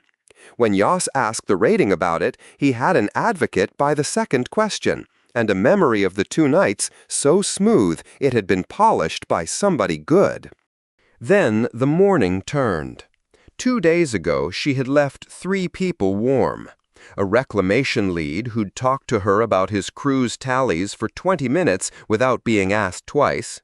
A stevedore, a woman who ran the Barrow Park under 11. By noon, all 3 had nothing to add. The lead had a new pair of boots, good ones, dock grade with the ankle strap, and he kept his feet under the bench while he told her he'd never said anything about tallies. Fear wasn't the shape of it. They were paid up, and being paid up on the trade side was a comfortable condition. Somebody had been up this corridor ahead of her since the 5th bell, settling accounts in the order she would walk them. The void access at 9 was a hatch in the deck of a cross passage behind the Barrow Park, dogged, unposted, with a wear mark around it, where 40 years of boots had come and gone before the compact had a name. Yoss went down. The runs under 9 were cable trays and lagged mains at knee height, and a clearance that put her on her heels for the first 20 meters. Reclamation had written on the plating in wax pencil, as they wrote on everything. Tally lines in 5s, shift dates, a crew number, somebody's rota argument in 2 columns, and, at the 3rd frame, a sketch of a dog, drawn by a genuine hand, better than anything hanging in the claims office. 2 dates at the bottom of the tally wall were fresh, the last 2 nights, and belonged to a crew with no work order in the maintenance office for 9. Yoss photographed the plating, which would prove that somebody had chalked a date, and nothing else at all. At the 4th spine frame, the void narrowed to a pinch, and the frame edge came up at knee height, bare metal, painted gray in the ring build, and scraped down to bright along 40 centimeters of its top face. New. The burr of it caught her glove. Below the scrape, snagged on a bolt head in the frame's shadow, a tuft of gray wool. Yoss crouched with her lamp low and put the tuft in a sample envelope, and stayed down there a while longer with her elbows on her knees. Whoever was carrying it had a truck for the runs and no way through the pinches, so at every pinch a case came off the wheels and went across the frame on a strap, dragged by a man in a hurry in the dark. He had done it at least twice. He would do it again, because the geometry of the void gave him nothing better. Her evidence came to a scrape, a tuft of wool, a chalk date, a smoothed rating, and a stores clerk's shrug. No cargo, no name, and nothing that would put a hand on anybody's shoulder. What she had was a shopping list. Somebody on the trade side had sold most of it, and one man on the trade side sold everything. The chandlery had a proper dry stores counter, a good one, and a window of the sort of goods that get a hull off a berth on a bad morning, gasket stock in coils, sealant, filter membrane by the meter, a rack of hose unions sorted by size, and, because Rel knew his trade, by which yard's threads they'd been cut for. Rel came out from behind the counter with the strip curtain already held back. 19 days, he said. 23, Yas said. You always come in low. Rel let the curtain fall behind her. 23 then. Come in. Nobody's dying in here. The back room smelled of solder and orange peel, the way it had every one of the 23 days and the dozen visits before them. Actual goods on actual shelving, which was the thing people got wrong about Rel. Gasket stock, filter membrane in its wrap, a coil ring, a table with 2 chairs, and a lamp with somebody else's initials scratched into the base. Pencil columns climbing the doorframe from a number she'd never asked about. On the end of the shelving, low, a crate with nobody's customs stamps on it. Rel put the pan on the ring. There's tea. No. There's the other thing. No. Yas stayed standing. 23 days, Rel said, and you've never once sat down in here. I've had assessors, I've had a Veckhole freight gang, I've had a bosun's wife looking for her bosun. Everybody sits. He got a cup down for himself. Ask, then. You've a face on you like a docket. You sold 4 transit quilts this week. I sold 6. 2 to a Farron rigger, 4 to the ring build. It's a cold work block. Half of 14 is on the outboard face with the heating on a work order that hasn't cleared. Wool's been my best week since the market opened. I've a man in the rings weaving them out of reclaimed bat. Chemical warmers. 2 cases, same customers, near enough, plus a stall that resells them at a shameful markup. I don't ask the ring build what they're warming. Rel took the water off just before it boiled and poured for himself. You'll want the counter book. Take it. I'll have it copied out for you by supper, and you'll have 3 names in it that'll make you feel you've had a productive Thursday. It's Tuesday. Then a productive Tuesday. He drank. Ask the actual question, investigator. You didn't come up my wool. Somebody's moving quarantined cargo through the voids under 9. That's not a question either. Somebody bought wheels that take a grating and wool and hired a quarter who's good at not being a face and got a rating shifted off a hold approach for 2 nights on a paper amendment signed by an officer who is 3 days out on a courier run. Yas let it stand a moment. And every person I left friendly 2 days ago was paid up by noon today in the order I'd walk them. Rel set his cup down, and for a moment he looked genuinely pleased, the way a man looks at a tidy weld. Suppose I say I'm flattered. Suppose you say who? Ah, Rel leaned back against the shelving. Suppose a crew in the voids is short this month. They are, by the way. Reclamation ran their hours down on the ring build, and the guild's still arguing the overtime, so half those crews are on 12 days' pay for 18 days' work. Now, suppose somebody puts a fortnight's rations across 4 households. A man simply finds he's got no strong memory of a Tuesday, and his boots are new, and his sister eats.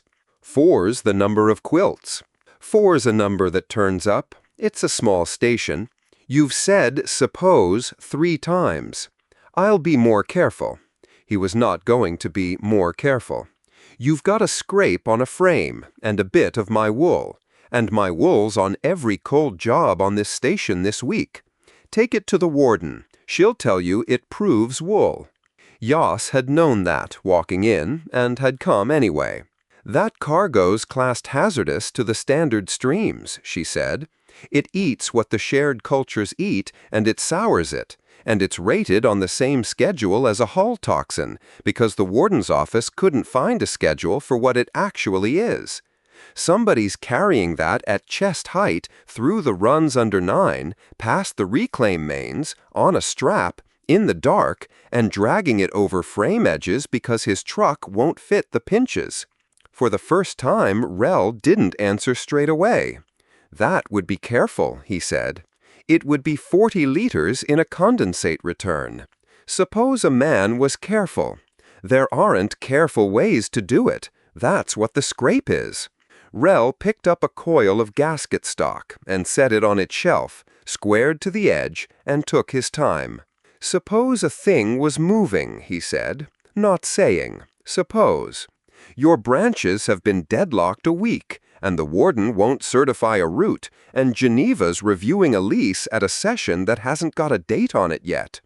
On 12, there's a people eating in 2 sittings, because that's what stretches the draw, and their mother lines are going brown at the margins in the meantime. He turned around. A corridor doesn't need a signature. It needs a man with a strap. You've just told me what's in the cases. I've told you what's in your own hazard bulletin. You read it out to me yourself. Rel picked up his cup again. Investigator, I'm a chandler with a good week in wool. But if a thing were moving, and you stopped it, and you might, I wouldn't bet a berth against you, you'd have your chain, and your porter, and a lovely clean file with a number on it, and 12 would have nothing. And your buyer gets the rest of it. That, Rel said, is a different room, and I'm not in it. Yoss went to the curtain. You've a report to write, Rel said behind her, not unkindly. I'd write it slowly.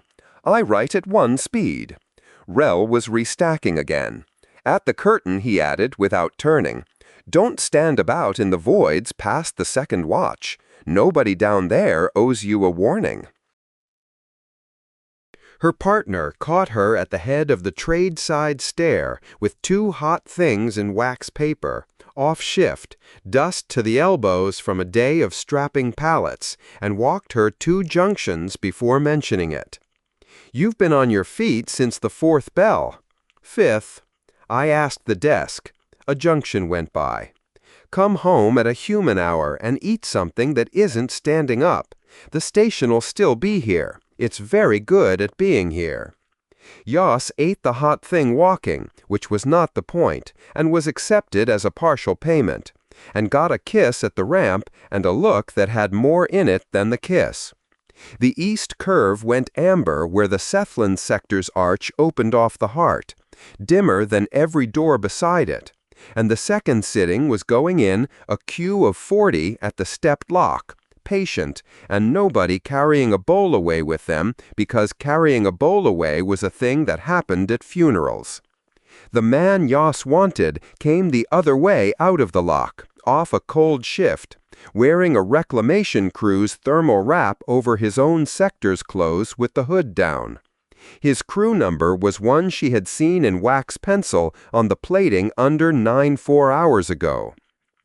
The Cephalon would not sit down with her, would not come to the office, and would not give his name to a set, so they stood in the mouth of the cross passage while the queue moved. You work 9, Yoss said. I work where the hours are. His translator's word for the crew came through as the ones who carry away. The runs are cold. My people are not built for cold. The hours are there because of it. 2 nights ago, late. The hood came half up and went down again. Whatever arithmetic he was doing, he did it looking at the queue and not at her, and he was from a faction that had voted against trusting anyone in a coat. A man with a truck, he said. Solid wheels, I heard them before the light.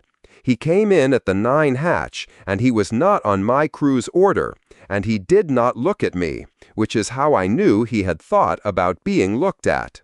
Behind him, a second man stayed at the top and did not come down. What was on the truck?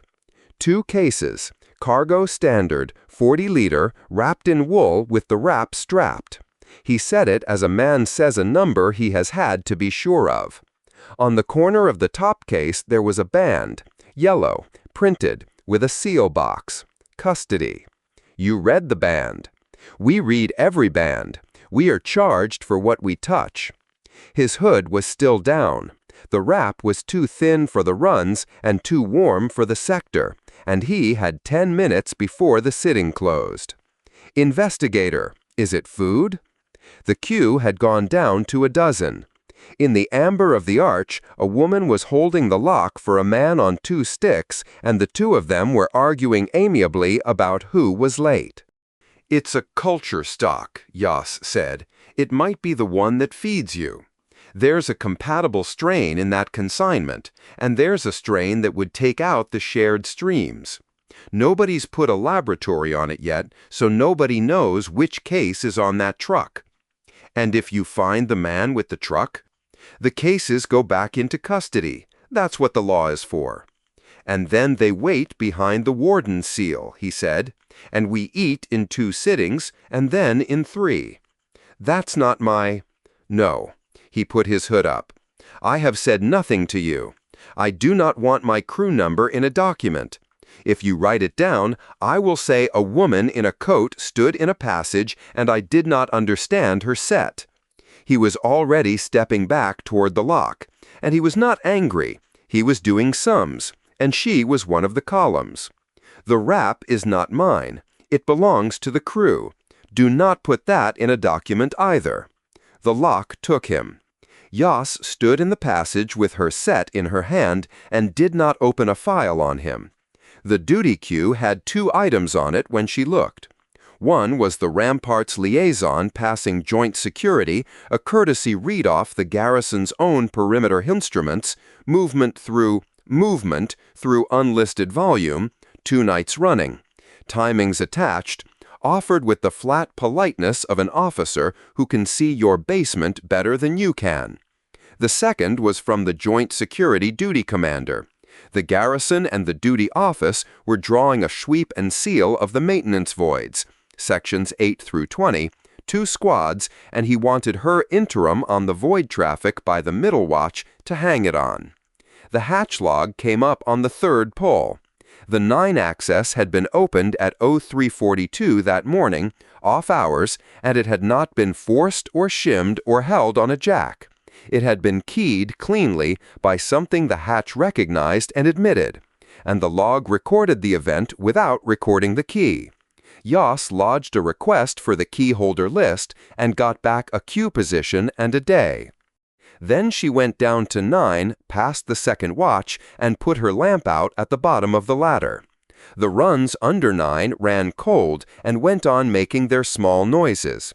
The condensate ticking in the mains, a fan somewhere on a bad bearing, water finding a lower place to be.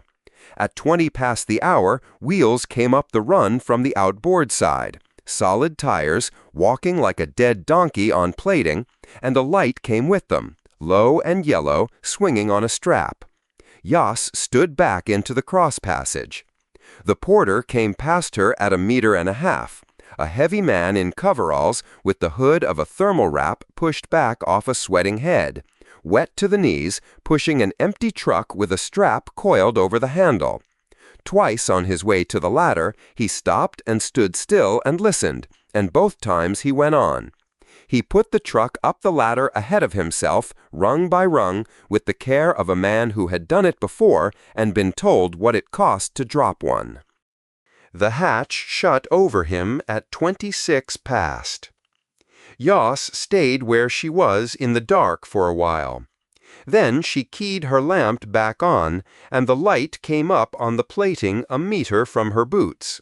The crew's tally in wax pencil, and a fresh shift date at the bottom of the column in the same hand, chalked for a night that appeared on no work order. Her interim was due at the middle watch. Yas went up the ladder with 3 hours of it left. Chapter 12. The True Number. The barrier let go while Sold was still writing the procedure that assumed it. 2 hours and 9 minutes against the 4 hours she had costed. The rig stood at the end of the bench where she had built it over 2 nights out of spares, a brake tank the size of a bucket, a UV can off a dead water skid, a kill loop with a heater whose thermostat lied by 6 degrees, and at the bottom of all of it, a sample tap and a rack of substrate plates. Upstream sat 1 milliliter of the tallow strain under Halden's paper, counted out in front of a custody officer who had watched her hands the entire time. Downstream, a plate every 20 minutes. The whole point of the exercise was that the plate stayed cloudy. Plate 11 cleared in 51 seconds. Sold ran plate 12 to be certain, and then 13, because at that hour she doubted her own hands as a matter of policy. 51, 49, 51. 2 days ago, in the quarantine lab under Halden's seals, the same strain on the same substrate had taken 52, and nothing about it had lost a step since. Her second shift tech came round the end of the bench with 2 cups of deck tea and looked at the rack. It's through?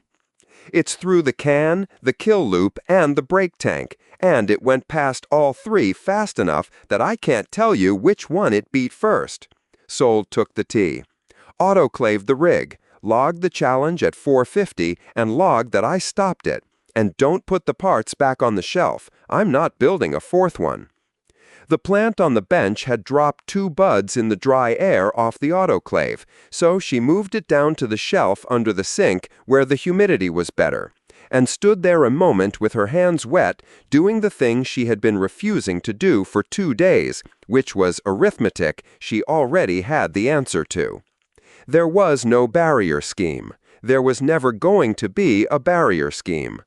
Deck 12's plant put its water into Trunk 6, and Trunk 6 took everything 3 sectors put down a drain, ran it through the standard cultures, and handed it back at 7.4.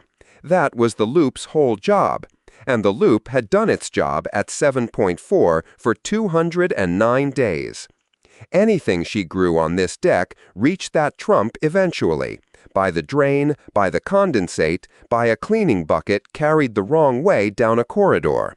A strain that cleared a plate in 51 seconds did not need much of a road. So, nothing shared. No common drain, no common air on the wet side, no common polishing. Its own hold, its own kill train, its own stack out through an outboard face.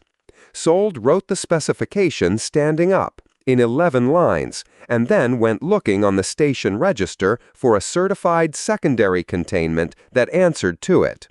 The register had 1 entry. The emergency isolation set at the ring spine, 180 cubic meters of sealed hold, a kill train, an actuated valve set, its own stack, cut in during the ring build, certified, filled with clean water, and never once used for anything.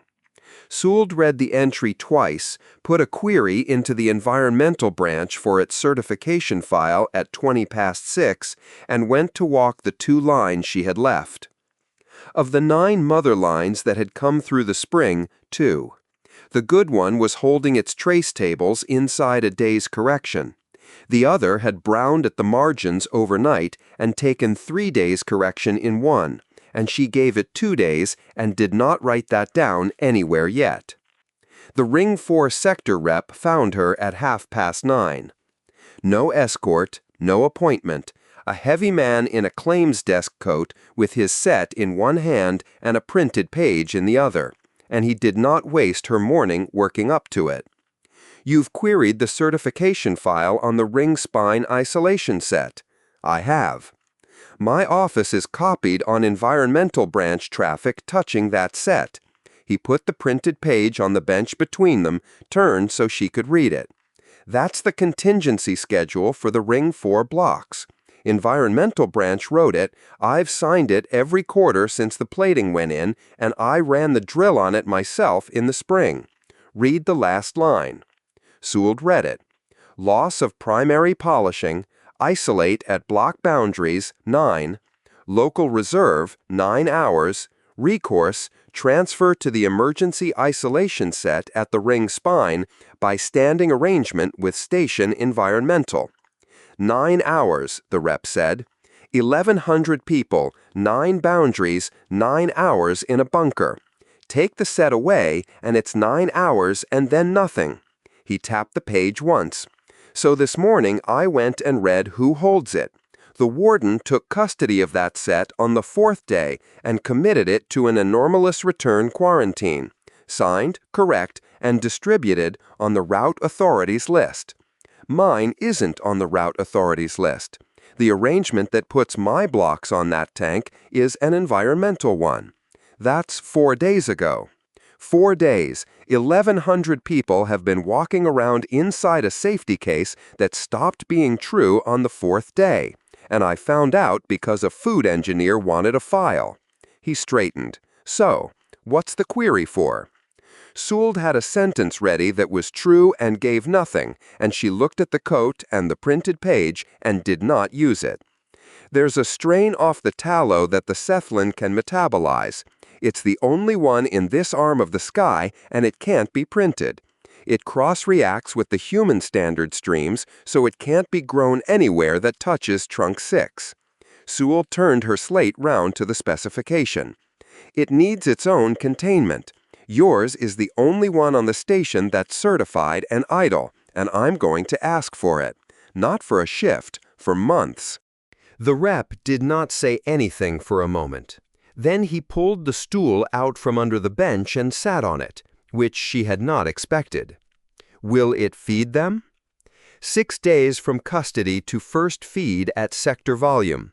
Then 5 months at least before I'd put that sector back onto the shared loop, and I don't budget for lucky, so call it 8. 400 people? 406. 406 people fed, 1,100 people with no recourse for 8 months. The rep looked at the printed page a while. I've got 2 cephalin on my freight ramp, wrapped to the eyes against our cold, working a full shift alongside my son-in-law. I'm not going to tell you to let them starve. Then what do you want? A hearing.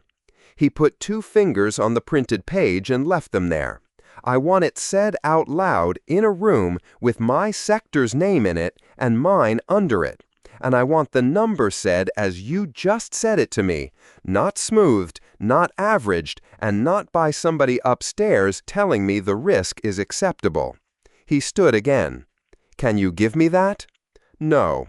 No, he agreed. Who can? The administrator's office. The rep left the printed page on her bench, which she took to be deliberate, and went away up the deck stair at the pace of a man with 1,100 people to answer to before supper. Cade's office was 1 room and 1 long window, and at 20 to 10 at night, the heart below it had gone down to its night stalls. Deck 12, Cade said from behind the desk. Sit down this time. I'll stand. Sold put her slate on the desk and the rep's printed page beside it. I have a way to feed them. You should hear what it costs before anybody tells you it's good news. Cade turned the slate to face her and read it through twice, front to back, and then read the printed page. Sold stood there the whole time with the argument she had rehearsed in the lift for being taken seriously and did not need any of it. Say the wording I'll have to use. Commit the emergency isolation set at the ring spine to a controlled introduction for the cephalin sector.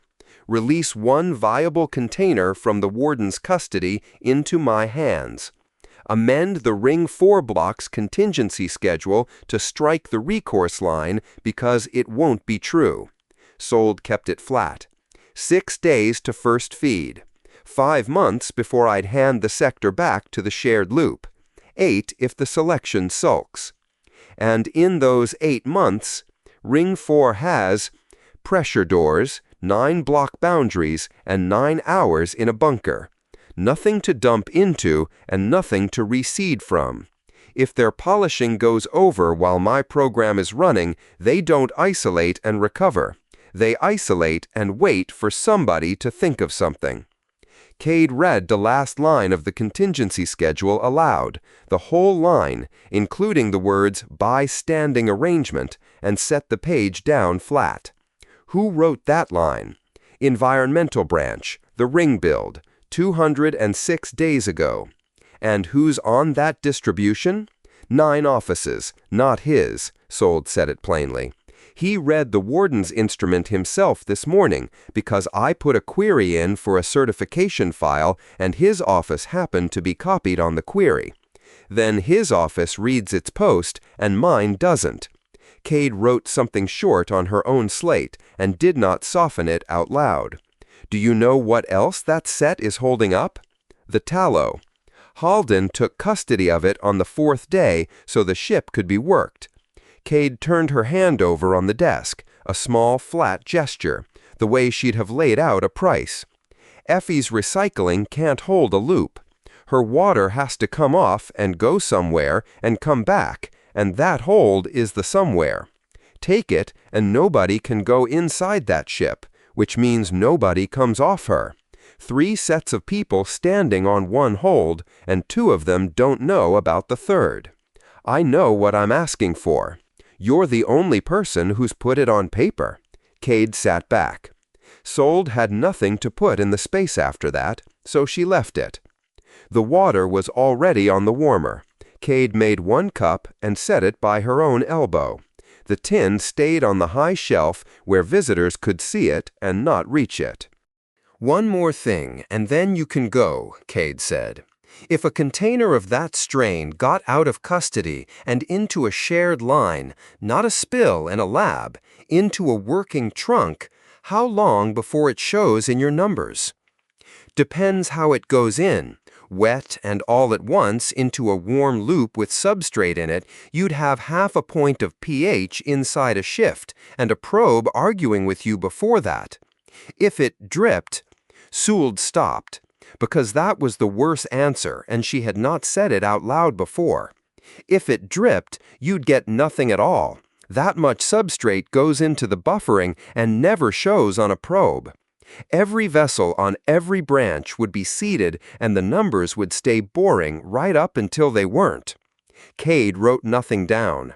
"Why?" Sould said. "Because Vandren will ask me that in a chamber, and I'd rather hear it from you first." "Sign the tables," Cade said, "not the recommendation. It's my recommendation. It's my instrument. In 4 months, somebody will want a name to hang the ring's margin on, and yours has to still be able to run the program." Cade slid the slate back across the desk. "Sign what you measured. The measurements are unarguable. The recommendation's mine. The rep asked for a hearing. He'll get Thursday, in the open, on the record, with his sector's name in it." Cade stood, which meant the conversation had about a minute left in it. "You'll say the number to him in that room yourself. He'll believe you." "I'm not good in rooms." "You're good at numbers. Bring the number." Cade squared the printed page and handed it back across the desk. "Are you asking me whether I'm going to sign it?" "Yes." "Then no, I'm not answering that tonight. Go and sleep." "I'm going to tell Tao first." "Then go and tell him," Cade said, "and then sleep." The tin had never come off the shelf.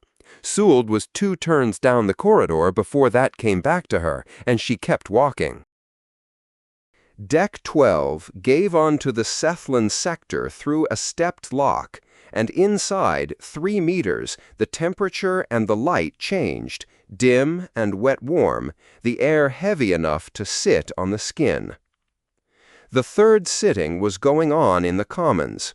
Sould stood at the inboard face and counted it the way she counted anything, because the sitting count was the only intake indicator the sector had that didn't come off a gauge. 1st sitting at the 6th hour, 2nd at the 9th, 3rd now, and a 4th kept back for the ones who couldn't hold a full bowl. 4 sittings, out of a people who took 1. She wrote it in the shift log under intake, because that was the only field on the form that had room for it. Talvey came along the near wall with his hands folded and stopped a courteous distance off. Engineer. I've got a way to feed you, Sold said. You should hear the price from me and not out of the branch minutes on Thursday. Then tell it in order.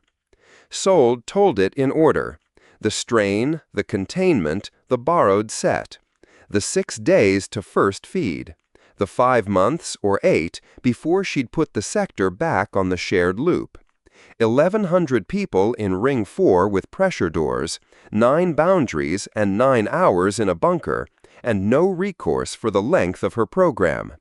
She did not average anything, and she did not use the word acceptable.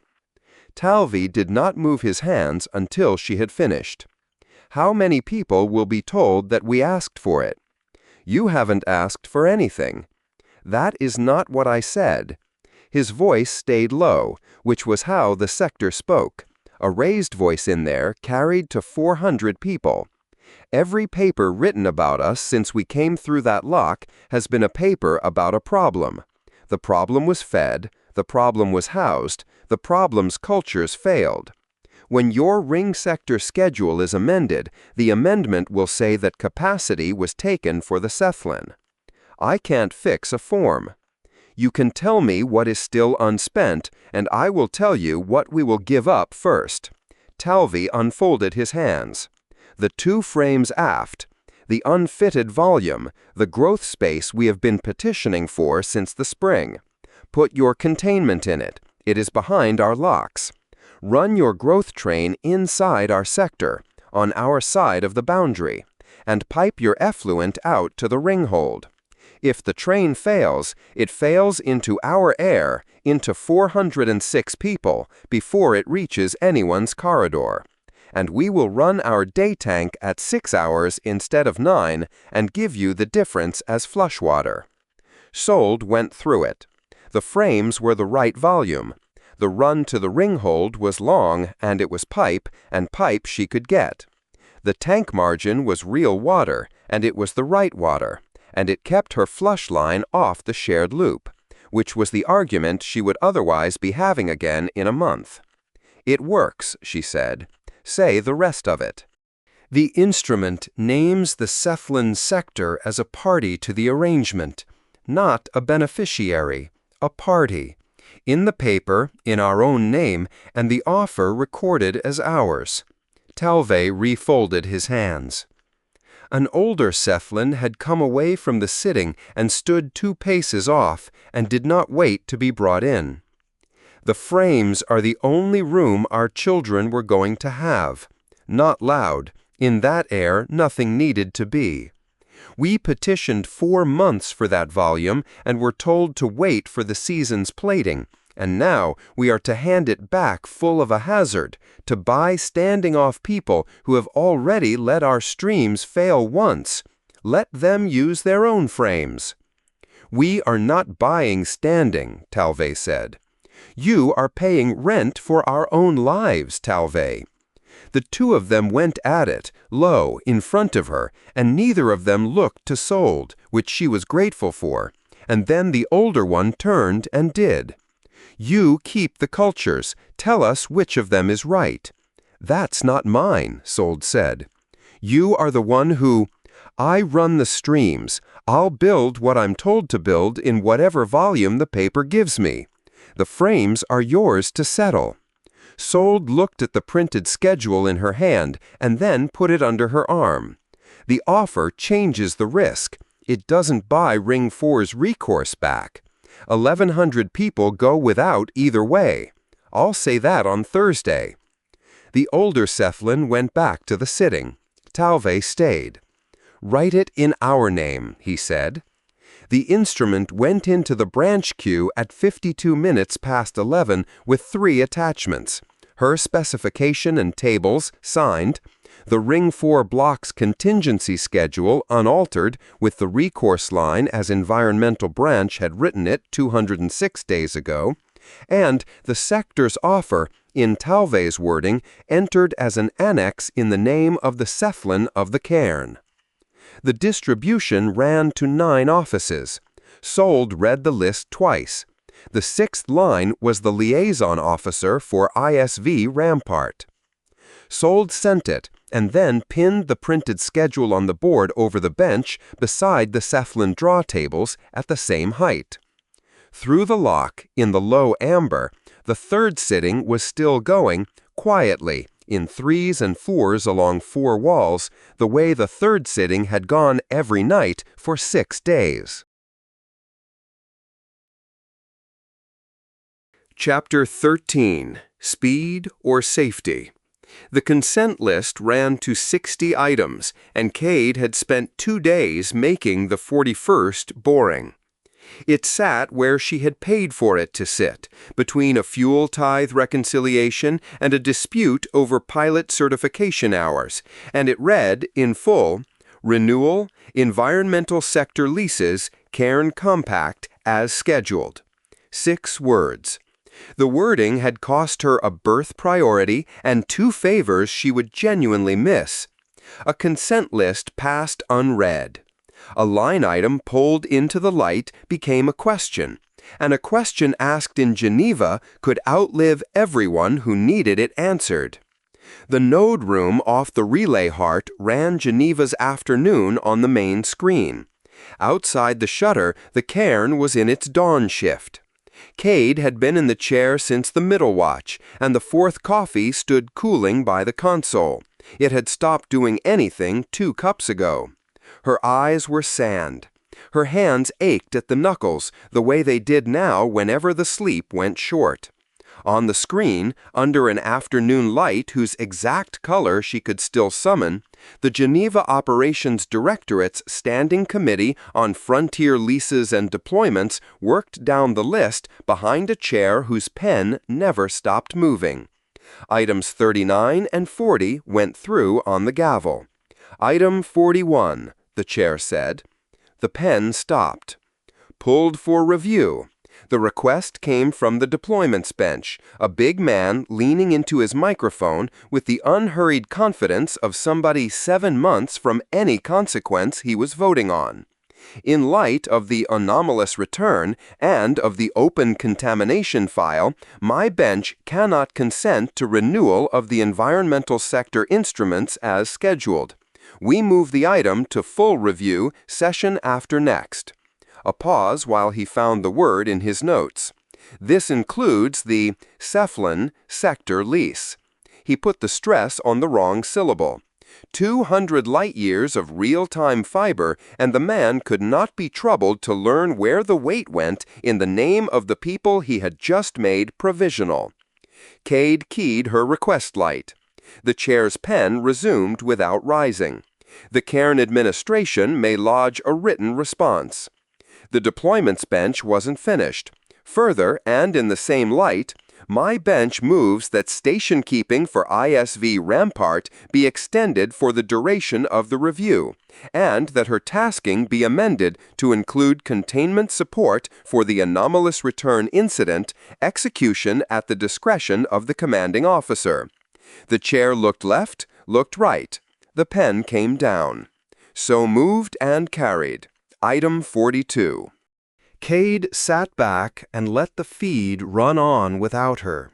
Geneva could speak into this room at the speed of speech. It could not move a soldier, a hull, or a culture flask 1 meter of the distance in under 7 months. Everything the Cairn got away with, it got away with in the gap between those 2 facts. And this morning the gap had closed exactly where it did the least good. The lease that guarded a dying sector, provisional. The captain who wanted everything stopped, tasked. The cultures that could still save the sector, 7 decks away, sealed in quarantine, no closer than yesterday. Geneva had moved a piece at last, and it had moved the wrong one. Cade did the job anyway. She lodged the written response before the session closed. 4 sentences, no adjectives, the sector's failure tables attached. Because the record mattered even when the room didn't. Then she pinged the 2 signatory delegations that owed her their birth schedules, and got back 1 expression of concern and 1 silence with a letterhead. The legitimate road had not moved. The legitimate road was session after next, and the tables attached to her response ran out before it. Captain Vandren came down the node room stair before the session reached item 50. His uniform said he had been up as long as she had. Nothing else about him said it. Administrator. Captain, you caught the amendment. I was on the garrison feed. Nothing in his face was pleased, and that was the thing about Vandren that made him hard to hate. He did not gloat. He did not perform regret. He stood in the correct place and stayed there. Yesterday I was a guest asking favors of your dock. As of the amendment, I'm tasked. You'd have done the same things as a guest. Slower, yes. He laid a slate on the console between them, screen up, an amber co-signature flag in its corner. Joint security drew this at the middle watch. Sweep and seal of the maintenance voids, sections 8 through 20. 9 access points, 2 squads, garrison. The Joint Security Duty Commander has signed. The garrison has signed. It runs in civilian volume, so it needs the civil hand. Cade did not touch it. You want the voids sealed? I want the movement in them stopped. 3 nights running, my perimeter instruments have carried traffic through spaces where no work order exists. I can't follow it lawfully. The volume is yours, not mine. Whatever is moving down there is moving toward the shared lines. You don't know what it is. No, Vandren said. I know what it is near. Cade turned the cold coffee a quarter turn on the console and did not drink it. And if I sign, the voids go quiet, and anything down there that might have reached the Cephalon sector ahead of Geneva's review dies in the seal? Anything down there that might reach the Cephalon sector is a road nobody answers for, Vandren said. I can't leave it open. Down on the floor of the heart, the first stall holders were cranking their grills. The sound came up through the plating, iron on iron, the morning noise of a place no hearing had yet managed to make less itself. Early in my service, Vandren said, I stood relief on a displaced hull whose quarantine had been kept informally. I wrote 11 letters afterward. I still write to one of the families. He didn't lean on it. I've read the same tables you have, Administrator. The Cephalon sector fails inside Geneva's review period. I'm not pretending otherwise. But if that strain crosses a shared line, they die anyway, with the ring sector added and my soldiers carrying out the bodies. And the Cephalon wait. Yes, Vandren said. It's the only order I can sign. Vandren set 2 fingers on the slate and slid it an inch toward her. Ration issue is tomorrow. 10,000 people, from the heart to the ring corridors, shoulder to shoulder. Tonight it's 2 squads and nobody bruised.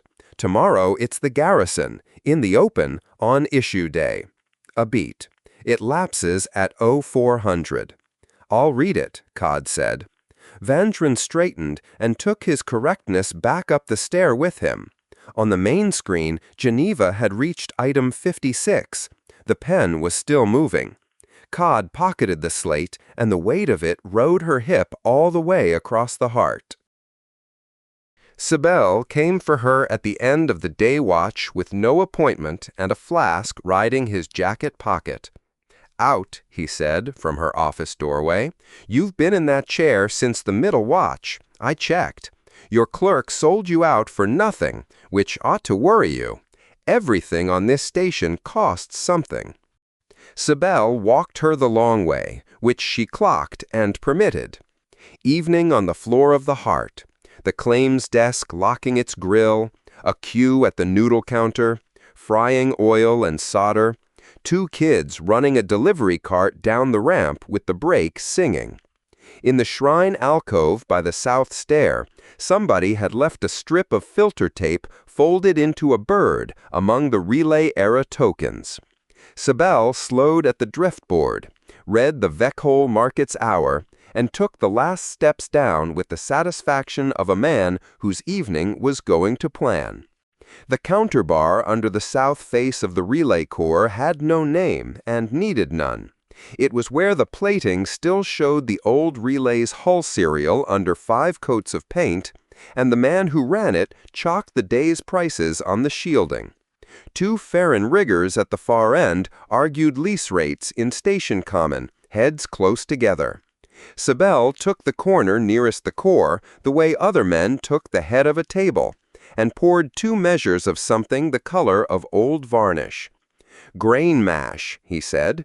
"I distill it off Longsight's hydro loop, against a charter clause I'm too senior to be caught by. There's dirt involved, real dirt. I won't say whose." The first mouthful went down like a struck match. Cade laughed, at nothing, at the burn, for the first time in 9 days. "You're not drinking my reactor mash for free," Sibel said. "You'll pay in coffee. I've heard about the tin." "Everyone's heard about the tin." "Then I'll take what's mine." "Come up on the 10-day. I'll grind it in front of you." "Done," Sibel said, and they shook on it across the chalk dust, formally, as if closing a charter clause. Sibel had been survey when she was survey, though their commissions had never crossed. His side of the service flew, hers signed. Inside a quarter hour, they established that they hated all the same directors, and that both of them could still recite the header fields of a 1240 site abandonment report. He made her prove it. She proved it, in order, down to the last field, and the Farron riggers moved further along the counter. 38 worlds, Sibel said, turning his glass on the chalk-dusted steel. "People ask which one. There isn't a which one. There's a morning on the second landing of my last commission. Grass to the horizon, actual grass, waist high, and weather coming across it like a curtain being drawn. Atmospherics cleared the air at 0900, and by 0905 the whole boat crew had their helmets off, against regs, every one of us. Rain, on our faces. Nobody said a word, for I couldn't tell you how long. My drift engineer, hard woman, 20 years in, stood there with her mouth open, catching it. I went out once," Cade said. 12 years of signing other people's landings, and 1 audit berth I bullied out of a director who owed me. Gray moss to the horizon, wind at 40 knots, cold that got in through the seals.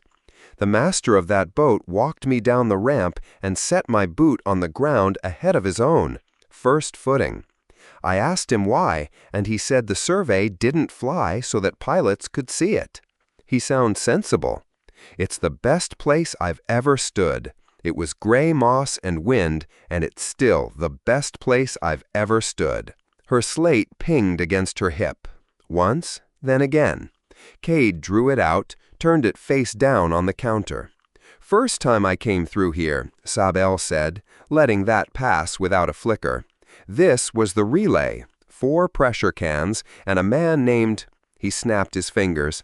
"Doesn't matter. Selling filter tape out of a crate at criminal prices.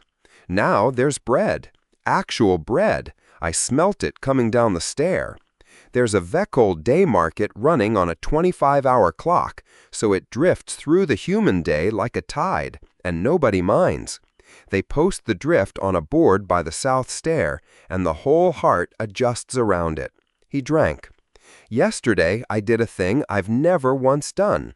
Put in for a berth longer than the job. A month. Refit I could get cheaper and faster at the yards. Why? Because I'd rather be here." He said it the way he'd have given a fuel figure. The place argues in 6 languages before breakfast. "Stay the month then," Cade said. "The place collects people who can't explain themselves. You'll do well. That is the nicest thing an administrator has ever said to me, in writing or out of it." He tipped his glass an inch and refilled hers without asking. "Last commission, since we're telling stories, we had a site with a 2-day season, and the clean pad 6 hours the wrong side of a weather wall.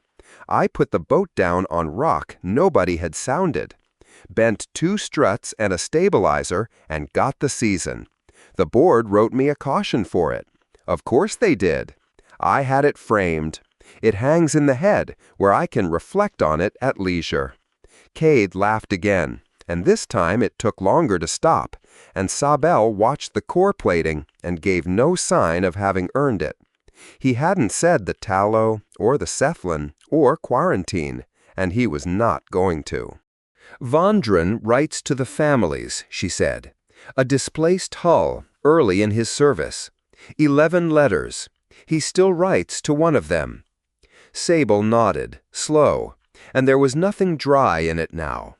He turned his glass once on the steel. Rampart keeps a beautiful line. I came in past her on the throat approach, on her station to the meter, watch after watch. I don't dislike him, Cade said, and it cost her less to say than it should have. That's the trouble. Sable raised what remained in his glass. The next sky. The next sky. The old survey toast, older than either of their commissions. The glass is touched with a small flat click, and at the end of the counter the riggers had come back for the warm spot by the core. From the foot of her stair, the heart at night was strings of work lights, the smell of bread and solder, a stall-holder hosing down his counters, the driftboard by the south stair showing the Vekol market an hour later tomorrow. Cade stood a moment longer than she needed to, and then went up. Her quarters sat one deck above the heart on the quiet side, a bunk, a desk, a shower cell, a viewport the width of her 2 hands.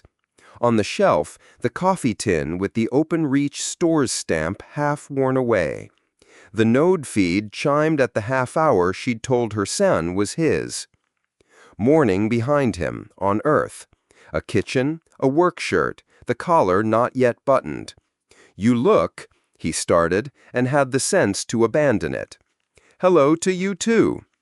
Her son gave her his week first, because that was how the good calls ran.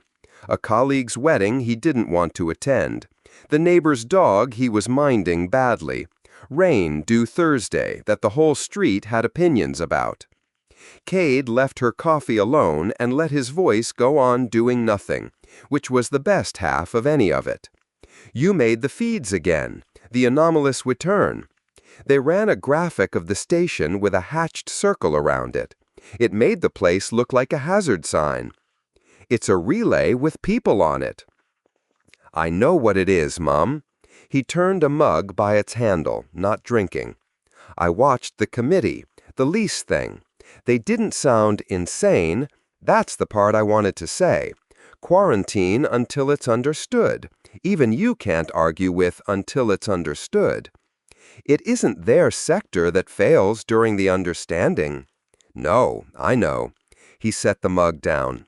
"When this one's done, the ship, the lease, whatever it is this time, will you look at the shuttle lists? Just look." And then, mild, reasonable, the worst possible thing. "It's not as if the place can't run a fortnight without you." "Is that what you're waiting for?" It came out at a pitch she used on no one. "All these years you've sat on that side of the feed waiting for this place to fail hard enough that somebody sends me home. You and Geneva both. You'd rather—" Cade stopped. "At least Vandran writes the letters." The feed carried the silence both ways at the speed of speech. "I don't know who that is, Mum." Careful now. Quiet. "No," Cade said. "You don't." Her son looked down at his mug, and whatever he had queued up next, he put away. "Eat something," he said at last. "I'll call on the 10-day." The feed closed from his side. Cade sat where the screen's light had been. The room was 4 steps by 3. She had co-written the allocation standard that made it 4 by 3. The mash was still in her, and the warmth of it had gone somewhere else entirely. She did not reopen the feed. Her hand went to the call key once and came back. On the shelf, the tin stood where it always stood, stamp outward, and she looked at that for a while instead. Then she took out the slate. The sweep order was good work. She read it through twice to be sure.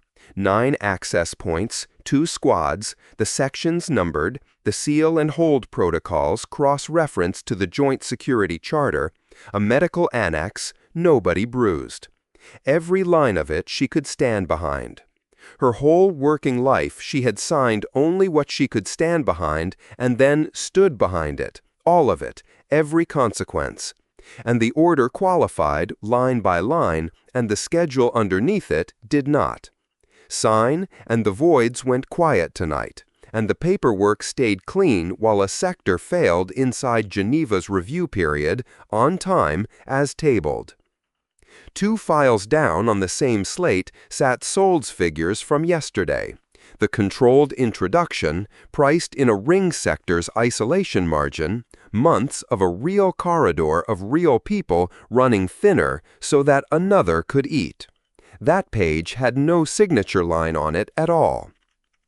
Somewhere under her feet, 3 nights running, something had moved through civil volume without a work order, toward the shared lines. Nobody had asked her to bless it, and nobody was going to. Cade set the slate upright against the coffee tin, amber flag outward, facing the bunk. She did not lie down. The stylus sat by her hand the whole 4 hours, and the cue light burned steady, and twice her thumb moved on the desk edge and stopped. At 0400 the slate chimed once, and the amber went gray. Cade turned it face down, the same motion as on the counter under the core, her hand flat on its back a moment, then rinsed her cup, set it mouth down on the rack, and stood at the viewport while the first cue of issue day formed under the work lights below. You've reached the end of part 1 of Who the Door Admits. The story runs on. Part 2 is on the channel right now, ready to play, so you can carry straight on.